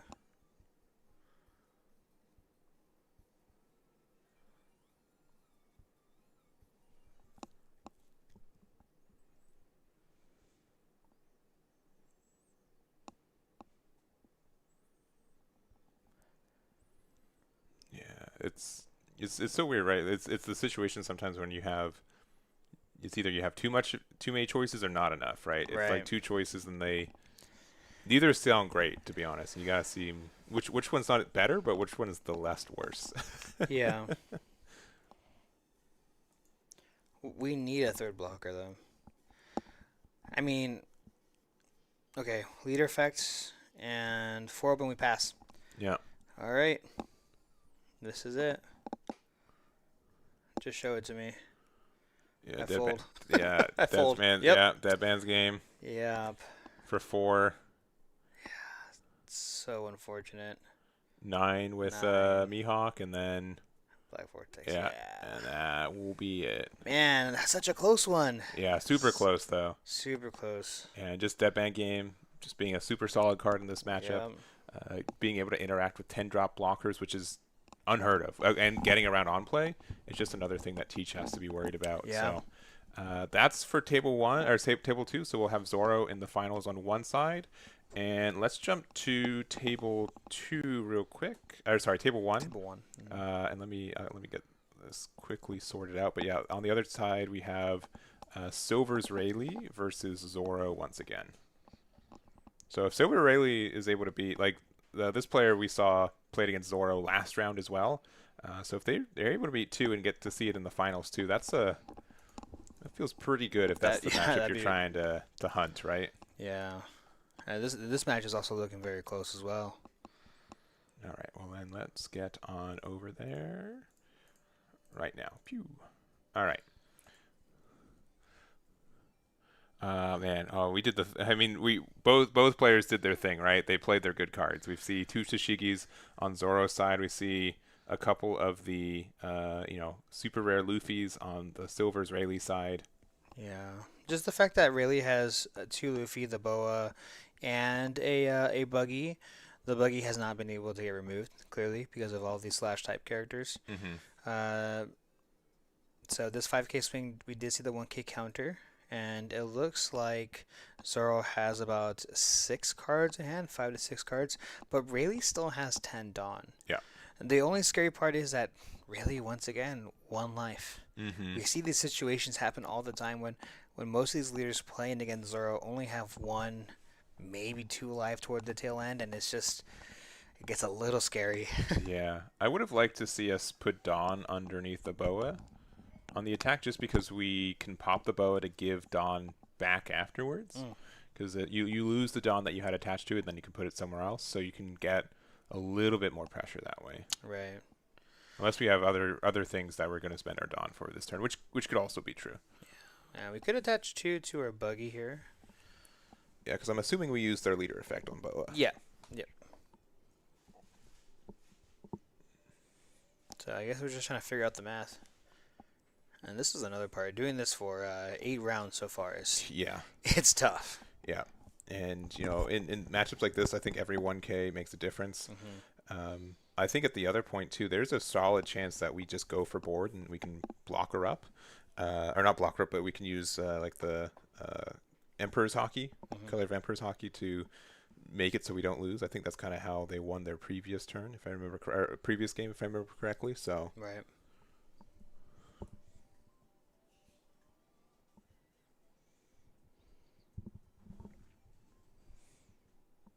All right. This is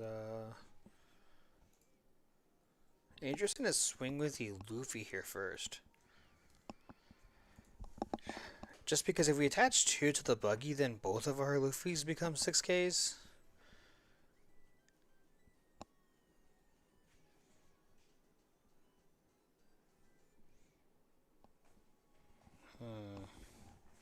yeah, we have to attach Dawn somewhere at least to get this. All right, we're gonna go, I guess, 9K with this Luffy. Yeah. And if we're doing 9K like this might be at a Tashigi. Yeah. Letting it go. Tapping 4 here for Kid Killer, maybe?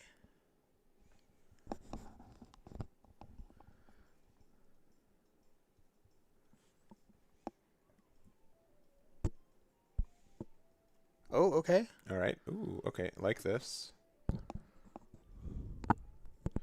Do we think we're doing it on Tashigi or? I think we just get rid of the Tashigi. Yeah, just get rid of Tashigi. Yeah. Okay.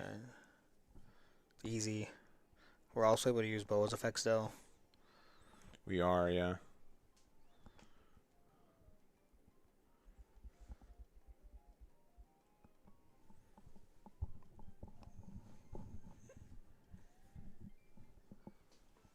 Okay, and we're going to be able to attach 2 Dawn to Luffy here. So this is an 8K Yeah. currently.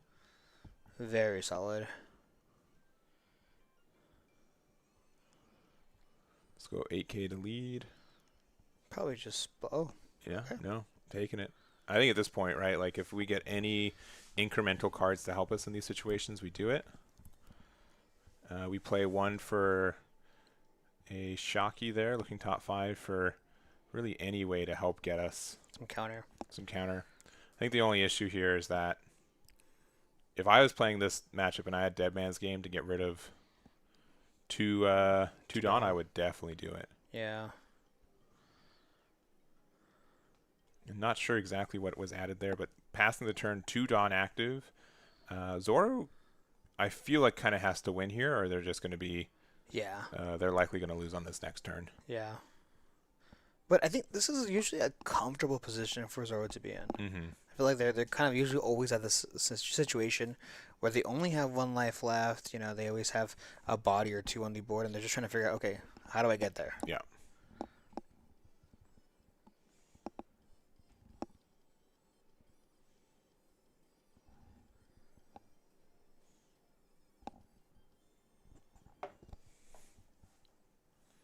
All right. So 10 Dawn. We've got 9 minutes left in round, right? This is likely going to be Zoro's last turn. Either they win here or they're going to lose on the next turn. We've got a bunch of 6K Luffys on the other side. We've got a bunch of 1-drops that we do not have an issue powering up. If we wanted to be defensive, I guess we could attack into these Luffy's twice with our leader effect too, but unsure here.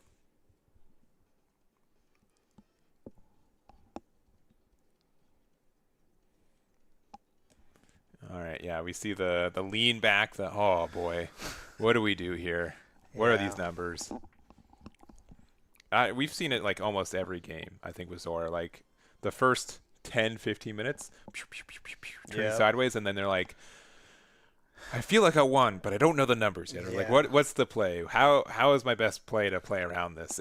It can be really tough to get that last hit. Yeah, this is another really scary position for Zoro. We have to close it out here. Okay. Yep, looks like we're going a big 10. 10. And do you think this is going to a Luffy? Yeah. Or, yeah. Yeah, because what? Why not?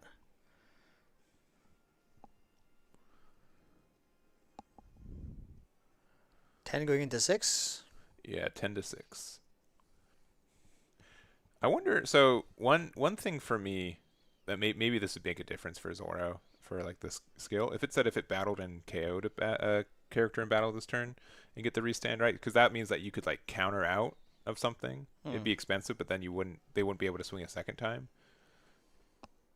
But, yeah. But we got the Luffy here, gets out of it. Definitely think that's a good idea.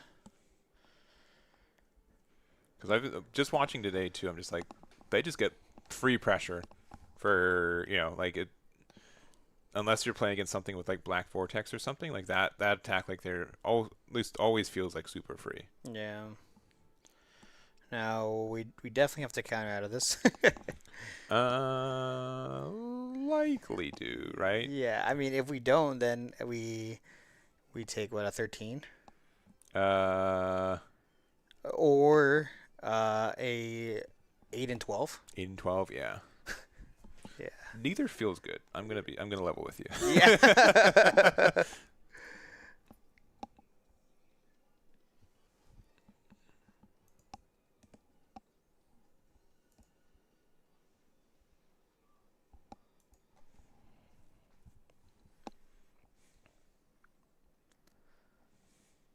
All right, but we took it. Yeah. Okay. Now I'm just like, all right. Huh. I didn't expect to get here. Yeah. Right. We've got, I think, 5 Dawn. So again, 13. Let's say that we have double of the one. If we have Dead Man's Game, I think that is better. We were spending 4 Dawn to get rid of a 6K deficit. So we definitely do that if we have the card. Second, let's say we have 2 of them, right? So that's 6K, so that's 11 essentially to 13. So it's really easy to get out of this attack with 4 cards. 2 Emperor's Hockey, a 2K and a 1K, I think gets out of this 13K attack.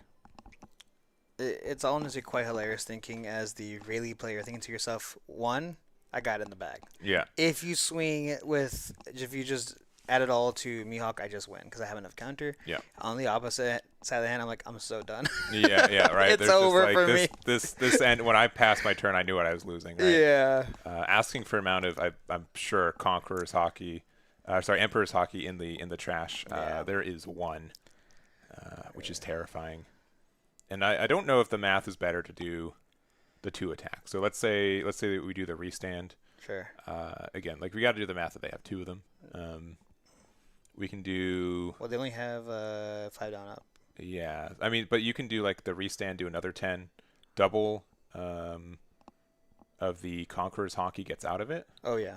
And then you have like a 6K attack with Mihawk to try to win the game. So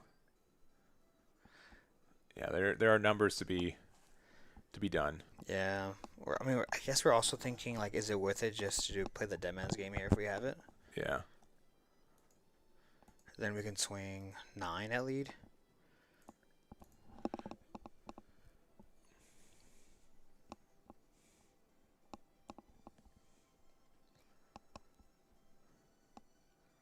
All right, spending 2 blockering up. for a blocker. All right, not convinced that Ooh. they can win this turn, and more comfortable to just surviving this next one. Yeah. Okay. How do we get over this blocker here? I couldn't tell you. Yeah. Right, like if we have Hold on. a copy of, okay, we have Boa here. The fact that we can use Mole Pistol to get rid of the smaller blocker is nice. Sure. Boa also doesn't. You don't really care that you search with it, because you get to move the 2 Dawn somewhere anyways. It's not. You're not losing any power by doing this turn.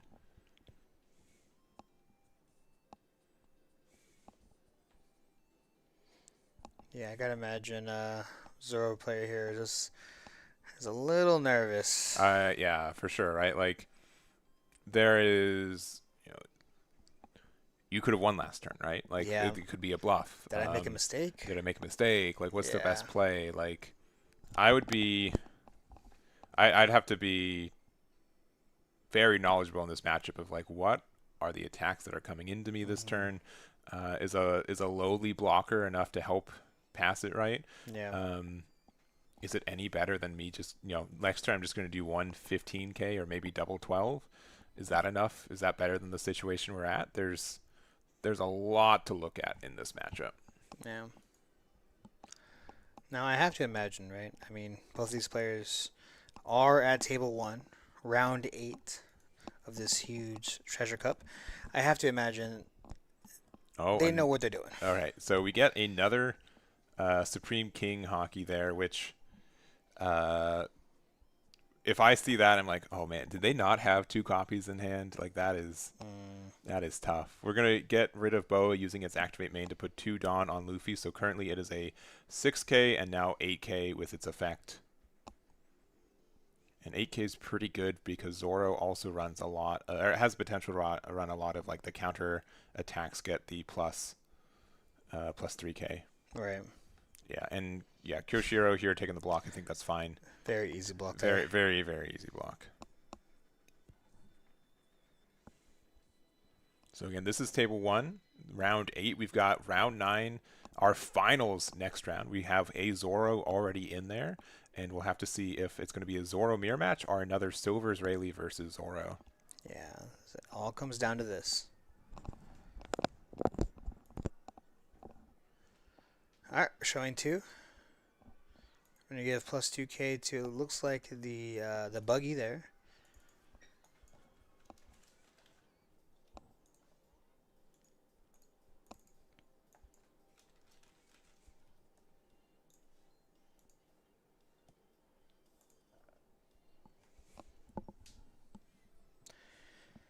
Yeah, if I'm okay, so it seems like we're not closing it out this turn. I don't think so. For Luffy now, or for Silver's, yeah. But Rayleigh. then we're like, all right, can we? Are we able to survive? Survive, yeah. Like this there's a 5k swing here going into lead. Yeah. My question is, how many Dawn are we leaving open? You're right. Like how many Dawn? If they leave 3 open, I'm like, there's no way they have triple of the Conqueror's hockey. Yeah, 2k to get out of this 5k attack. It's pretty good. Man, 4 cards with 3 open. Yeah, I think you're right. I'm like, I don't know if I can actually get enough to get there now. No, I think we play for a next turn if we have it. Yeah, I think maybe the 8k with Luffy might have been. I mean, it forced the block, but it might have been a little bit too big. Yeah. I think we just block this. Yeah, because like worst case, like with the cards that exist on board, it's like doubles. Even if you have double Kid Killer, like it's the same as attaching. No, it's like double Kid Killer because otherwise it's like 6/6. Yeah, and with 3 Dawn active, I mean, I imagine we have something, right? I mean, let's see. Oh, are they taking it? They're thinking about taking it. All right, that means a lot because now Silvers can just win off of their unblockable blocker now. Is it just 7/7? Looks like we're just going 9. Okay, we don't, Blocker 2K, yeah, right? yeah. All right, blocker 2K happens. Passing. We are in time right now. I think we're still going to be able to finish in overtime. I think this is going to be turn 1. Yeah. That was turn 0. But this is clearly Zoro wins here or loses next turn. Yeah. Right? It's where we're at right now. Okay, Dead Man's Game. Resting the 2 event cards there. Or the 2 Dawn.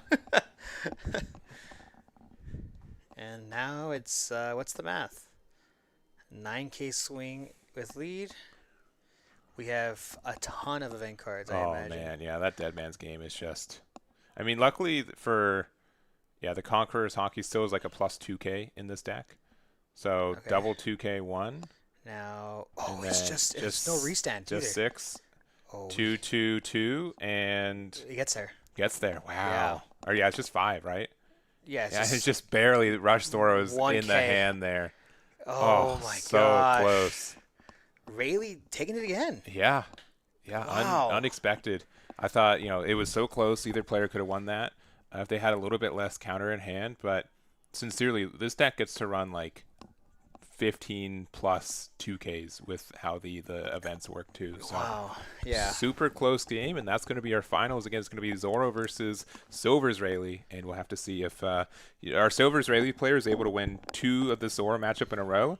Probably pretty happy to see it a 3rd time in the finals, and hopefully they can get there. Yeah. I mean, Rayleigh kind of sitting as like kind of an unsung hero almost. Not. I mean, we've had a couple we've seen through the tables, Yeah. but not the most. I mean, Zoro definitely dominating the tables here. So. Yeah. I'd say the people who are locked into it are doing very well with it. Oh, yeah. It's Yeah. I don't think there has been like any of their like tougher matchups that have popped up, and if you feel confident in the Zoro matchup with the deck, then that is definitely a leg up for what I think this meta is right now. Oh yeah. Yeah, definitely. Man, really good game. Yeah, super close game. So we've got one more round for you guys. It's going to be Silver's Rayleigh versus Roronor Zoro in the finals. Let us know what you guys are think's going to win, and we'll see you guys pretty shortly. I'm going to say less than 5 minutes, or less than 10 minutes. I'm going to put 7.5 minutes on there as we get our end of time procedures figured out for the other tables, and we'll get around 9. See you guys there. Be right back.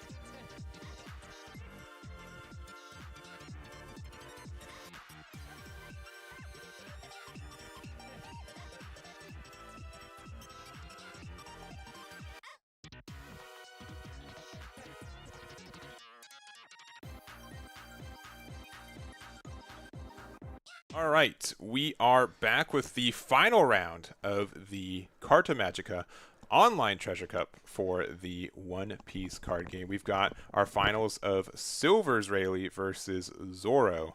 And yeah, two new leaders from OP12. Yeah, I mean, I think we've seen really this past two rounds defeat Zoro Yep. back to back. Can we do it a third time in a row? This has definitely not been easy for either player. I think No. from the games we've seen. I mean, 9 rounds is a lot of rounds, so definitely a big shout out to them for making it this far at such a difficult competition. Yeah, I mean, this is the first week of not only a new format of cards, but this is a worldwide first weekend for the format, Yeah. right? We have a lot of events going on in the world. I know there's some happening in Europe. There's some happening in Oceania. There's our event here too, and so this is a format that people haven't played at a wide spread. So to find yourself 8-0 in that with new cards and a new format, I think is quite the accomplishment. Yeah, and we know that a lot of people are going to be looking at these results just because of Bandai Card Fest shortly approaching as well. So this is actually a pretty big deal for everybody here. So, getting set up here, and as mentioned before, we've seen both of these players on the screen before, so nothing new to them. All right. And, yep, setting down the life here.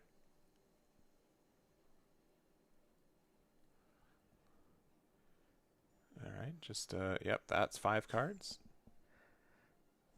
And there is a judge, and they are talking real quick, so might be just talking about the way to set it down. So it's the top card of your life should be the bottom, or top card of your deck, yeah.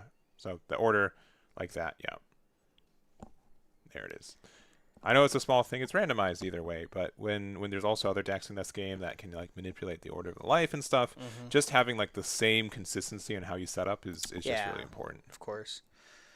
So, not too sure who won die roll here, but looks like Rayleigh's going first. Yeah, and I think Silver's really likes going second, right? If you can get Luffy on curve, that's really great. It looks like we got the unblockable event off the search there, and likely going to pass from there. Yeah, most of the time, Zoro clearly seeing their even curve, especially with cards like Mihawk, is a very, very big deal. But yeah, looking at turn 2 here for Rayleigh. Didn't have the turn 1 play for Zoro, which it doesn't really matter, honestly. We would love to see a Perona. But 5k swing going into lead. We might just take this here is what it looks like. Yeah. All right, getting out of it. We're going to play Nami for 1, looking at the top 5.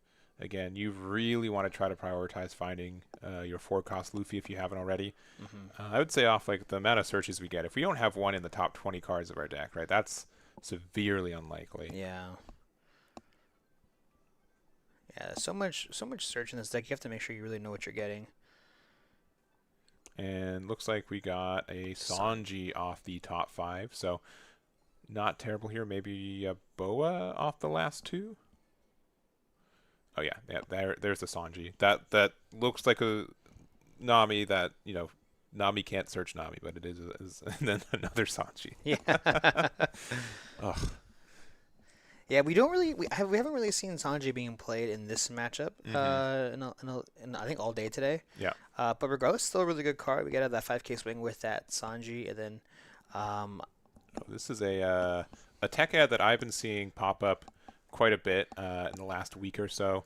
This is from OP12, and it's kind of like a support card for the deck as well. This is the Gyukimaru. So if this character is active, it cannot be KO'd by your opponent's effect. And then when attacking, if you have a total of 3 or more given Dawn cards, you get to rest up to one of your opponent's characters with a base cost of 6 or less. So it's a Land of Wano card. It's a slash card, so it's searchable, and it can be really good to this deck. So I think we might have seen like a Mihawk 2K from this deck earlier. Right. And so this is a card that I think would be worth playing off that Mihawk in those scenarios. But looks like we end up playing a Sanji for 3. We're able to use the Sanji effect to take a life and get the plus 2K there, so it's a 7K. But unfortunately, we don't have a Luffy yet, which is a little bit of a unfortunate spot here. Yeah.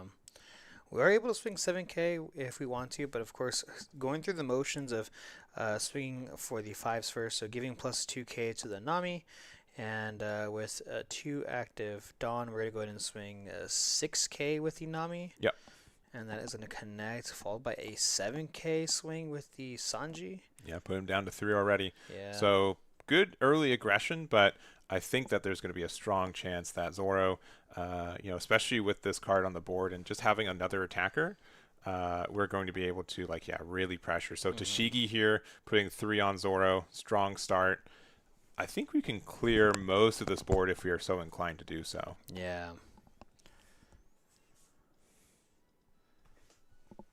So now it's just like what card is the one that we want? I think the 1 cost Nami is the card we'd rather stay on board, right? Sure, yeah. So we're attacking 6K into likely the 2 cost Sanji. Yep, getting it out there. We're going to be attacking 8K into likely the 3 cost Sanji. Going to get them a card draw, but get the removal of the card. And then one more attack with Zoro leader going into leader, putting them down to 3 as well. And yeah, this is just like the back and forth I would expect from this matchup. Yeah, I'm also a little terrified here for really just because we did take one of our own lives earlier thanks to that Sanji. And we need to see a Luffy this turn. Yeah. Like that is no questions asked here, but we're going to go ahead and tap 2 for a Boa. Boa, yeah. Hopefully this finds a Luffy, because we're at 7 Dawn, so we could do it, but yeah, if I still no Luffy found. Maybe we drew one for turn, maybe we looked at the top. Yeah. Maybe it was from life, but you're not seeing it. Oh man, another search. So this is the observation hockey looking at the top 4. Yeah, like we've clearly went like almost through like half of our deck, I believe, at this point. Yeah.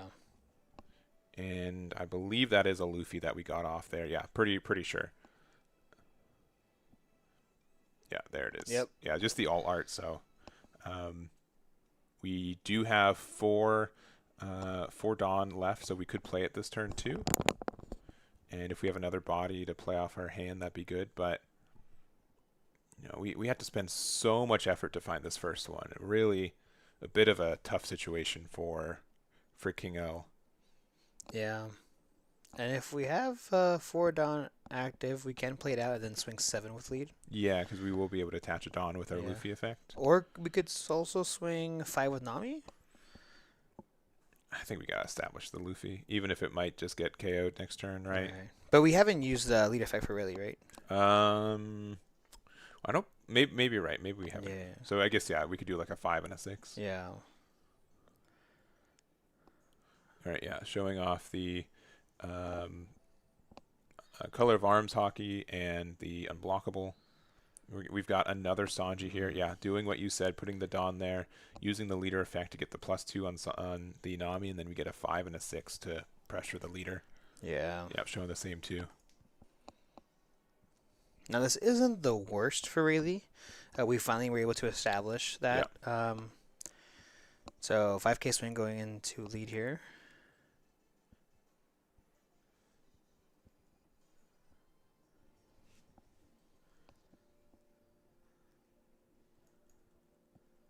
Yeah, maybe we're deciding whether we want to just take the 5 and then counter the 6. Okay, 2K counter to Shigi, and then 6K swing going into lead here. Yeah, and another 2K, with that Mihawk. So, I think we play it to strictly play out this 4 cost that we have on board right now. So if we already get there, it's already above for us. Yeah. So now I imagine we see the Mihawk coming down. Yep, Mihawk. Yeah. Untapping 4, attaching 3, and then we can use this Gyukimaru here. So again, real quick, if you guys don't know what it does, I don't blame you. But it is from set 12. I think it's an uncommon. So if this character is active, it can't be KO'd by your opponent's effect. And then when attacking, if you have 3 or more given Dawn, so attaching 3 to leader, you get to rest one of your opponent's characters with a base cost of 6 or less. So really helpful removing that board. Luffy's been removed. And I think we can do like another 8K here. Yeah, we're already down at 2 life here for Rayleigh. I definitely think Rayleigh is definitely one of those sneaky decks, that can really climb back. But this is looking really tough here for Rayleigh.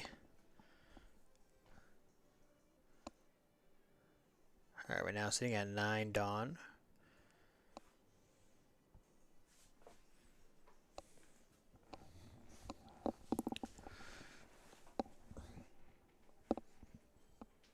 All right, showing off again the same two cards that we've been searching, showing off the color of arms hockey and the let me double check. I remember the name. It is sometimes these events they're a bit of a phrase. To never doubt that is power. So giving that 2 active Dawn to a leader and making it unblockable, pretty good for ending games even around a Mihawk. Yeah, so this 5k swing does get blocked by the Mihawk. We do have 1 active Dawn on the Zoro side. Yeah. Yeah, if we could pressure them down to 0. Another Luffy. Showing off again to never doubt that is power and a color of arms hockey. Playing out a... I think it's a boa. Boa, maybe? Yeah, I think it's a boa, yeah. Okay, giving the rested Dawn to the Sanji. Yeah. And then we're using that. We looked at the top 5, and we get a color of the Supreme King hockey. That's the one that gives the minus 1k for the board, so pretty good there.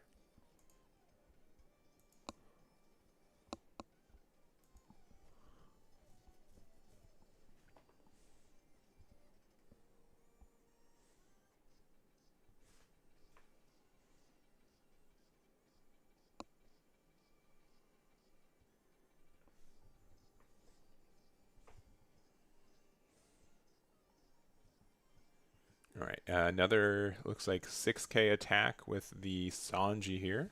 I think it might be 7 because of that Luffy effect to give that rested Dawn. Oh, you're right. Yeah, it did sneak on a Dawn there. Yeah. So 7 connects regardless. Yeah, and then maybe get rid of the boa and put it on leader. Get a larger attack. Just trying to get them down closest to 0 as soon as possible. Mm-hmm. Okay. Yep, giving 2 rested to our leader. Right, we're going 7k. Then we have 4 active. 5 active Dawn. Yeah, we've got quite a bit left, so I think we're out of 2Ks. it's seeming like it, yeah. And now maybe play if a couple 1-drops. Oh, we have Kid Killer that we're playing for 4. Yeah, there's going to be 1 more 7k on the attack here. Spending 1 and, ooh, a Dead Man's Game to get out of that. Okay. So at least that's a Dead Man's Game that can't be used to tap your 1 Dawn. But I think at that time, too, Dead Man's Game to tap 1 Dawn is not in your favor anyways. Yeah. Conqueror's Hockey is still,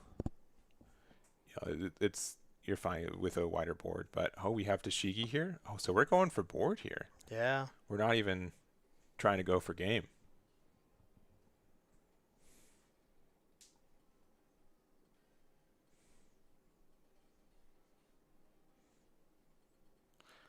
Now this Luffy is a 6k body. Correct, because we have 2 on the leader right now. So 6k swing, we're going to rest the boa. Mm-hmm. Yeah, and this is going to be the color of... I'm going to make sure I get it right. There's it's color of the Supreme King hockey. So that's going to get a minus 1k to the board and a 2k up there. There's going to be another 5k attack. We're going to use a 2k to get out of it. Looks like a 7k attack with our Mihawk. Luffy. Or sorry, Luffy. Yeah, sorry. Into Luffy from our Zoro. Yeah. Yep. And this is a 6k body right now, so 2k would be able to save it. But I mean, with the Mihawk on the board as well, I mean, we could be very defensive here too, right? We could, yeah. Yeah, restand. We're going to swing once again, going into lead. And at this point, it's just a 7k swing. I would think we have to counter out of this. I mean, that or we have to eat a 12k swing with Mihawk. Yeah, I do think I don't know how I feel about the Tashigi play. Like, if you didn't feel comfortable to go for game, right? Yeah. We've definitely seen King play this game, and because of that, you know that I would feel pretty confident saying if they've left Dawn up in one way, it's because they know that they can survive this next turn, right? Hmm. So trying to go for game and that with that kind of attitude is kind of scary. Right. I mean, there's different ways that Zoro can also play. In this particular situation, we've kind of noticed to try to control the board, but we can pivot as well. Mm-hmm.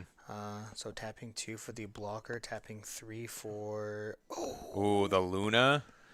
That Oh, makes it I th- way tougher. I think we just sealed the deal here. Yeah, man. Electrical Luna, not like the most common card for the deck, but No, definitely a not at tech all. and one that really can punish a board like Yeah. this one. 2 blockers, 1 life, and nothing can attack. That might seal it. Yeah, I mean, I'll tell you what, maybe not as relevant before this, but after today, Yeah. a lot more relevant. Yeah. Yeah. I've been playing it in my builds too, and yeah, especially getting this extra stun on the board, specifically on Silver's Rayleigh, is so nice. Yeah. I guess Luffy isn't the only Straw Hat leader that can play that card. Really, really good stuff here. Rather unique as well. Yeah. So, and at this point, really, it's just, how do I get out of this? Yeah, it really is like you maybe do like a to believe it's true power, but like there are so many relevant attackers on the board from Zoro. Like you need an electrical Luna of your own, right? Yeah. That's the answer to it. And now this the Tashigi makes so much sense. I think yeah, he's just Yeah, saying we're just there's no scooping. way. That's totally understood. And yeah, Wow. electrical Luna, super strong card against Silver's Rayleigh, and just able to let Gerard win this game. Yeah, that was an insane game. Really, really amazing. Unfortunately, really couldn't do it for the third time in a Yeah, row, but yeah. man, such a great run. Yeah, and X1 in a field like this, brand new format, a heck of a run. And you can say that you've probably put faith back into players that Silver's Rayleigh is a strong and relevant Oh deck yeah, right now. yeah, And definitely. I know when the restriction list dropped, a lot of people thought that Silver's Rayleigh might not be as relevant if Yeah. Sakazuki and Rob Luchi are really viable. That's really tough for Silver's Rayleigh in particular. But this showed that it's still really present, and we don't even know the full top 16 at this Yeah. moment either. So I mean, on top of the fact that too, a lot of people were doubting Zoro Mhm. in the beginning, saying Bonnie is like such a better deck, and obviously, people can have really great runs and things like that, but to go 9-0 at such a big tournament, especially being the first tournament, is extremely telling. You mentioned before Rayleigh, a lot of people saying maybe Rayleigh isn't the move. Well, clearly having another really great run, so a lot of people that were doubting those two decks now can say, hey, you know what, maybe these are pretty good. Maybe I should take these in my next event. yeah. So we've got honestly, we had a bit of a drought, at least in North America, I think, for the last little bit for events, but we've got these events this weekend. Next weekend, we've got 2 larger regionals in Florida and in Canada, respectively, too. We've got Bandai Card Fest in Dallas in, 3 weeks from now, too. So there's a lot of changes that could be happening. And I would say that, I don't think either of us were surprised Zoro won this event. Sure. I'd say that, again, if it's not the strongest deck, it's probably the most popular deck that people are playing. Yeah. Maybe that or Bonnie, something green like that. But it still had to get there. I think that our winner did a great job getting there too. And I still would say that Silver's Rayleigh is a tougher matchup. So to be able to overcome that in the finals using a tech card like Electrical Luna is very, very strong. Yeah.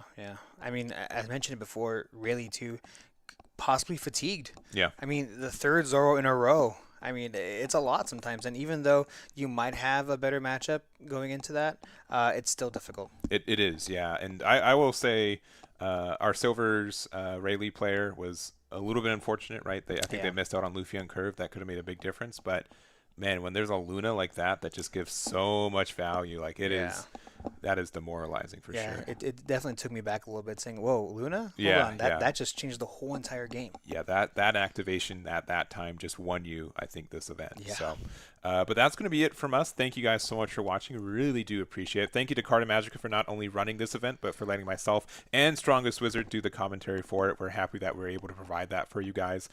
Make sure to follow Carta Magica on their socials, on both their their Twitch and their YouTube. They've got future events in the next couple months too, so I don't want you guys to miss that either. And then they'll be posting on their socials, mostly I think on their Facebook, the top decks for this event too. So be on the lookout for that. Should be dropping Monday morning. It's a holiday in North America Monday, so it might be. I'm thinking it's going to be Monday still. If there's any difference, I'll probably say something on my own socials as well. But the first weekend of OP12, a lot of events going on, and it's been really cool to see how this has been developing. Yeah, really, really great stuff. I'm really excited to see how this meta develops, and yeah, so congratulations to Jurarar for their finish with the Green Zoro. We'll have a top 16 cut probably the next couple hours or so. If I get that date, I'll make sure to publish it. And looking forward to the next event. So thank you guys so much for watching. We all appreciate it. Thank you to the judges for running the event. It went super smoothly, almost too smooth. Right? Like those, we could have taken a couple minutes after between rounds at times, but they did a really good job at keeping this at pace. And